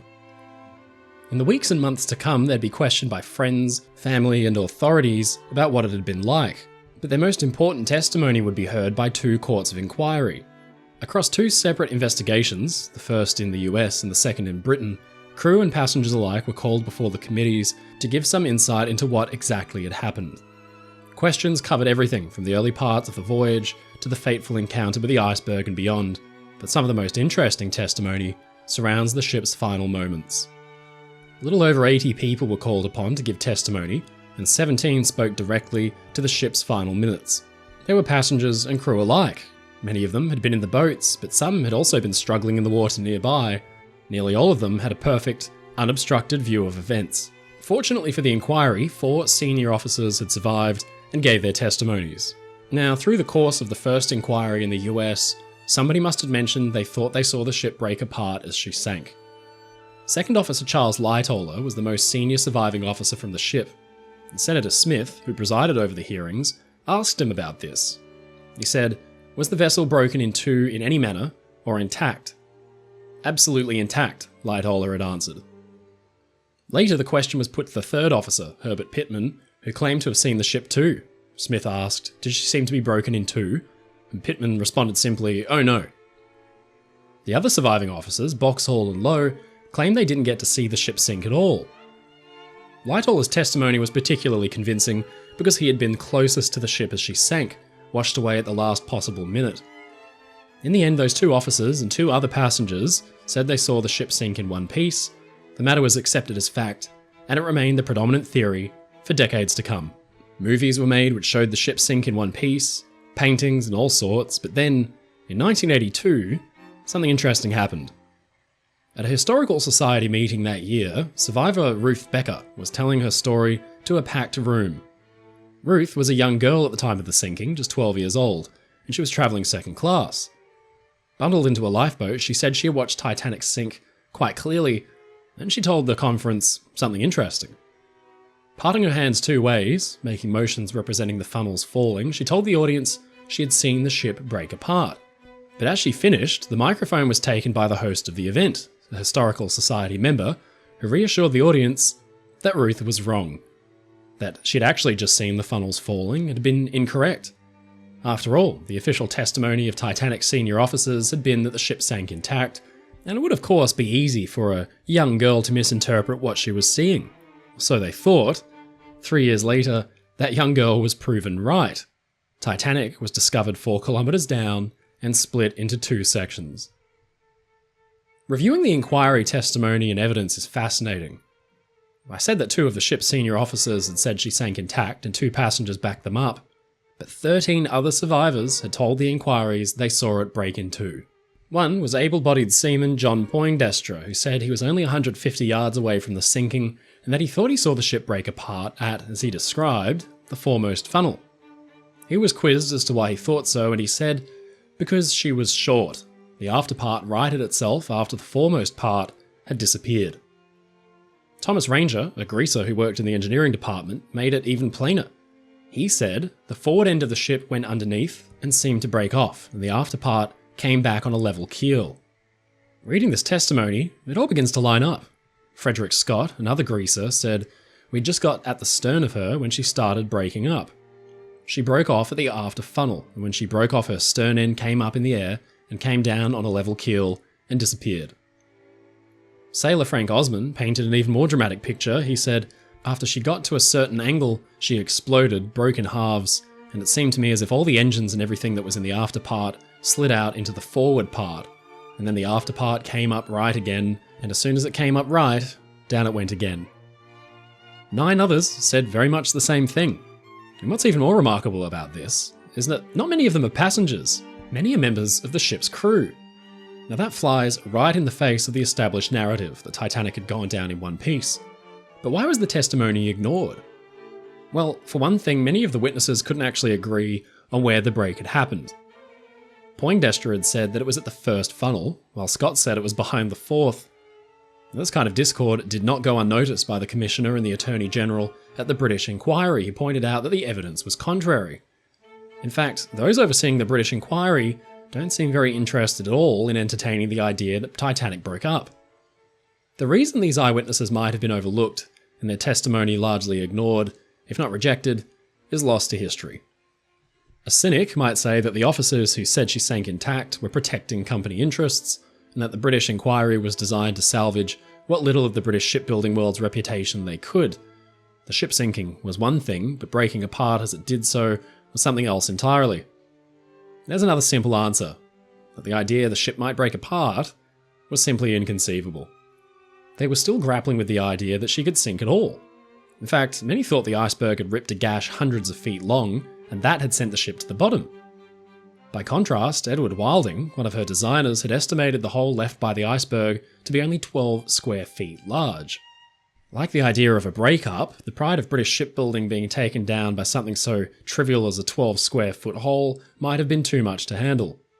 The final report made by the British inquiry makes no mention of Wilding's estimate and said simply the damage extended over a length of about 300 feet. Technically correct, but curiously vague enough to obscure the actual truth. Sadly, the survivor testimonies are garbled and confusing enough to contradict each other and confuse any researcher. But hidden in there is some fascinating insight and a couple of really interesting little clues dotted throughout.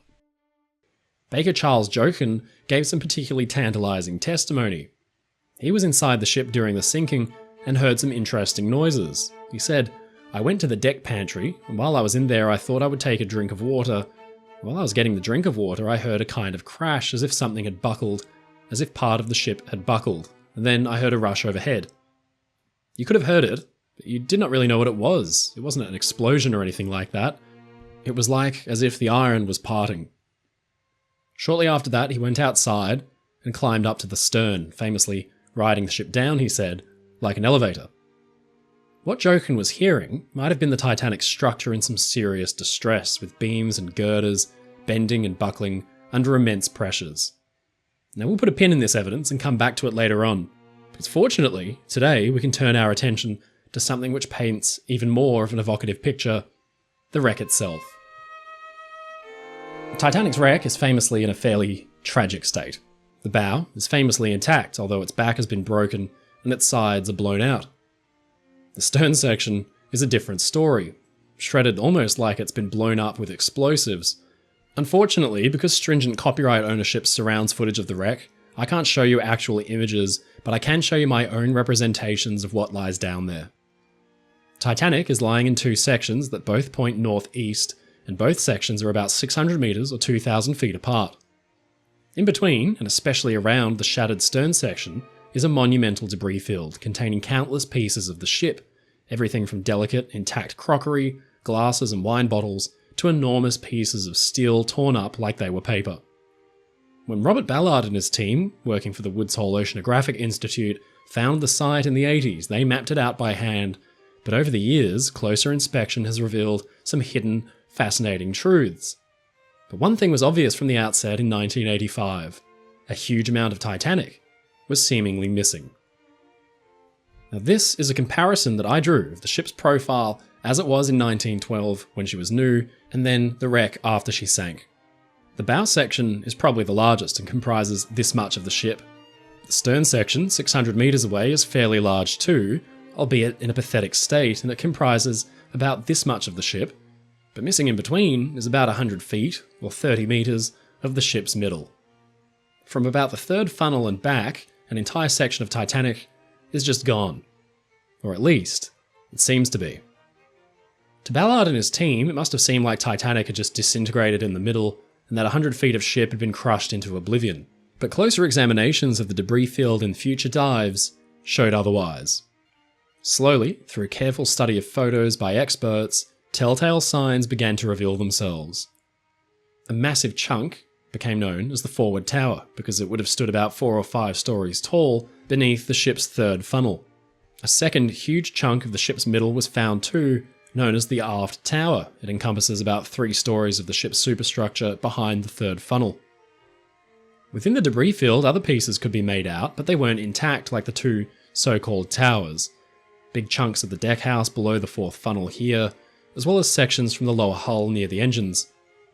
Finally, a chunk known as the galley deck section was found crumpled and buckled on the sea floor. This had once comprised a third-class kitchen area. Now, these individual pieces had once made up Titanic's centre, and somehow they had been torn apart. But what's interesting is the fact that these pieces, some as big as houses and buildings, stayed intact or broke off as whole units. Much of the ship is difficult, if not impossible to identify, but some pieces are a little easier than others. One of these is the so-called Big Piece. It's a 50-ton fragment of Titanic's starboard side, broken off and sitting almost perfectly within the breakup zone. It gives us some clue as to where the breakup might have originated from. More on this one later. One more tantalising piece of evidence was found. Famously discussed by James Cameron and his team of experts around about the 100th anniversary of the sinking in 1912, 2 matching pieces of the ship's double bottom, the keel and her very backbone, were found ripped apart, but when analysed and joined digitally, it was found that they'd once fit perfectly together. Crucially, they'd once sat below the third funnel, meaning that now all of Titanic's keel and bottom was accounted for on the wreck site. Interestingly, the ends of the keel are bent upward, as if they'd been smooshed together at some point, and we'll get that specific point later on. Now, looking at these individual pieces of the ship alone, it can be hard to interpret exactly what's happened here. Clearly, something catastrophic had occurred, causing the centre of the ship to essentially fall apart. It tells us, obviously, that's where Titanic broke up, but to understand why, we need to take a look inside the ship and learn what might have led to the failure that broke her into pieces. This is a gorgeous set of plans for Titanic made by Matt DeWinkler from Titanic Honour and Glory. You can buy a set of these for yourself. I'll include a link down below.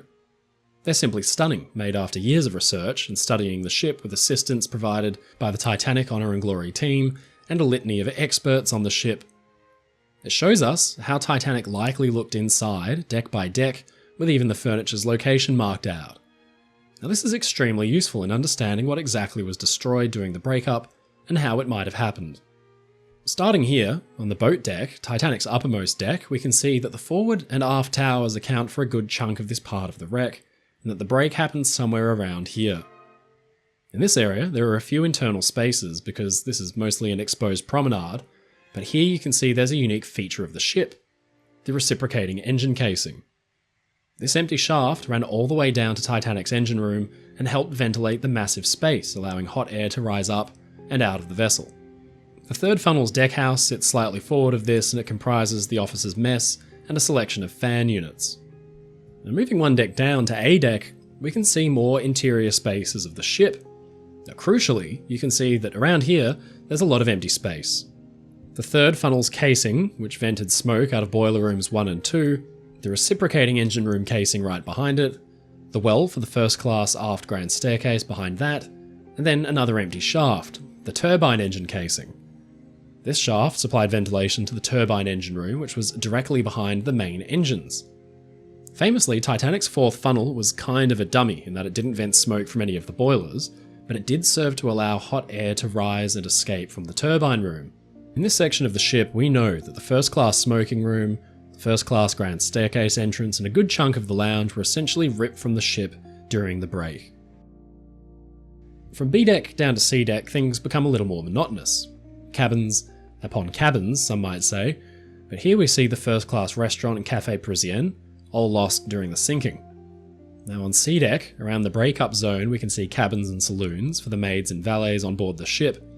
All of this disintegrated at some point during the sinking, but interestingly, on C deck, we can see the first-class barbershop here. It had once featured a striped barber pole outside fixed to the wood panelling. An early indicator that the ship had actually broken apart was the fact that the barber pole was spotted floating on the surface the next morning. From a lifeboat, survivor Arthur Pushen had spotted it, and he later said that, "To my surprise, I saw the barber's pole floating." The barber's pole was on the C deck, my recollection is, and that must have been a tremendous explosion to allow this pole to have broken free from its fastenings and drift with the wood. Pushen was convinced the ship had broken up because of this, as well as the terrible sounds that he'd heard. He was one of the 17 who testified to witnessing Titanic breaking apart. Although he didn't actually see it, he stated he just heard it. Now, something else important happened here. I mentioned earlier that the big piece, a chunk of Titanic's hull, had broken free from the side of the ship. Now this piece spans about 3 decks high, and it actually starts here. It aligns with the cabins C-79 and C-81 with the bathroom in between them. Clearly, this entire section of the ship was ripped apart during the sinking. On D deck below, things get a little more interesting around the breakup zone. This was the busy pantry and galley system that serviced the 2 main dining saloons for first and then second class. It featured dozens of pieces of cooking machinery and service utensils. One clue Ballard and his team had had early on that Titanic had broken up somewhere was that cooking utensils and things like pots and pans absolutely littered the sea floor, and further investigation revealed why. The entire complex was destroyed, and now the most intact part of it is a section of the first-class pantry, wrapped up somewhere in the forward tower. The big piece is located here on D deck, with a portion of the pantry's wall in the region of this cold locker remaining. Below that, on a E deck, other interesting things begin to happen. The tops of the engine cylinders rise up this high, so now the reciprocating engine casing widens outboard. Now this is an immense space, the largest opening in any of the ship's decks. At some point during Titanic's sinking, the forwardmost engine cylinders, the low pressure ones, were ripped right off their cast iron bed plates and landed in the debris field. Down on F deck, the turbine casing now widens out too to provide space for the machinery in that room, creating a section of Titanic that is essentially full of holes. You have the individual uptakes for boiler rooms 2 and 1, followed by the reciprocating engine room and finally the turbine engine casing. Now that's a lot of vacant space within the ship, so of course the area was heavily reinforced with stiffeners and girders as well as additional beams and heavy-duty bulkheads. The third-class galley here remains as one piece on the wreck, an individual chunk torn from the ship, but the rest has been smashed to pieces and lies twisted and bent somewhere out there in the debris field. Below, on the G deck and the Olop deck, we finally make it into the boiler room casings and the machinery spaces. Now the stern section still contains the turbine engine room intact, although it's now mostly buried by collapsing steel sections from above. The reciprocating engine room is exposed, but boiler room 1 is gone, ripped entirely from the ship. In fact, the first view Robert Ballard and his team had of Titanic back in 1985 was from a single-ended boiler sitting upright on the sea floor. That had once sat here in boiler room number 1. On the tank top, we can actually see the arrangement of the boilers themselves, the engines and the turbines. Now critically, this shows us where the 2 sections of the double bottom and tank top were torn from, the first here and the second behind it. The boilers of boiler room 2 remain in place, fully exposed by the jagged edges of a huge tear where the centre sections of the ship had once stood. So now we know where Titanic broke up, the spaces that were destroyed, and the pieces that have so far been found. Now if this isn't starting to paint a clearer picture for you yet, don't worry because it's fairly confusing stuff. But studying the individual pieces can reveal some interesting ideas. For example, We know the Titanic's keel, the ship's backbone and very bottom, is now in 4 pieces. The bow section, the first keel fragment, the second keel fragment, and then the stern section, and that the fragments have their ends bent and twisted upward. Now, this kind of bending would indicate an area of extreme stress on Titanic's structure, where the 7-foot tall keel and the incredibly stiff supporting steel skeleton around it was twisted like wet cardboard. But what could have done that? Well, to answer this, we now need to look at the mechanics of the sinking itself and the insane forces that were at play. We all know the familiar old sight of Titanic's stern lifted up high, high out of the water, lights blazing, as she's slowly swallowed by the ocean. This comes a lot from survivors' testimonies, people saying that row upon row of portholes shone brightly and the propellers were lifted clear out of the water. The thing is that estimating the exact degree of the sinking is difficult, and sometimes eyewitnesses can be unreliable. I mean, after all, nobody was sitting there watching with their protractors out, measuring. The sheer magnitude and shocking nature of such a sight could, inevitably, lead to some exaggeration, and totally fair enough too. For a long time, it was thought the Titanic had reached something like a 45-degree angle while she was sinking. But this seems extremely unlikely, and all for the simple reason that we know now the ship broke apart. To explain this, let's look at Titanic's basic structure and how the whole thing was built. We'll take a cross-section of the ship like it was a loaf of bread. At the very bottom, and really the first step in the process of actually building a ship like this, the keel bar was laid, and the keel was placed atop it, and then the floors, which spanned the width of the ship, were laid to create the ship's backbone. Now this was sealed with plating on top and beneath, creating what is known as the double bottom, a safety feature which not only strengthened the ship's backbone, but also provided protection from grounding damage from below, turning the ship's underside into a large watertight compartment about 6 or 7 feet tall. Now the double bottom also forms the bottom aspect of what is essentially a large box girder, and the basic strengthening mechanic of Titanic's hull. See, ships were expected to survive a great many conditions at sea, ranging from the fair and calm to the downright terrifying.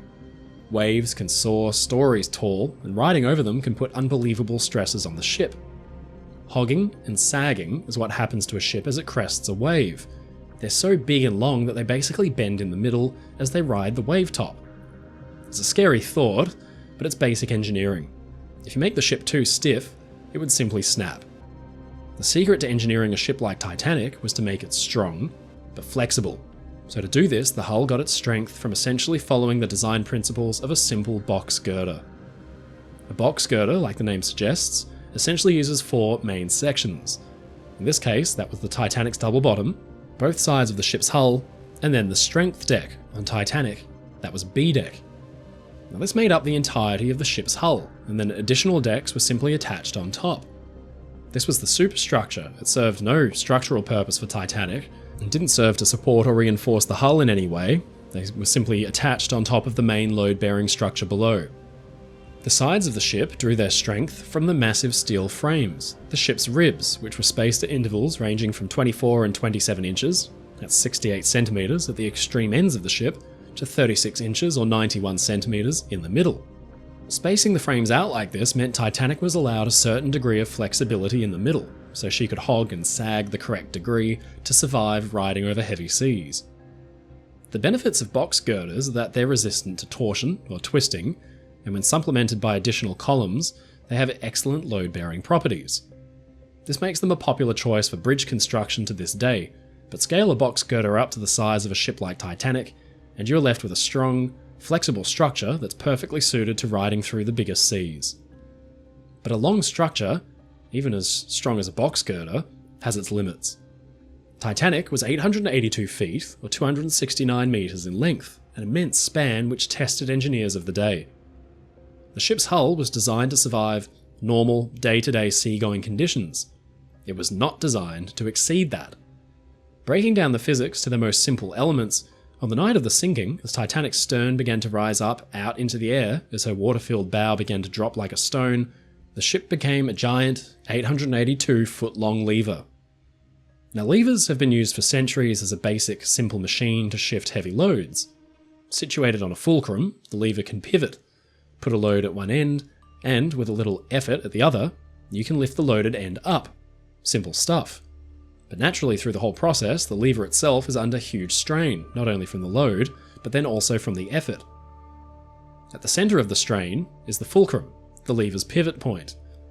We can apply this basic mechanical principle to Titanic at about 2:15 in the morning. With the bow waterlogged and sunken, the load, the stern has begun to rise higher and higher out into the air. The stern is full of machinery and has its own inherent weight, about 15,000 tons. The effort, which thanks to gravity is always acting to push the stern back down towards the water, and this is the important part, because a lever, overloaded, will inevitably snap, and the snapping point will inevitably be where the forces and stresses are focused, usually towards the fulcrum.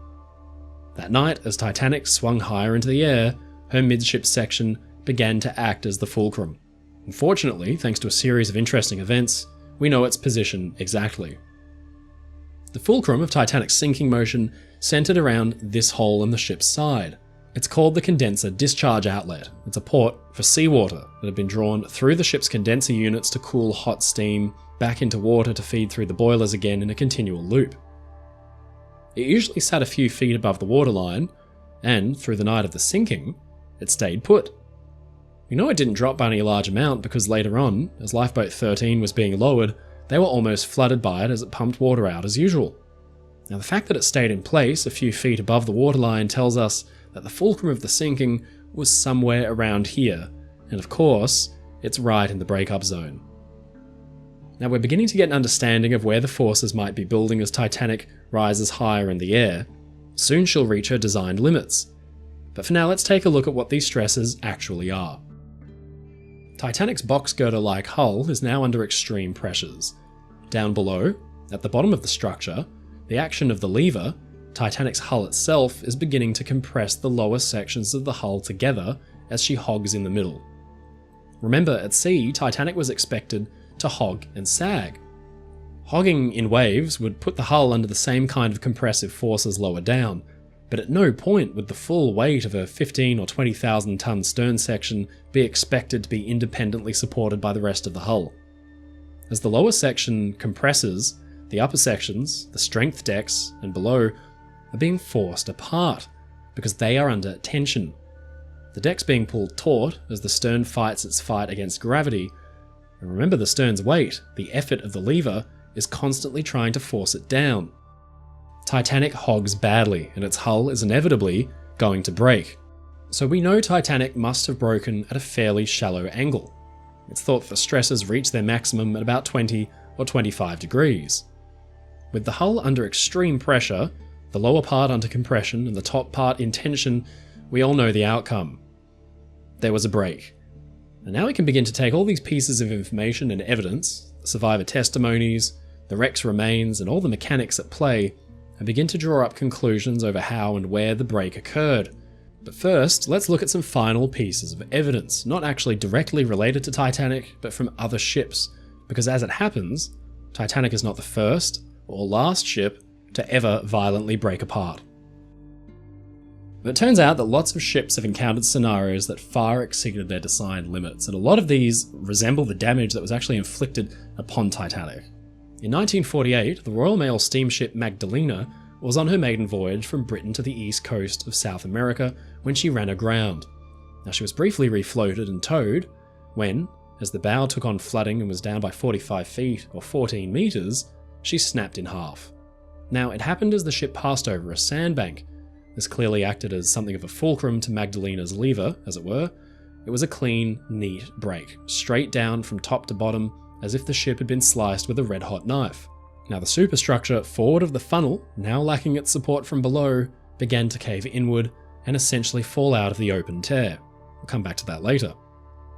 In the 1990s, the former SS America famously ran aground too. Stuck on the sandy bottom of Fuerteventura Beach in the Canary Islands, the ship's hull was pounded by Atlantic waves. Remarkably, on the very first night, the tons and tons of high-quality steel that made up the ship's hull was overcome. She broke in two, again, a clean break as if the steel had just been ripped down the middle. Now this was different to Titanic. It wasn't a vertical break, but one from side to side. The stern section broke up, but the bow section remained behind for years after the stern had sunk, looking stunningly similar in concept to the bow section of Titanic. Finally, let's look at the infamous T2 tanker ships, products of the Second World War. Now these things deserve their own video, but in essence the US Navy was rudely shocked by the fact that these 10,000-ton vessels were breaking, seemingly at random, into halves. In 1952, the SS Pendleton, caught in a gale, broke in half riding a wave and sank. Now this wasn't actually the first T2 tanker to suffer such a fate. In fact, it wasn't even the only T2 tanker to sink that same day. SS Fort Mercer cracked, then broke in two and sank as well. Well, actually she only half sank. The stern section survived, stayed afloat, was salvaged and grafted to a new bow section to become a whole new ship. Nearly a decade earlier, the tanker Schenectady had been sitting at her moorings, brand new, having just completed her sea trials, when suddenly, completely unprompted, she split cleanly in half. Now hopefully this doesn't add to your list of fears that might stop you from going onto a cruise ship, but the sound from the break was like a cannon shot that can be heard from miles away. Now that we've looked at the physics at play behind a ship in heavy seas, the causes of Pendleton and Fort Mercer's losses in the gale is fairly easily explainable. The ship's hogging and sagging must have exceeded their hull's maximum design limits. Now, whether or not this was caused by metal fatigue or faulty welding is up for some debate, but at some point a weakness in those ships' hulls caused them to break in two. Now the far more alarming case is that of Schenectady. She was just sitting in port when she suddenly broke in half. Now the reason for this might shock you. It was the cold. Ships are designed to operate in cold weather, of course, otherwise icebreakers wouldn't exist. Now at the time, the Coast Guard blamed faulty welding, but years later, a more likely culprit was brought forward: the water temperature. That January night, the water was 39 degrees Fahrenheit or 4 degrees Celsius, while the air temperature was about 26 Fahrenheit or -3 degrees Celsius. Schenectady had been built using what today we'd consider a low grade of steel. In the cold, the steel simply became brittle. If there were any defective welds or seams in the hull, the stresses would concentrate, but the steel wouldn't be able to hold. Like falling dominoes, the crack, once started, would rip right around the hull and sever it in two. Now, crucially, this wasn't a particularly slow process. In one loud bang, the hull separated nearly totally, and the ship's back was nearly broken. The crack had run from the top strength deck all the way down to the keel, but the keel and the bottom plating held on and weren't severed.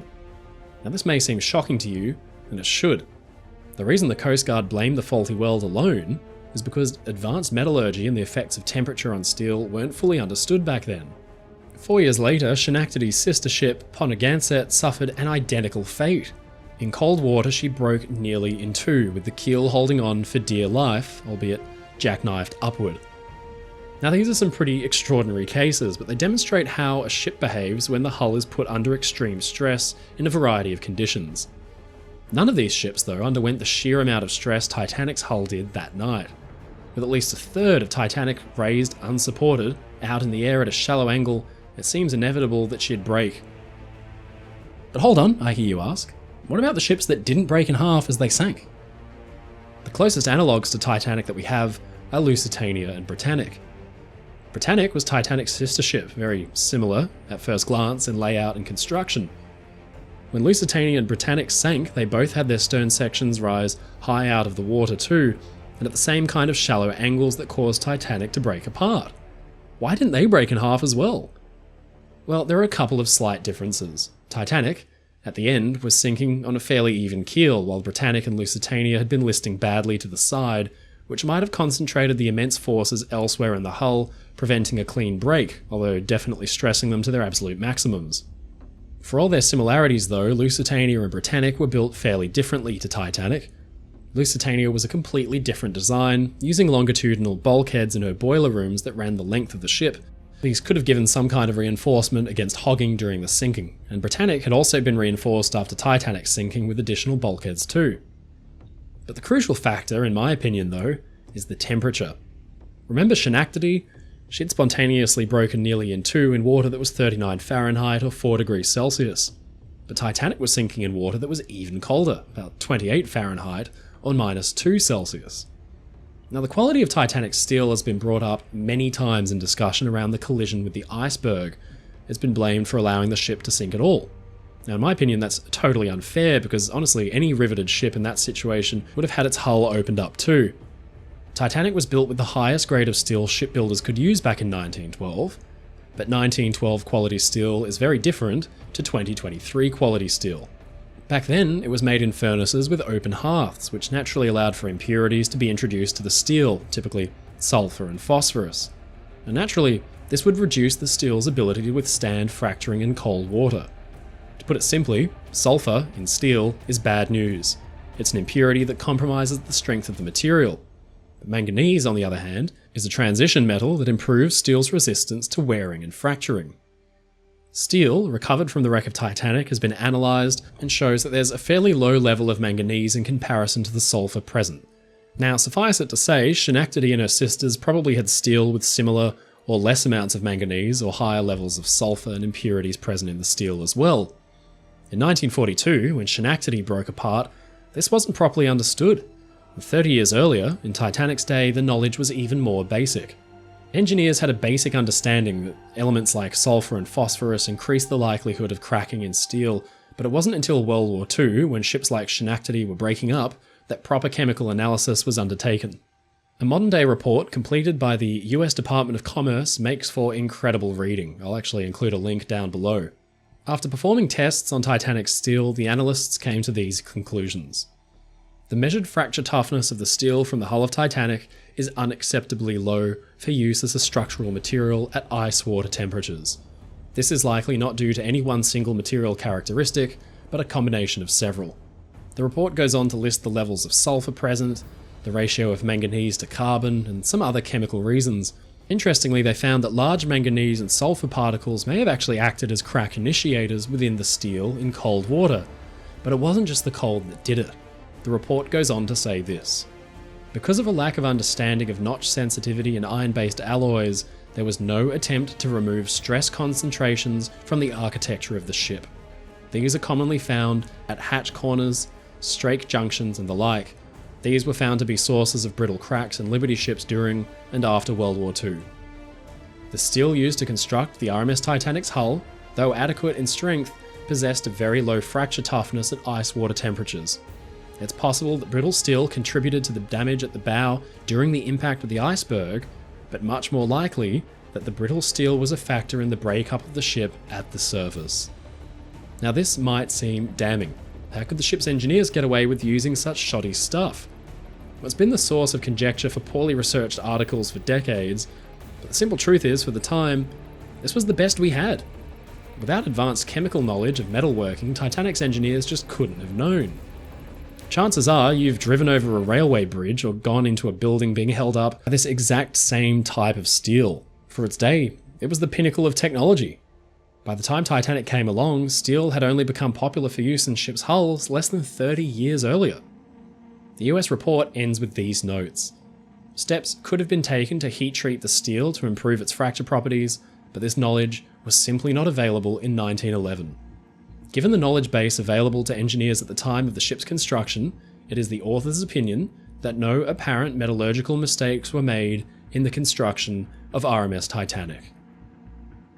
We've now looked at Titanic's breakup from a variety of different angles, from the testimonies of those that were there, to the remains of the wreck that sit on the seafloor today. We've looked at the mechanics and physics at play, the extreme stress Titanic's hull was put under, and we've even examined other ships that broke apart on the surface not too long after Titanic had. Now we've examined Titanic's steel under the microscope to get an idea of what it was made of and how it performed in cold water. So with all of that out of the way, now it's time to revisit the night Titanic actually sank, and put all the evidence that we've accumulated so far back together, and see how the ship might have broken up. It's shortly after 2 in the morning of April 15th, 1912. Titanic's bow has sunk far below the ocean's surface. Dozens of people cling onto the stern for refuge, but it's all too temporary. The end is coming. From a distance, passengers and crew in lifeboats look on as the stern rises higher and higher out of the water, reaching about 25 degrees or so. Inside the ship, down on E-deck, Baker Charles Jochen had been in his cabin. When he goes to a pantry, he begins to hear a strange noise. He later said, "I heard a kind of buckling crash as if something had buckled, as if part of the ship had buckled. It was not an explosion or anything like that, it was like as if the iron was parting." He makes a break for it and rushes up on deck. He doesn't know it yet, but what he's hearing is the steel members of Titanic's hull beginning to fail. His cabin is exactly in the area that is about to be rent apart. It would have taken some time for Jokin to rush up the flights of stairs and battle his way up to the very stern of the ship where he joined the others holding on for dear life, so we can assume that Titanic's hull had been hogging and was beginning to fail for some minutes before it finally snapped. What exactly Jokin heard is up for debate. It could have been individual beams parting ways or rivets popping under the strain. We know now that Titanic's hull, a giant lever, was beginning to hog badly under the strain, and only minutes were left. The US Department of Commerce report tells us that there were no attempts to remove stress concentrations from the architecture of the ship. These are commonly found at hatch corners, strake junctions, and the like. And crucially, right at the fulcrum, where all the stresses are concentrated on Titanic, are a vast series of empty shafts, the engine room casings. The US Department of Commerce mentioned hatch corners. Like engine casings, hatches are empty shafts that lead deep into the belly of the ship. As the decks begin to flex and bend with the hogging of the hull, stresses begin to concentrate and build up in corners and on joining seams. In this area of the ship, there are a lot of them. Cracks probably begin to originate in the casings and radiate outwards.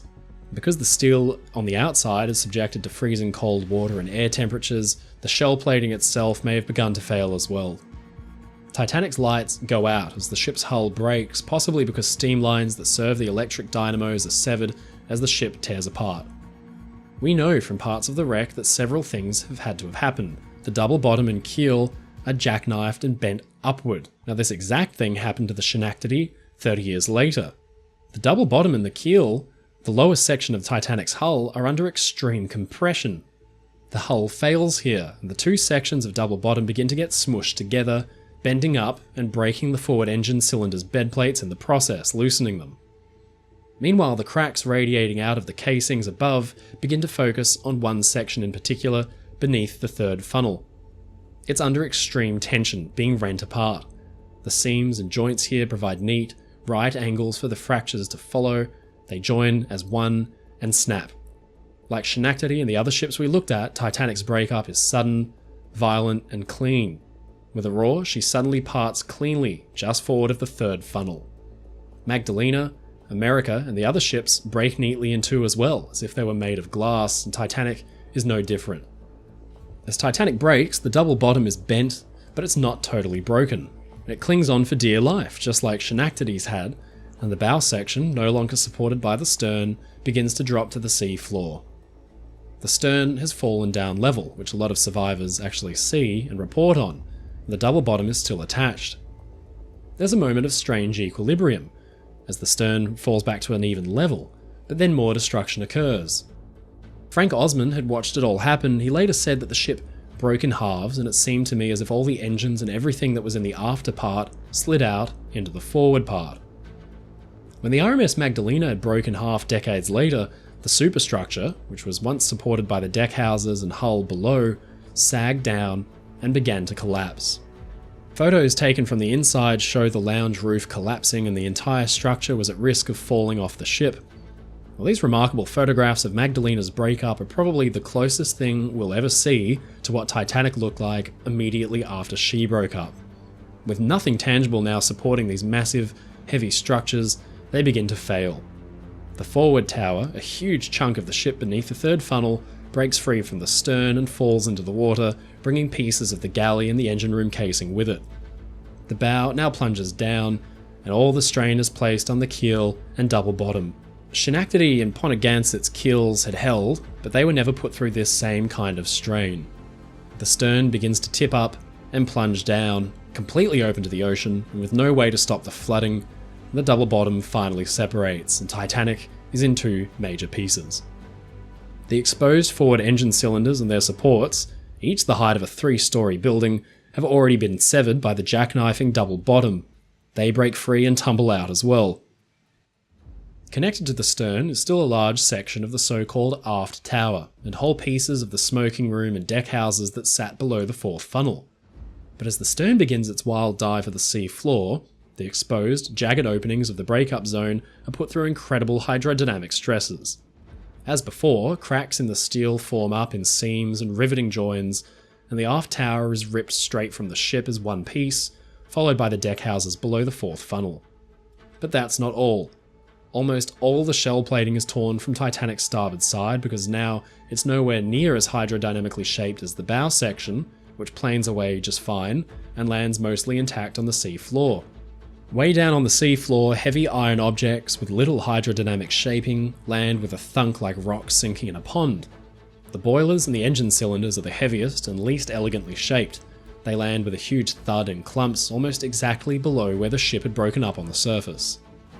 The tower sections are different. They're bigger, with more surface area, and like a sail in the wind, they suffer resistance moving through the water.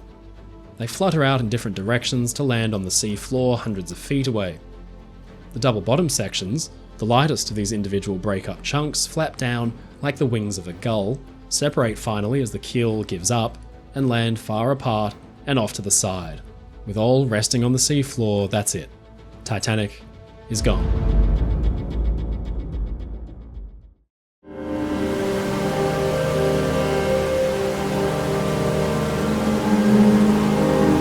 It's 12:25 a.m.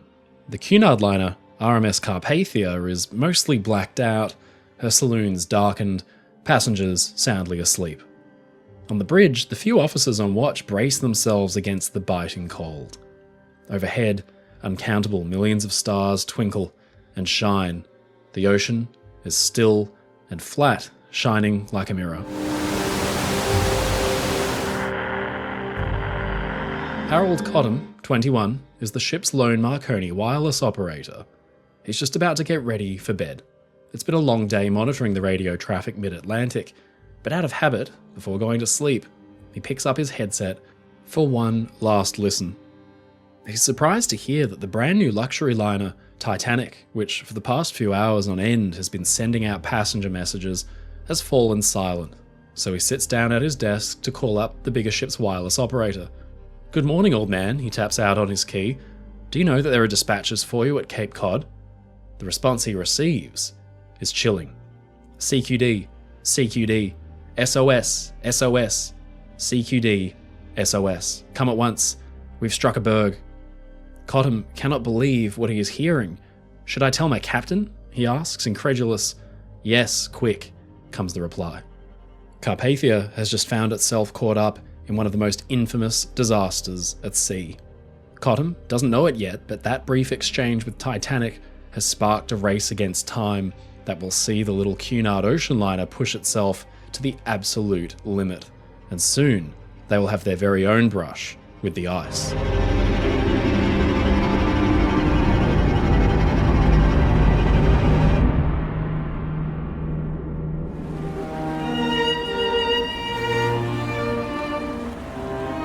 On Thursday, April 11th, 1912, RMS Carpathia, then 10 years old, had pulled away from the Cunard Pier at New York, bound for the Mediterranean.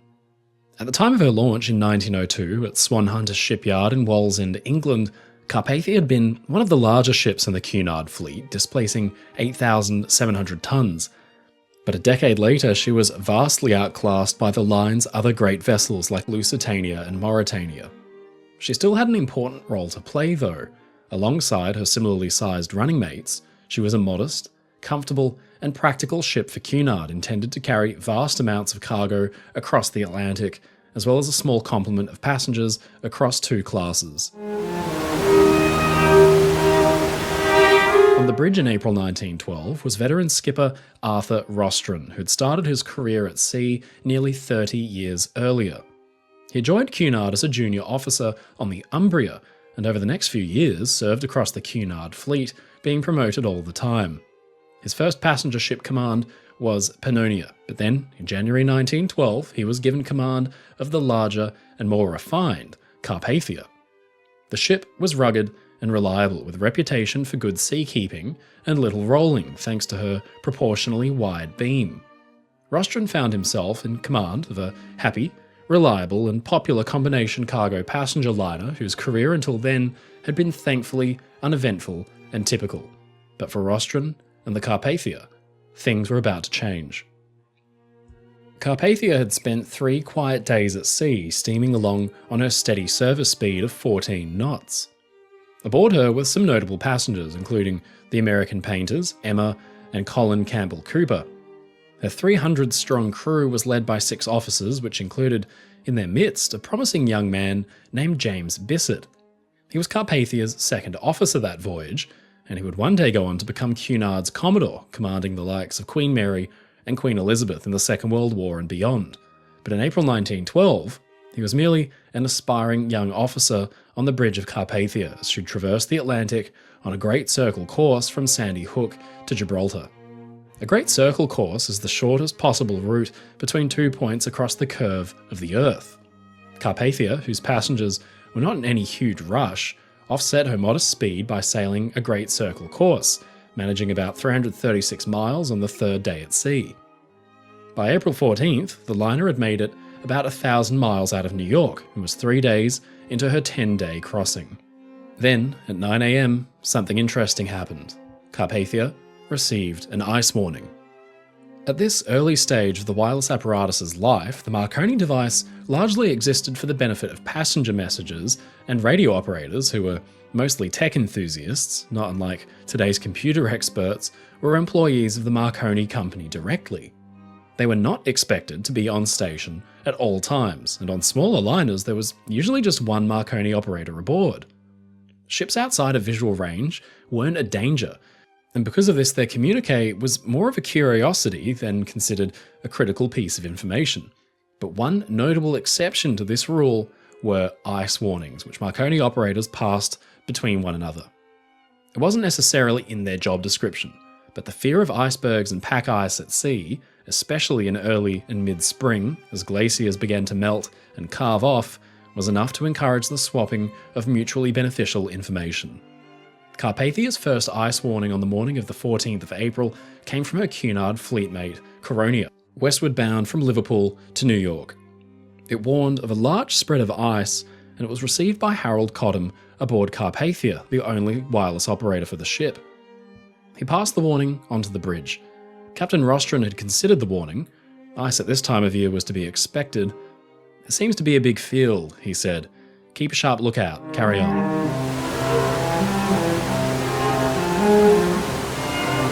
As the day proceeded and Second Officer Bissett's 8 to 12 watch gradually came to a close, the air temperature began to drop, chilled by cold currents from the ice field to the north. Carpathia was well south of the ice field, and it was a bright, clear day, so there was no real cause for alarm. After a quiet day at sea, as the sun set and the sea became a flat calm, more ice warnings had arrived from Coronia, Baltic, Californian, and finally, at 9:40 p.m, the Mesaba. Their messages clearly marked out a monstrous field of ice, about 80 miles or 128 kilometers long to the north of Carpathia's position. As Carpathia steams underneath it, the air temperature drops by 10 degrees in less than an hour. By evening, though, another vessel had entered Cottam's wireless range. It was the White Star liner Titanic on her maiden voyage, and her wireless operators were hard at work relaying private passenger correspondence, greetings, and stock reports. Titanic had acknowledged the Mesaba's warning, and Rostron chatted with Bissett on Carpathia's bridge about the ice field. "I suppose that the Titanic will have to slow down," he said, "or steer a more southerly course than the usual track. She'll be late to New York. It's hard luck on her maiden voyage." Rostron, a cautious and experienced captain, assumed that Titanic's commander, Captain Edward John Smith, would avoid the ice field, but he was wrong.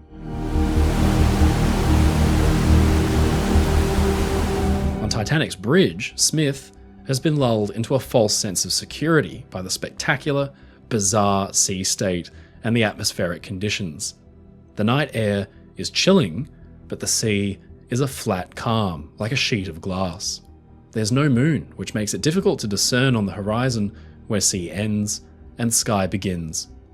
Smith decided that the clarity of the night will mean that hazards can be spotted in time, and he turns in for bed, maintaining speed and course and telling the watch to wake him up should a haze come up. Then, and only then, would he have to slow down for the night or stop. Titanic presses onward into the night. and far south of them, Carpathia does the same. The passengers have turned in for bed, and Carpathia's saloons and deck lights are mostly extinguished. At about 11 PM, Cottam had been in Carpathia's wireless office listening to Titanic's stream of passenger messages when the liner, Californian, cut in to announce that they had stopped very near to Titanic's position, surrounded by massive icebergs. Her captain decided it was best to proceed in the morning once the sun had risen. Titanic's wireless operator, Jack Phillips, had blasted back over the airwaves, shut up, I'm busy working," and that was the last of it. On Carpathia, Cottam had hung up his earphones and started to get ready for bed, and Californian's lone wireless man did the same thing. Cottam relayed all he had learnt to Rostron on Carpathia's bridge. He'd picked up signals from around 5 ships in his range, including, just faintly, Titanic's sister Olympic, which he figured to be about 500 or 600 miles away. Rostron thanked him, and Cottam retired to his cabin. The captain gazed out at the dark, ethereal horizon. The conditions were beautiful, but the intense cold and the singular stillness seemed unearthly, almost sinister. Ever the pious man, Rostron said a silent prayer, and then he turned to Second Officer Bissett. "You may sight the Titanic if she bears southward to avoid the ice," he says. "I don't suppose she'll try to run through it when the growlers and bergs are so thick that the Californian has stopped for the night. Wonderful thing, wireless, isn't it?" Bissett agreed, and Rostron went on. "We're in clear water here, but keep your eyes peeled all the same." Bissett nodded, and Rostron, maybe feeling the majestic power of the ocean in that moment, made one final observation. "I'm sorry for Smith of the Titanic," he said.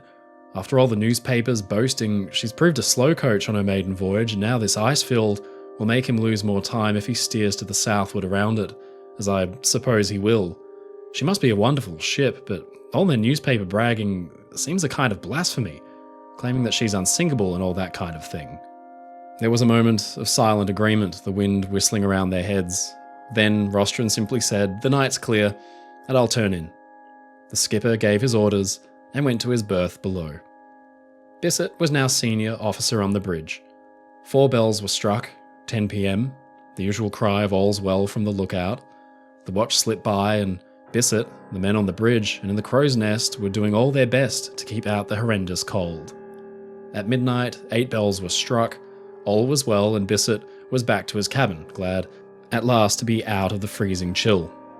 Horace Dean, Carpathia's first officer, replaced Bissett for the middle watch. The sky and the sea stretched on for endless eternity, lit only by the eerie, twinkling stars in their countless millions. Then, racing up behind him, Dean hears heavy footsteps, and a breathless Cottam is wide-eyed, panting in front of him. Cottam breathlessly tells Dean the situation, and then races below to the cabin where Captain Rostron is just dozing off. Cottam bursts in with Dean closely following him, and before Rostron can tell him off for the breach in discipline, the wirelessman tells his captain what's going on. "Are you certain?" Rostron asks. "Quite certain," Cottam responds impatiently. "Titanic is sinking."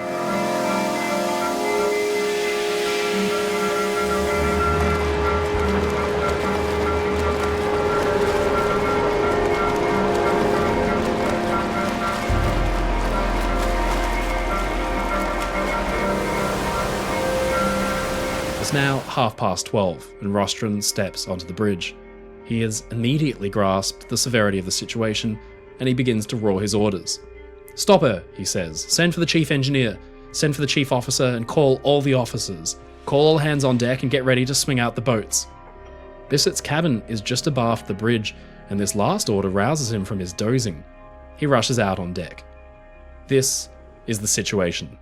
Titanic reports her position to be about here, but history would prove the given coordinates to be inaccurate by about 25 kilometers or 15 miles west-northwest. At the very least, this inaccurate position would still put Carpathia in sight of the ship's lights as she approached. When Carpathia received the wireless distress call, she was here, about 60 or 70 miles southeast. A handful of other ships are scattered nearby. Parisian, about 50 miles away, has her wireless set turned off for the night. Mount Temple received the distress call, but she's an older, slower ship and she can barely crack 11 or 12 knots. Californian is closest to Titanic, basically right on top of her, but her wireless set has been turned off and she's stopped for the night surrounded by an ice field. Even if she could figure that Titanic was in peril, it would take precious time to put pressure back on her boilers and get her engines turning. To save Titanic's passengers and crew, Rostron knows that he will have to act drastically and even endanger his own ship by sailing at full speed for the site of the sinking, and therefore straight into the very same ice field that Titanic has just encountered. He weighs this all up in his mind and he decides to act. Carpathia will rise to the challenge. Word is passed around, men rouse sleepy from their bunks, and as they pull on extra layers of warm clothes, Carpathia has already swung her head around, her course altered north 52 west, and her engines thundering full speed ahead. In minutes, all of Carpathia's officers have gathered in the chart room, and Rostron gives them a terse rundown of the situation. He's plotted out Titanic's position and the ice field. Clearly, the situation is dire.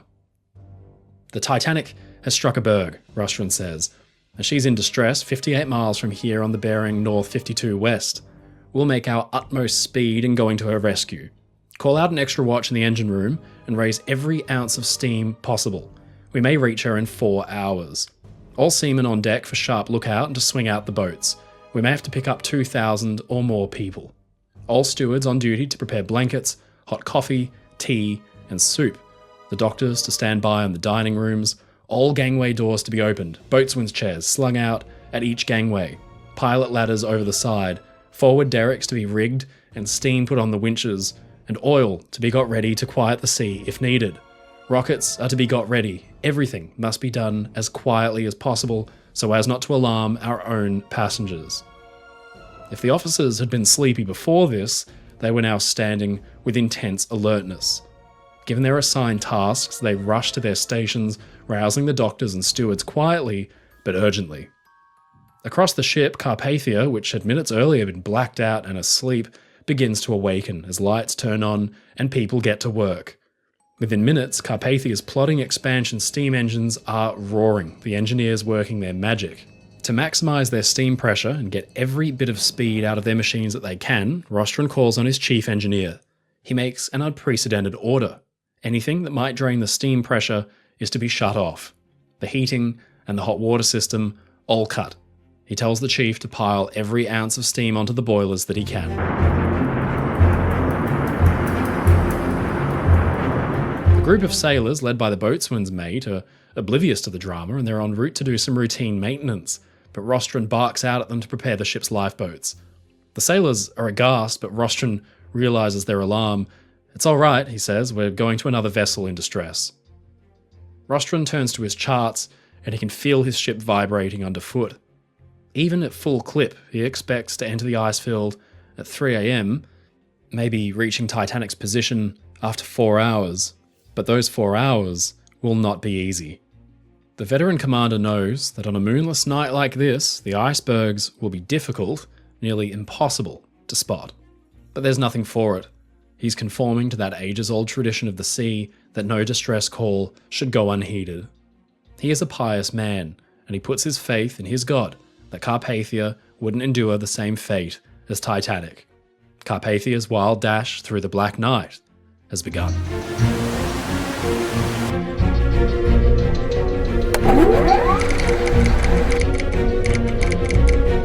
At 12:45, Cotter messages Titanic, telling them that Carpathia is on the way and would be due to arrive in 4 hours. Phillips on the Titanic simply thanks him for this, and Cottam decides it's best not to jam the airwaves, and he refrains from asking any further questions, listening instead to the radio traffic as the disaster plays out.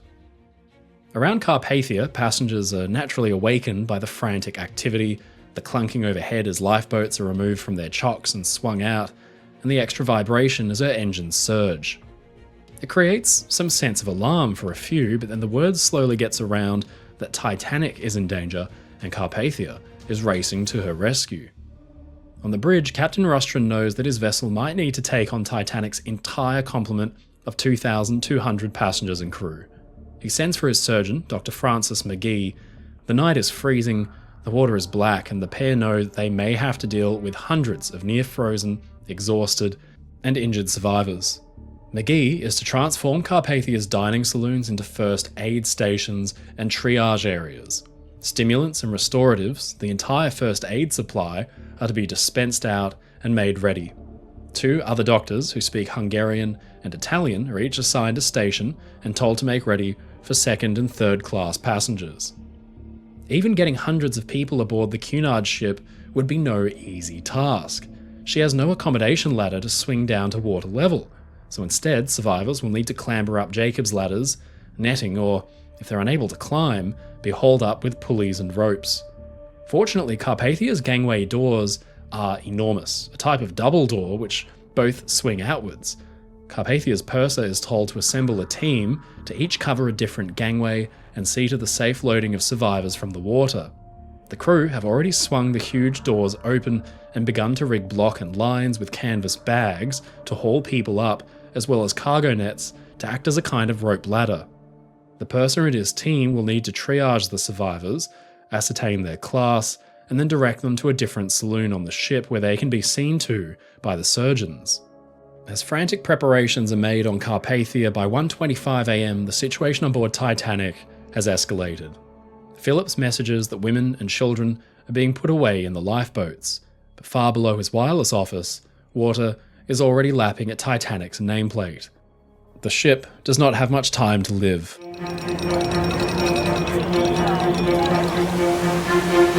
On board Carpathia, the crew's eyes struggle against the intense frost of the air as they keep their sharp lookout. All of Rostron's orders have been completed and the ship is moving ahead at full speed. Her regular service speed was a modest 14 knots, but it seems likely that her engineers may have been able to squeeze 15 or 16 knots out of the engines. Rostron cannot know for certain whether or not his own ship will fall foul of an iceberg like Titanic had. He puts his faith entirely in good fortune and his crew's keen eyes. He posts additional lookouts to the bow, lower than the bridge in the crow's nest, where they're more likely to see the black mass of an iceberg against the horizon. A dozen pairs of eyes search the inky darkness for ice. Further aft, the crew have turned Carpathia's lounges and smoking rooms into massive dormitories. Masses of blankets have been gathered and piled near the gangways. Hot coffee and soup begin to steam piping hot and they're ready to be served out.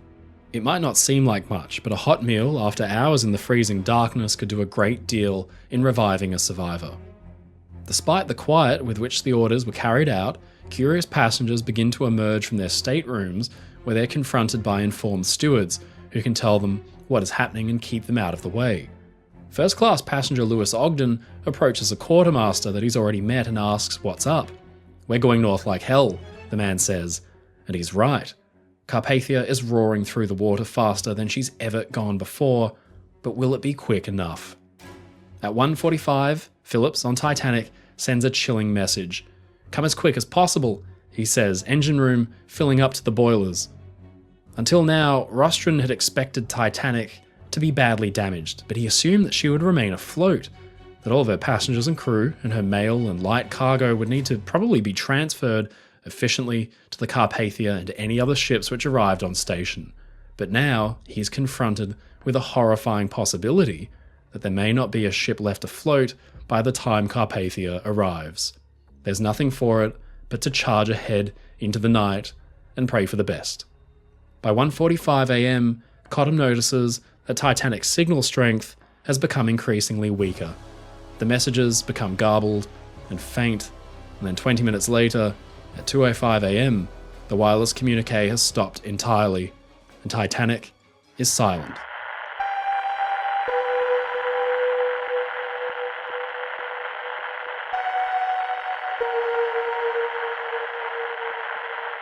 For Carpathia's crew, the lookouts straining their eyes in the darkness, the engineers working at fever pitch in the engine room, that night's activity is intense, and Second Officer Bissett would go on to recall that their nerves were as taut as could possibly be. Would they find Titanic down by the head and passengers away in lifeboats? Would they arrive on station only to see the mighty ship slip beneath the waves? Only time could tell. It seems like an eternity that Carpathia roars onward into the night, until about 2:35 a.m. Captain Rostron bellows with anxious excitement. "There's his light," he calls. "He must be still afloat." There, far away in the distance, is a faint green dot. Carpathia has done it. It must be Titanic's starboard green running light. The ship alters course for port and bears down on the position. She begins to fire company rockets at 15-minute intervals to show that help is at hand. But at 2:45 a.m, Bissett is keeping lookout on the starboard bridge wing when he catches sight of stars reflecting off of something directly ahead. He recognizes it in an instant. It's a towering mountain of ice. He roars out a warning, and the quartermaster swings Carpathia's helm hard around. She slows in the water and narrowly misses the iceberg which slips by her bow. When Rostron decides he's cleared the berg, he brings his ship up to full speed again, but then another iceberg's spotted, and then another one, and another. It's the ice field. Carpathia now begins to zigzag between ever-growing numbers of bergs. It must seem incredible to Rostron that Titanic's master had sailed his ship at full speed into this dense field of ice. Smaller growlers scrape along Carpathia's hull plates.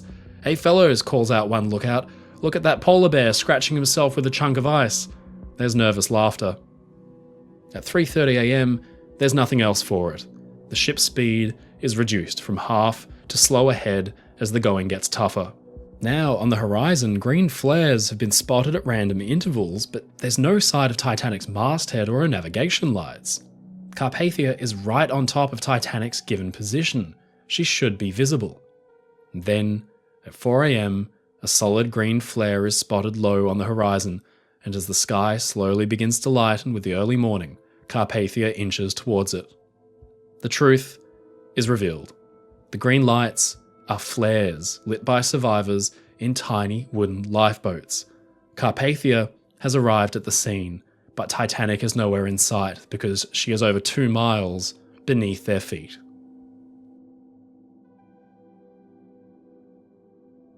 Rescuing this first lone boat is itself no easy task. Rostron intended to take its occupants on board from his port side, where the Carpathia's bulk would provide shelter from the breeze and the choppy seas, but at the last minute, an iceberg loomed out of the murky light, and Carpathia was still moving slowly ahead, with her engines stopped, carried by her momentum. Rostron puts the helm hard over to starboard and swings his ship around so the little boat arrives on Carpathia's starboard side. Disaster has only narrowly been averted. "Go over the side with 2 quartermasters," he says, "and board her as she comes alongside. Fend her off so that she doesn't bump, and be careful that she doesn't capsize." The wooden boat is only 25 feet long, and to curious onlookers aboard the ocean liner, it must look like a toy drifting all alone on the vast Atlantic Ocean. It was one of Titanic's emergency cutters, swung out at all times in the event of a man overboard, and huddled on the boat's thwarts are about 18 people, numbed by cold and feeling seasick. On the lifeboat's bow is a metal nameplate reading Titanic. Its occupants, having spent that whole dark, moonless night alone in the middle of the ocean, stare up in bewilderment at the black steel hull and tall red funnel of a Cunard steamship. One passenger in the boat, a woman, cries out hysterically, "The Titanic has gone down with everyone on board." Carpathia's passengers stare wide-eyed at the tiny wooden lifeboats as they begin to appear like specks on the murky early morning horizon. They come slowly closer, drawn to the side of the steamship, some barely occupied but others overloaded deep to their waterline. The preparations made by Carpathia's crew prove remarkably well thought out. The weak and the injured are hoisted aboard. They're comforted by crew and stewards who rush blankets over their shivering bodies and hand them the hot cups of coffee and soup. The rich and the poor spill into the gangways covered in flecks of ice. One man, an officer, makes his way to Carpathia's bridge where he comes face to face with his rescuer, Captain Rostron. "Where is the Titanic?" the captain asks. "Gone," says the officer. "He's Titanic's fourth, Joseph Boxall. She went down at about 2:30. His breaking voice betrays his deep distress. The bridge is stunned into silence. After a minute, Rostron asks, "Were many people left on board when she sank?" Boxall's voice quivers with emotion. Hundreds and hundreds, he bellows. Perhaps 1,000, perhaps more. Rostron thanks him and quietly guides him below to get warmed by coffee. On Carpathia's decks and in her saloons, passengers collapse, exhausted and emotionally overcome by horror or even sheer relief. Lewis Ogden, the first-class passenger from Carpathia, tries to hand coffee to a pair of women sitting quietly in the corner. "Go away," one barks. "We've just seen our husbands drown." Rescue work goes on with a deathly quiet, interrupted only by the quiet sobs of separated children, husbands, wives, mothers, and fathers. Carpathia's house flag is lowered to half-mast. In the wireless shack, Harold Cottam comes face to face with an unexpected presence. It's his friend, one of Titanic's wireless operators, Harold Bride. His colleague, Phillips, has been lost in the sinking and his feet are frostbitten, but Bride still insists that he can help in relaying radio traffic. At 8:30 a.m., some 8 hours since Carpathia had first picked up Titanic's distress calls, the final boat is found and its occupants are brought aboard.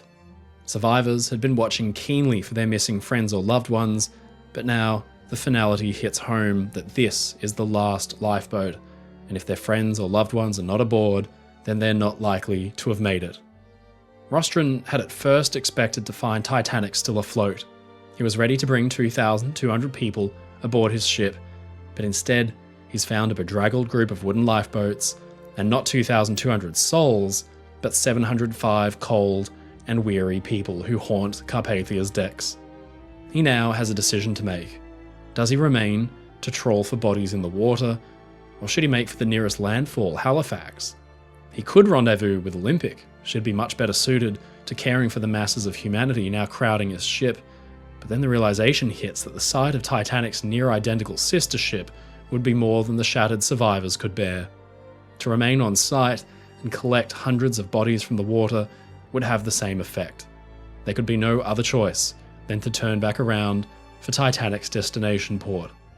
"Bear away from the wreckage," he orders, and Carpathia makes a southwesterly course. It would take until noon for the ship to clear the field of ice that had sent Titanic to the bottom. The Cunard liner is quiet. There's no laughter, only numbed shock. Their crew have achieved something remarkable. They had safely navigated at full speed through a pitch-black night surrounded on all sides by ice to arrive in time to rescue the entire complement of Titanic's survivors, but now there could be no celebration, only the quiet, somber voyage to America that 705 people aboard had begun 5 days earlier in excitement and pleasure. Carpathia steams slowly away from the site, icebergs glistening all around her in the early morning sun. It's April 15th, 1912. Carpathia's rescue mission has ended.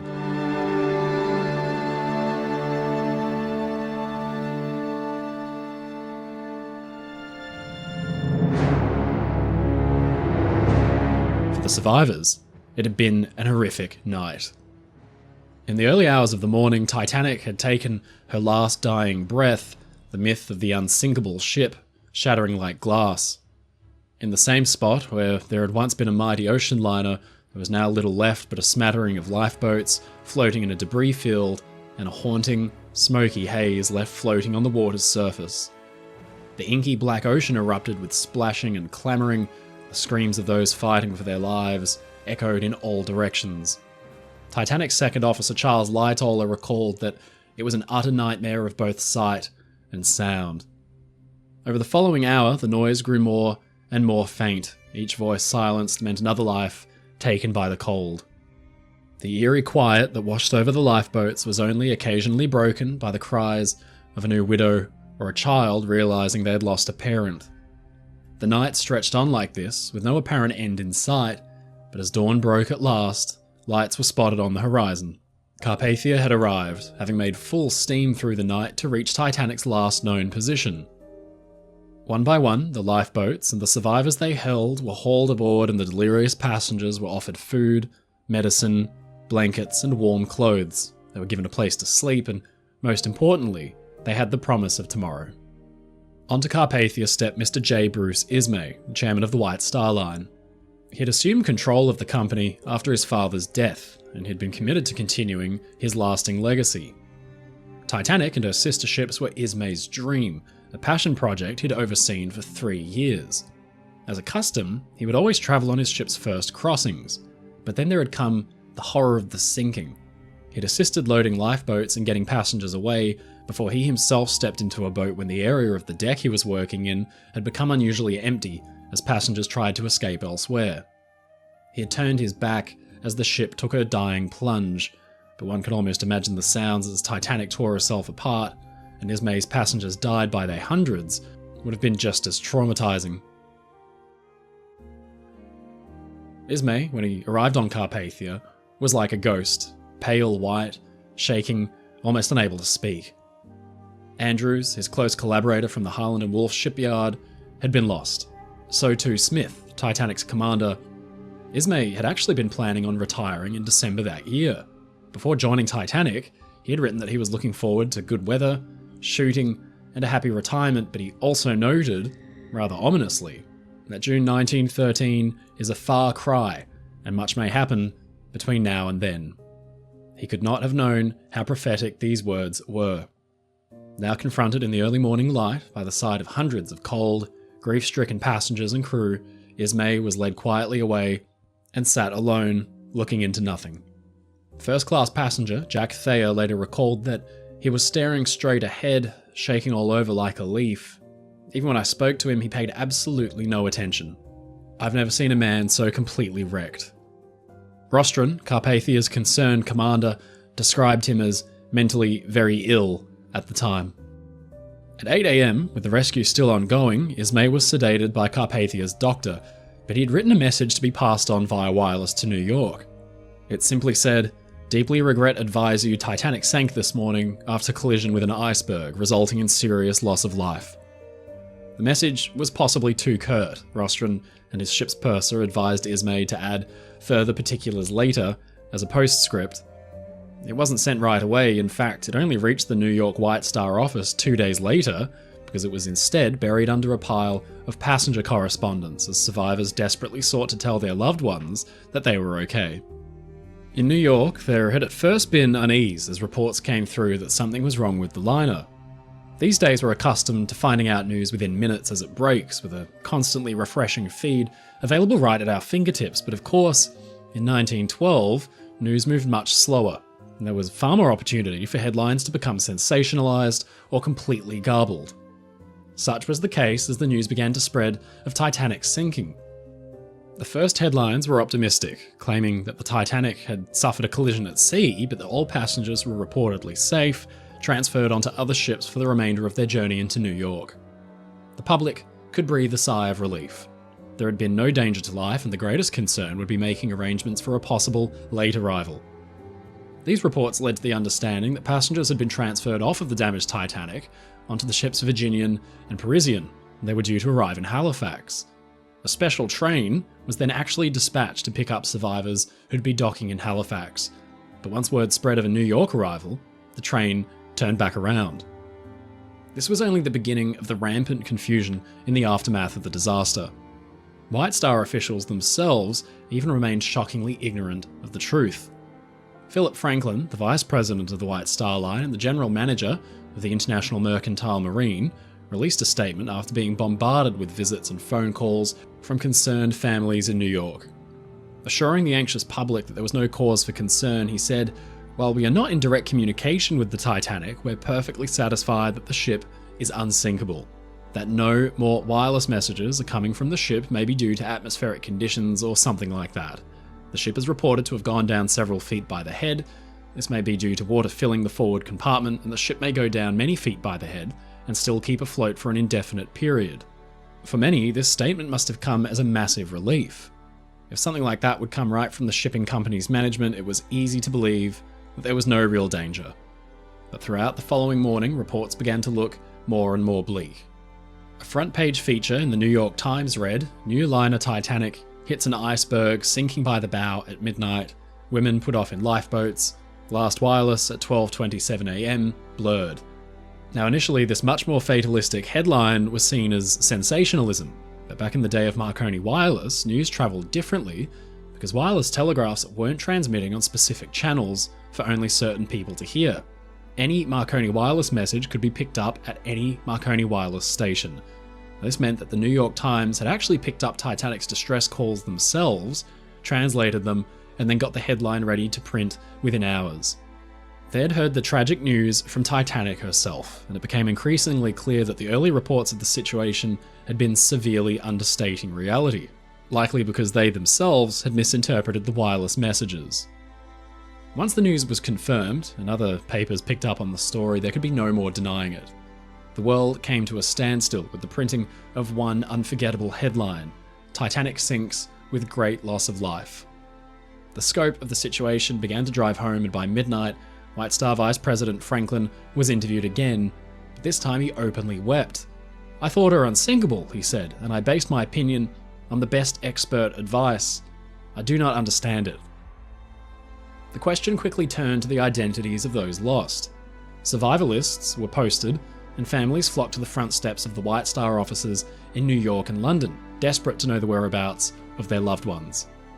These lists, assembled on board Carpathia and then transmitted via Marconi Wireless, were, much like early reports of the disaster, absolutely riddled with inaccuracies. Some families were informed that their loved ones had died. The grief hit hard, but then, to their pure amazement, they learned that the reports had proved incorrect. Others, whose loved ones were lost, had been told that they had in fact survived, offering them false hope. It was confusion on all sides, with no answer in sight. The only thing to do was to await the arrival of the rescue ship Carpathia into New York City and let the world see once and for all what remained of the once great Titanic. It would be days before the ship would arrive, and in the meantime the world held its breath as information continued to slowly trickle in.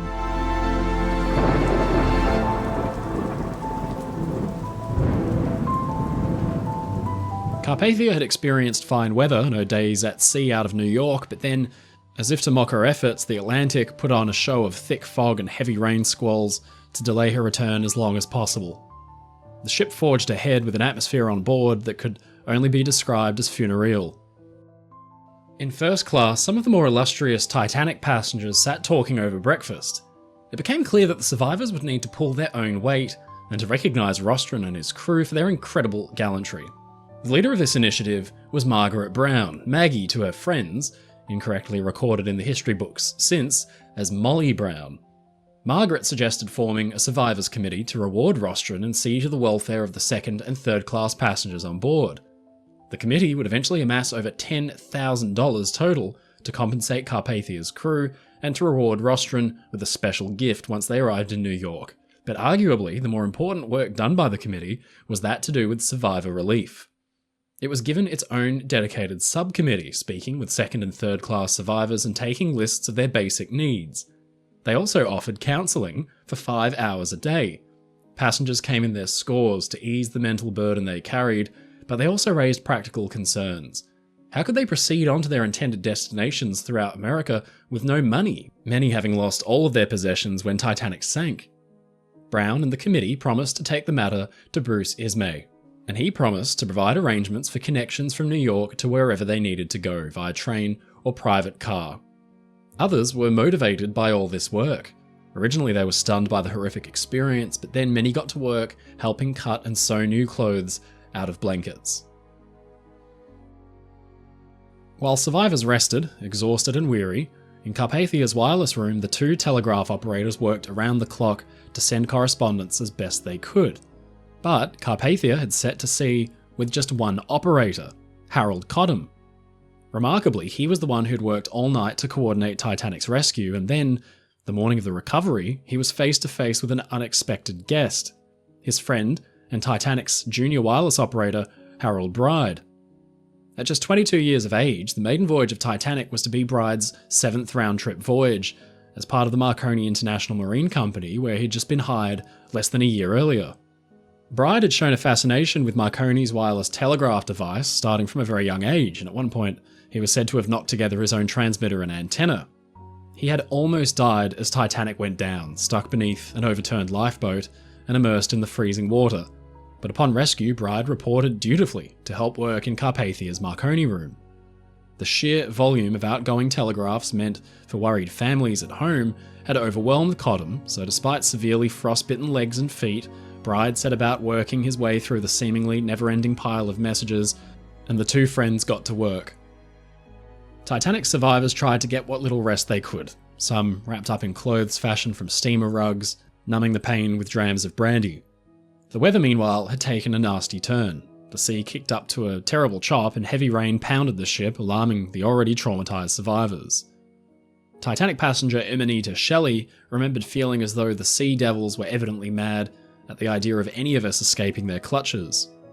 Lawrence Beasley wrote that the Carpathia returned to New York in almost every kind of climactic condition, listing ice fields, freezing rain, moments of brilliant sun, thunder and lightning, cold wind, fog, and thick sea spray.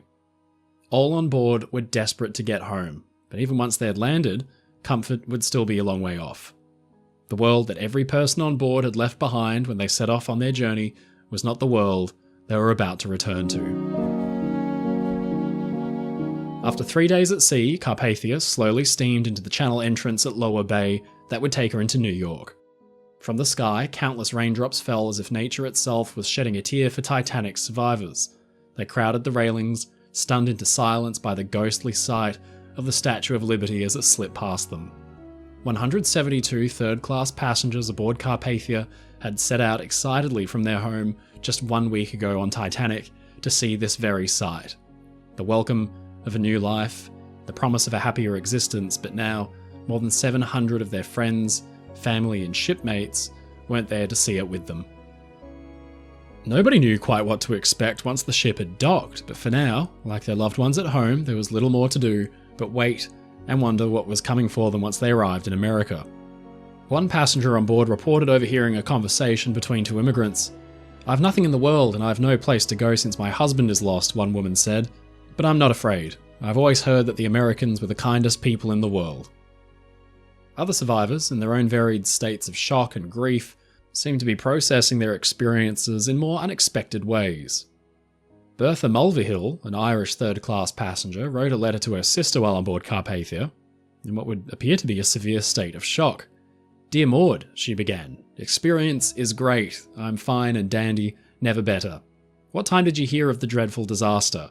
I am so glad I was in it. I shall never forget it. Don't think me mad for being so happy to witness the sight. I'm with a jolly crowd in this old ship. I'm awfully happy.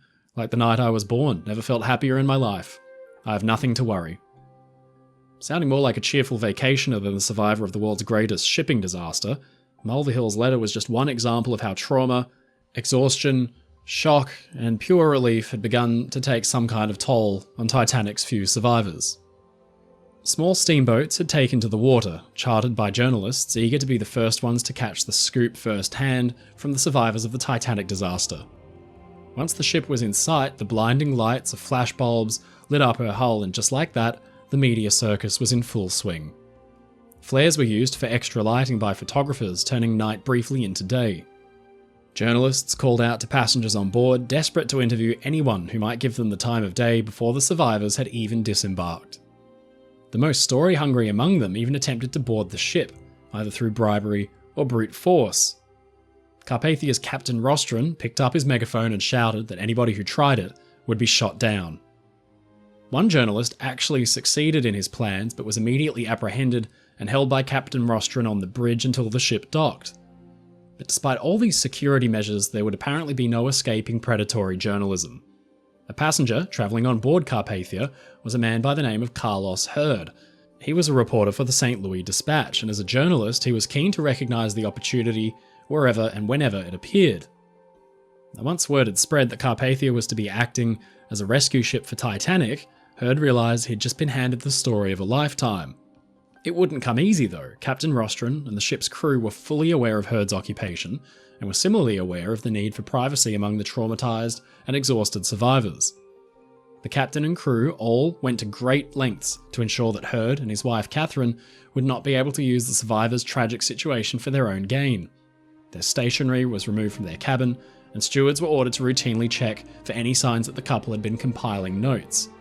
But despite all those safeguards, the two had still managed to conduct several interviews and begged fellow passengers for paper and writing utensils along the way. Catherine had kept the notes pinned to the inside of her corset and her petticoat to ensure the work would remain concealed. Meanwhile, in New York, Charles Chapin, editor for the newspaper The New York World, quickly made arrangements to charter a boat to await Carpathia's arrival, and as the ship made her way into the harbour, Heard took the reports and interviews collected by he and his wife, wrapped them up in a makeshift waterproof package, and hurled it overboard to Chapin. With this, the very first accounts of the Titanic rescue were as good as published.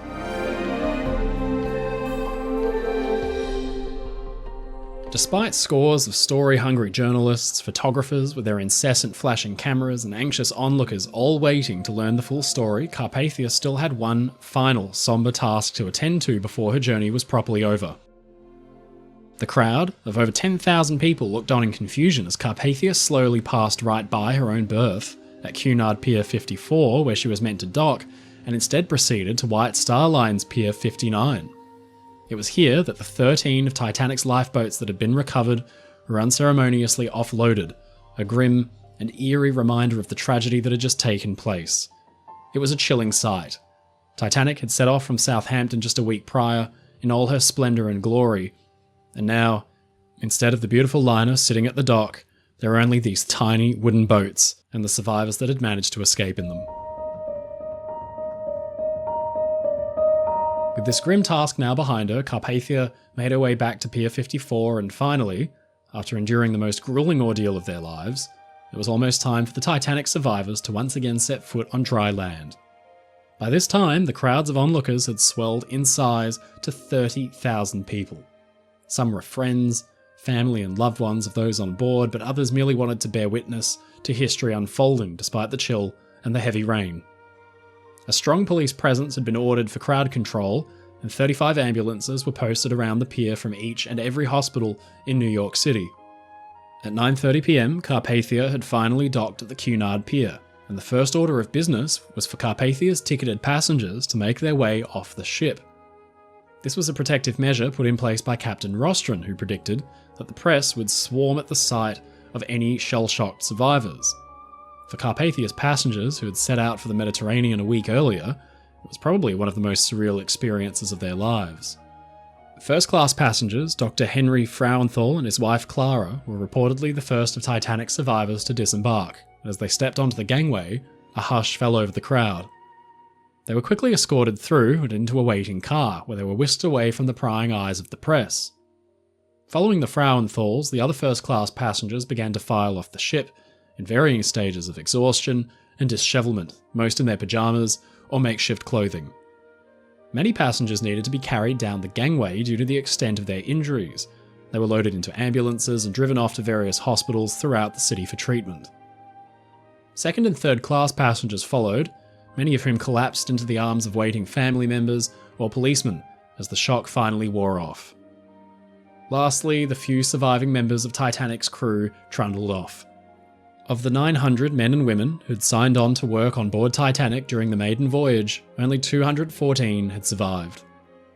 Photographs showed grinning crew met with relief by loved ones, a small glimmer of happiness at an otherwise confronting scene.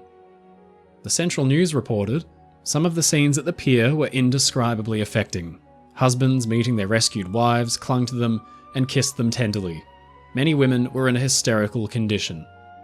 There was a pathetic procession of sick and injured who were carried on stretchers to hospital. Passengers and crew were met by the city's relief and aid organisations who'd sent their members to distribute food and clothing.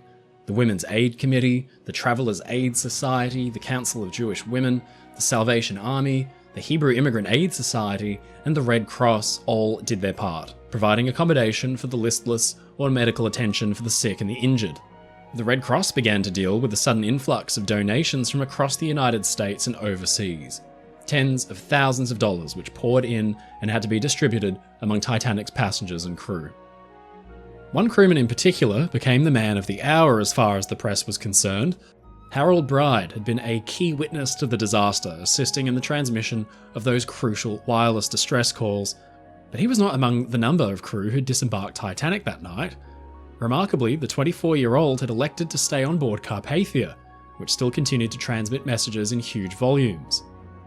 On the dock, reporters clamoured to get an interview with Titanic's lone wireless man, but it was the New York Times that would strike a deal with none other than the head of the Marconi International Mercantile Marine Communication Company, Guglielmo Marconi himself, to secure Bride's story. Marconi was naturally Bride's hero. He stepped aboard Carpathia that same night alongside New York Times reporter Jim Spears.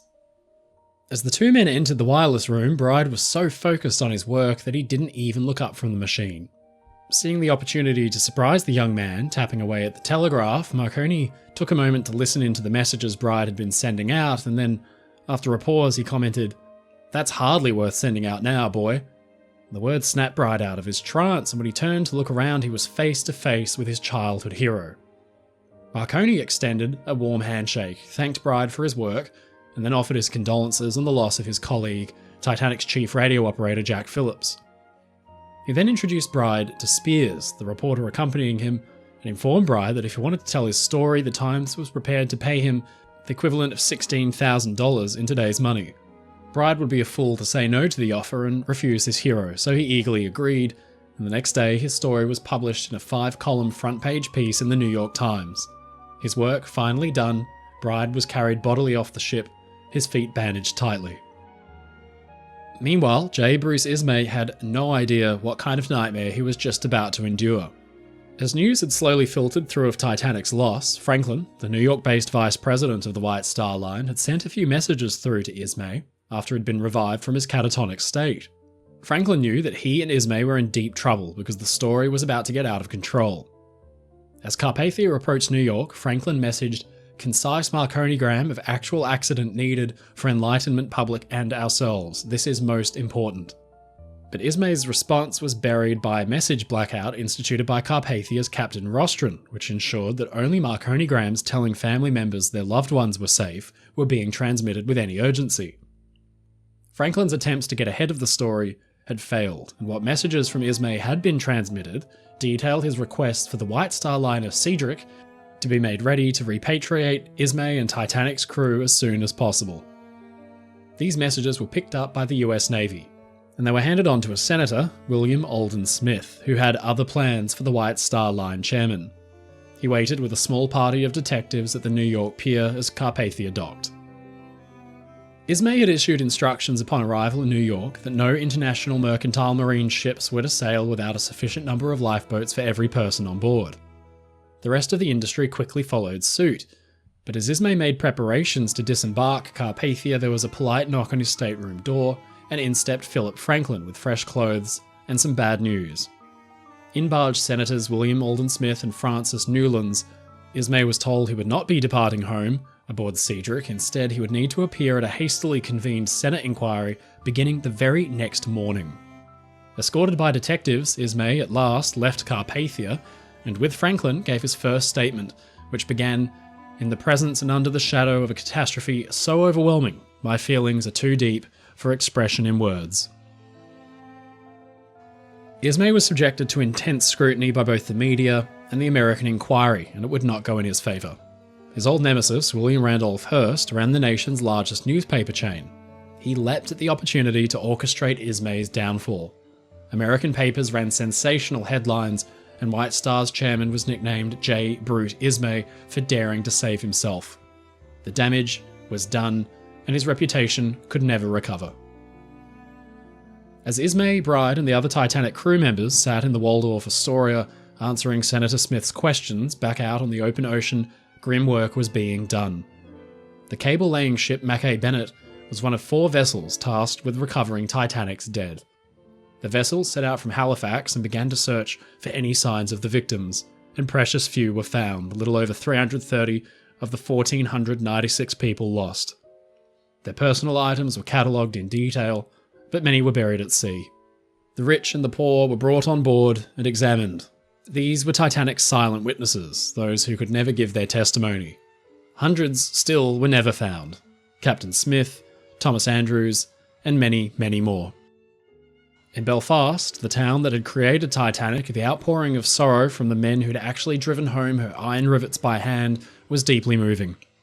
At Southampton, where 3/4 of Titanic's crew had called home, there was an intense grief that gripped the population. And at Liverpool, lists of the rescued had to be read from the balconies of the White Star Line office because the crowds were so furious. Still, thanks to Carpathia's efforts, more than 700 people arrived in New York alive to meet their loved ones in America or to return home to Europe and Britain. For Rostron and the crew of Carpathia, it had been a whirlwind week. Their seamanship had been pushed to the absolute limit the night they rushed to Titanic's rescue. They'd almost hit an iceberg themselves. In a story with many perceived villains, Rostron emerged as one of the heroes. Filmed on the decks of his ship, he gave curt interviews and gave little away. But then he was surprised by Margaret Brown. The Survivor Committee's funds had commissioned bronze medallions for his crew commemorating their efforts, and for a spectacular silver cup for their captain. She presented it to Rostron in front of news cameramen, and Rostron was also showered with medals from the US government for his valour. But when the captain later cast his mind back to the night of April 14th, and the following morning, he simply said, "When day broke, I saw the ice I had steamed through during the night. I shuddered and could only think that some other hand than mine was on that helm during the night." 17-year-old Jack Thayer had tried to comfort Ismay to no avail after Titanic sank, even though he had lost his own father in the sinking. Overwhelmed by the media response, the frantic news cameramen and the volumes of newspaper reports and media sensationalism, Thayer reflected nearly 30 years later on the world the Titanic disaster left in its wake. There was peace and the world had an even tenor to its way, he said. Nothing was revealed in the morning, the trend of which was not known the night before. It seems to me that the disaster about to occur was the event that not only made the world rub its eyes and awake, but woke it with a start, keeping it moving at a rapidly accelerating pace ever since, with less and less peace, satisfaction, and happiness. To my mind, the world of today awoke on April 15th, 1912.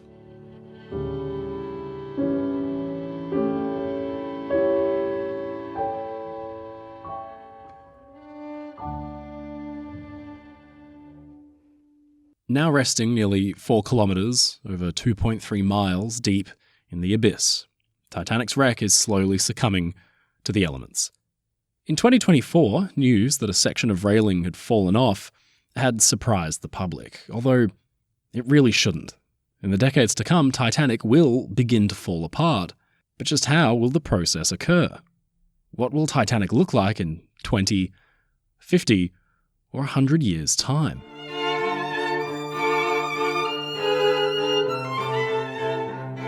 So here we have Titanic as she is around about now.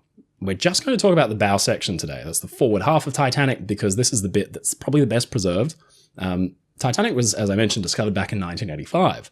And already there are a lot of things different about the ship than when she was first discovered. The first thing that has changed in all those years, really the biggest obvious change, is that she's being eaten away from the broken end forward. Now, this is mainly because of the way corrosion and the bacteria that are actually eating the steel of Titanic work. The damage done to a ship during its sinking or on the surface has really significant impacts on its rate of corrosion. So anywhere there's damage, you kind of get a knock-on effect where that area is going to be eaten away and it's going to corrode first. So you can see that the ship's decks are collapsing from the back after end forward. Now, this is basically because of the amount of damage that was done to Titanic when she broke apart. This is roughly what Titanic looks like now. I've kind of changed and enhanced the image a little bit to show you. Let's wind the clock forward about 20 to 50 years and see what's going to happen to Titanic then. Not a lot, but the stage is being set for some pretty serious decay. So here, we've seen a little bit more of collapse of the after end of the ship. Essentially, the more of Titanic that collapses, the more strain is being put on the structural members forward of that collapsed part. So where Titanic broke apart, the after end of the breakup zone on the bow, that's going to begin to fail. It's going to begin to pull on the plating and the beams around it, and it's going to cause even more collapse. One of the major things that happened here, though, is the boat deck house has collapsed. Now, the boat deck house, try saying that 5 times quickly. The boat deck house was essentially a structure that housed the officers' quarters, the grand staircase entrance, and things like that.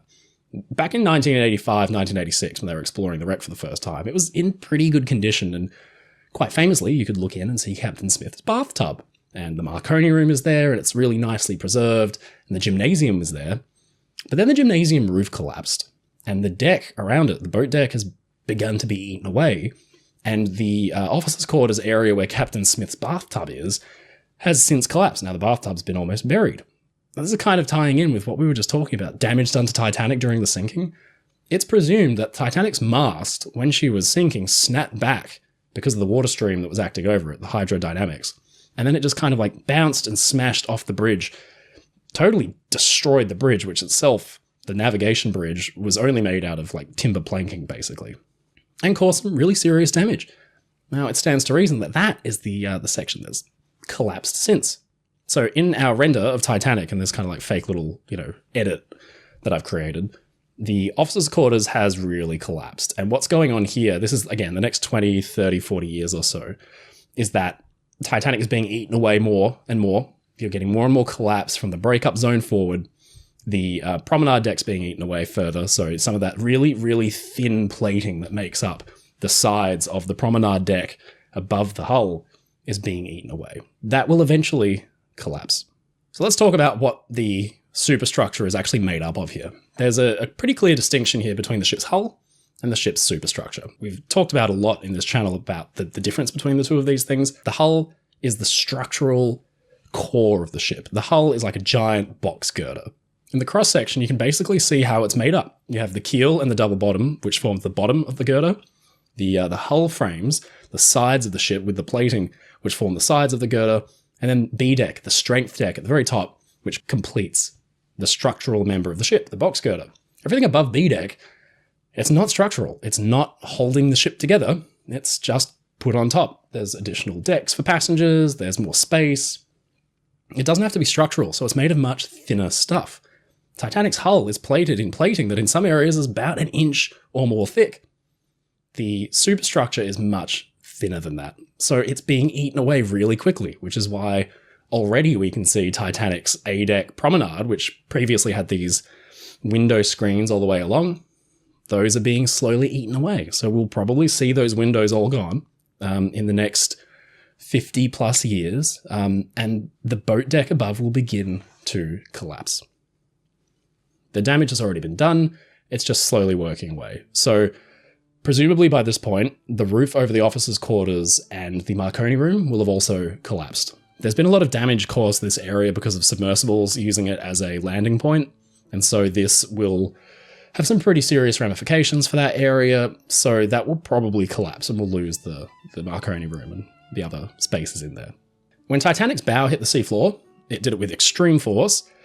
The very, very forward end of the ship was either buried or crumpled up, most likely badly crumpled up. And then basically she broke her back. And so it's created this bulging piece of plating, huge area of plating and a huge hole on the starboard side, which we can see right here, just below the well deck. Now, this is damage caused during the sinking, so naturally it's going to decay faster than the rest of the ship. So we're going to see some pretty serious damage begin to occur around here. The other thing we put in this graphic is more bits of railing falling off.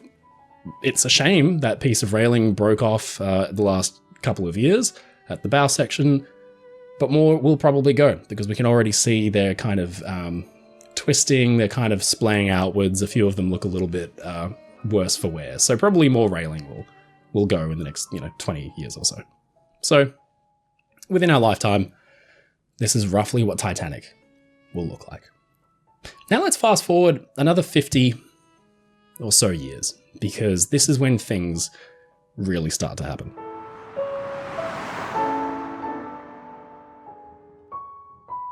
Now we've had the complete collapse of the A-deck and boat deck areas.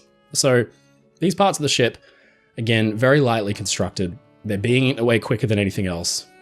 They've collapsed. We've also probably seen the collapse of the anchor crane at the forward end of the ship. This is really just conjecture, like hypothetical stuff at this point from my end, but the anchor crane will come down eventually. It's a pretty heavy duty thing. It was obviously designed to lift a central anchor that weighed tons, but it will eventually come down. Naturally, we've seen more of the after end of the ship begin to break up and collapse. But probably the most significant thing here is that the decks above B deck, so A deck and the boat deck, have collapsed down onto B deck. Now, the rate of decay of ships like this is exponential. We talked about the fact that damage essentially causes more corrosion and more decay. So that's true of the sinking. It's also true after the sinking. So as Titanic's decaying and breaking apart, those pieces of the ship that are being damaged by other pieces of the ship from the decaying process will then themselves get damaged and then corrode or be eaten away quicker themselves. So what's essentially going to happen is that probably for the next 100 or so years, Titanic won't look that different. But then things will happen very quickly as we start to see a collapse. There is something very significant happening right now in this render, which is, about somewhere around 100 years into the future, which is that the well deck is beginning to collapse. Now, this actually happened to Titanic's stern section. The well deck area around there did kind of break apart and collapse because of the damage it had sustained. We know that area has been weakened by the impact with the sea floor and the hole that's appeared just below it. So to my mind, I can imagine the well deck area there just beginning to splay outwards, and then obviously putting strain on the structure around it, eventually also leading to a collapse. So let's wind the clock forward again. This time, we're going out to about somewhere between 100 and 200 years from today.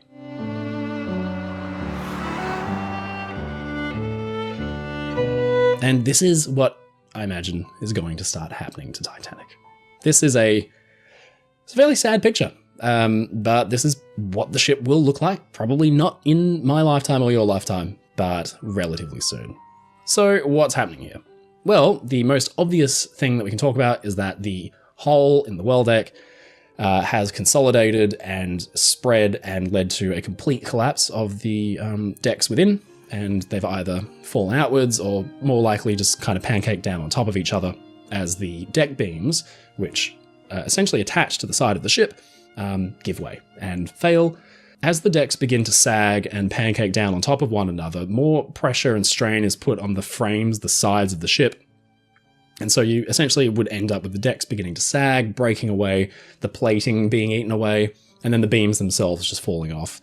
The beams, again, being the things that attach to the side of the ship. So the deck beams fail, the deck falls down onto the deck below it, that deck fails, so on and so forth. What is standing upright, like the ribs of a whale, are Titanic's frames. They're essentially made from taking a flat piece of steel and then bending it into the desired shape, so it will have the profile of like an angle beam or almost like a box beam. And these are about at their highest, I think somewhere between 60, 65 feet tall, and they weigh about a ton each. And they're spaced in the center of the ship about 36 inches apart, and towards the ends of the ship it narrows in so that they can sustain a little bit more impact and just give the ship more rigidity, to somewhere around 24 inches apart. So they're spaced closer apart at the bow and the stern, and in the middle of the ship they're about 36 inches apart. In between every frame, of course, you get a porthole. Now, the frames are, pretty heavy-duty steel. They're thick, they're really, really structural. The shell plating, though, the stuff that is the ship's skin that's riveted directly onto the frames, is not very thick. It's about an inch thick around the center of the ship, and then that really narrows out as you approach the bow section. The deck plating, so the actual steel covering for the deck beams above, the deck plating is about a quarter thinner than the hull plating. So the deck plating is way thinner, that will go, and then the ship's shell plating will begin to corrode in between the frames. Now, there is a shipwreck that exists that shows us this in action. She's called the Mahino. She was wrecked in the north of Australia, and she's been there a very long time. And she's a really good analog for what Titanic will probably look like, not at this stage, maybe just afterwards, but you can start to see it happening around the gaps in between the frames. You can see straight through the ship, almost like a perfect X-ray now. And you can see where the frames are, and that the gap in between the shell plating has been eaten away. And so the shell plating between frames like that is so relatively thin that on ships that have been at sea a long time, especially destroyers and faster ships like that, they get what's sometimes referred to as canning, which is where the shell plating in between the frames sags inwards because it's been like dented in by the impact of the waves. And so the side of the ship just kind of looks a little wavy. So you can imagine that that's going to be eaten away in between the frames. So that's what we can see is happening here. The well decks collapsed. The decks above C deck and B deck have collapsed. Now the shell plating's beginning to get pitted. There are holes forming, maybe around cracks or breaks, maybe around portholes and things like that. And you can actually see the frames behind. So in between the frames, Titanic's skin is being eaten away.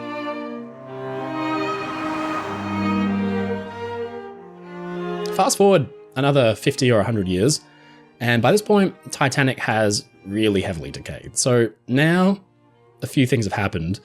Most of the shell plating's been eaten away. Titanic's prow, the very front of the ship, is a very strong thing. It's obviously designed to withstand the worst of the ocean's forces. Imagine it like a steel honeycomb. There's just so much reinforcing from columns and bars and all that kind of thing. But it's also having to hold up the ship's anchors, and stored on top of the very, very prow is a 15 to 16 ton central anchor.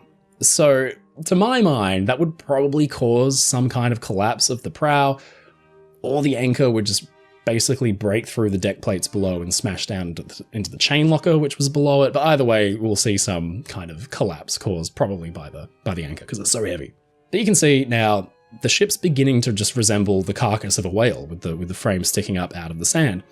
This is very much what the Edward Boleyn now looks like now. She was a ship that was wrecked off the coast of Namibia, and you can see that the shell plating has been mostly eaten through, and now she's basically just a collection of frames and stringers and structural members and things like that. There are other wrecks like the Edward Boleyn where what is left behind are the boilers, because they're pretty heavy duty, they're pretty resilient. Obviously, they'd have to withstand some pretty serious pressures during operations, so they're built quite rigidly. Also, being circular in nature, they're quite strong. So on our render of Titanic here, you can see that the boilers are now visible. So at the breakup end, you can see there's boilers there from, what would that be, boiler room 4 maybe? And then forward of that, you can actually just peek through and see the boilers from boiler rooms 5 and 6 beginning to emerge through the side of the ship. The two main areas of decay, the two centers of decay to the ship here, of course, being around the well deck, where we had a collapse thanks to that weakening from the impact with the sea floor, and the very after end of the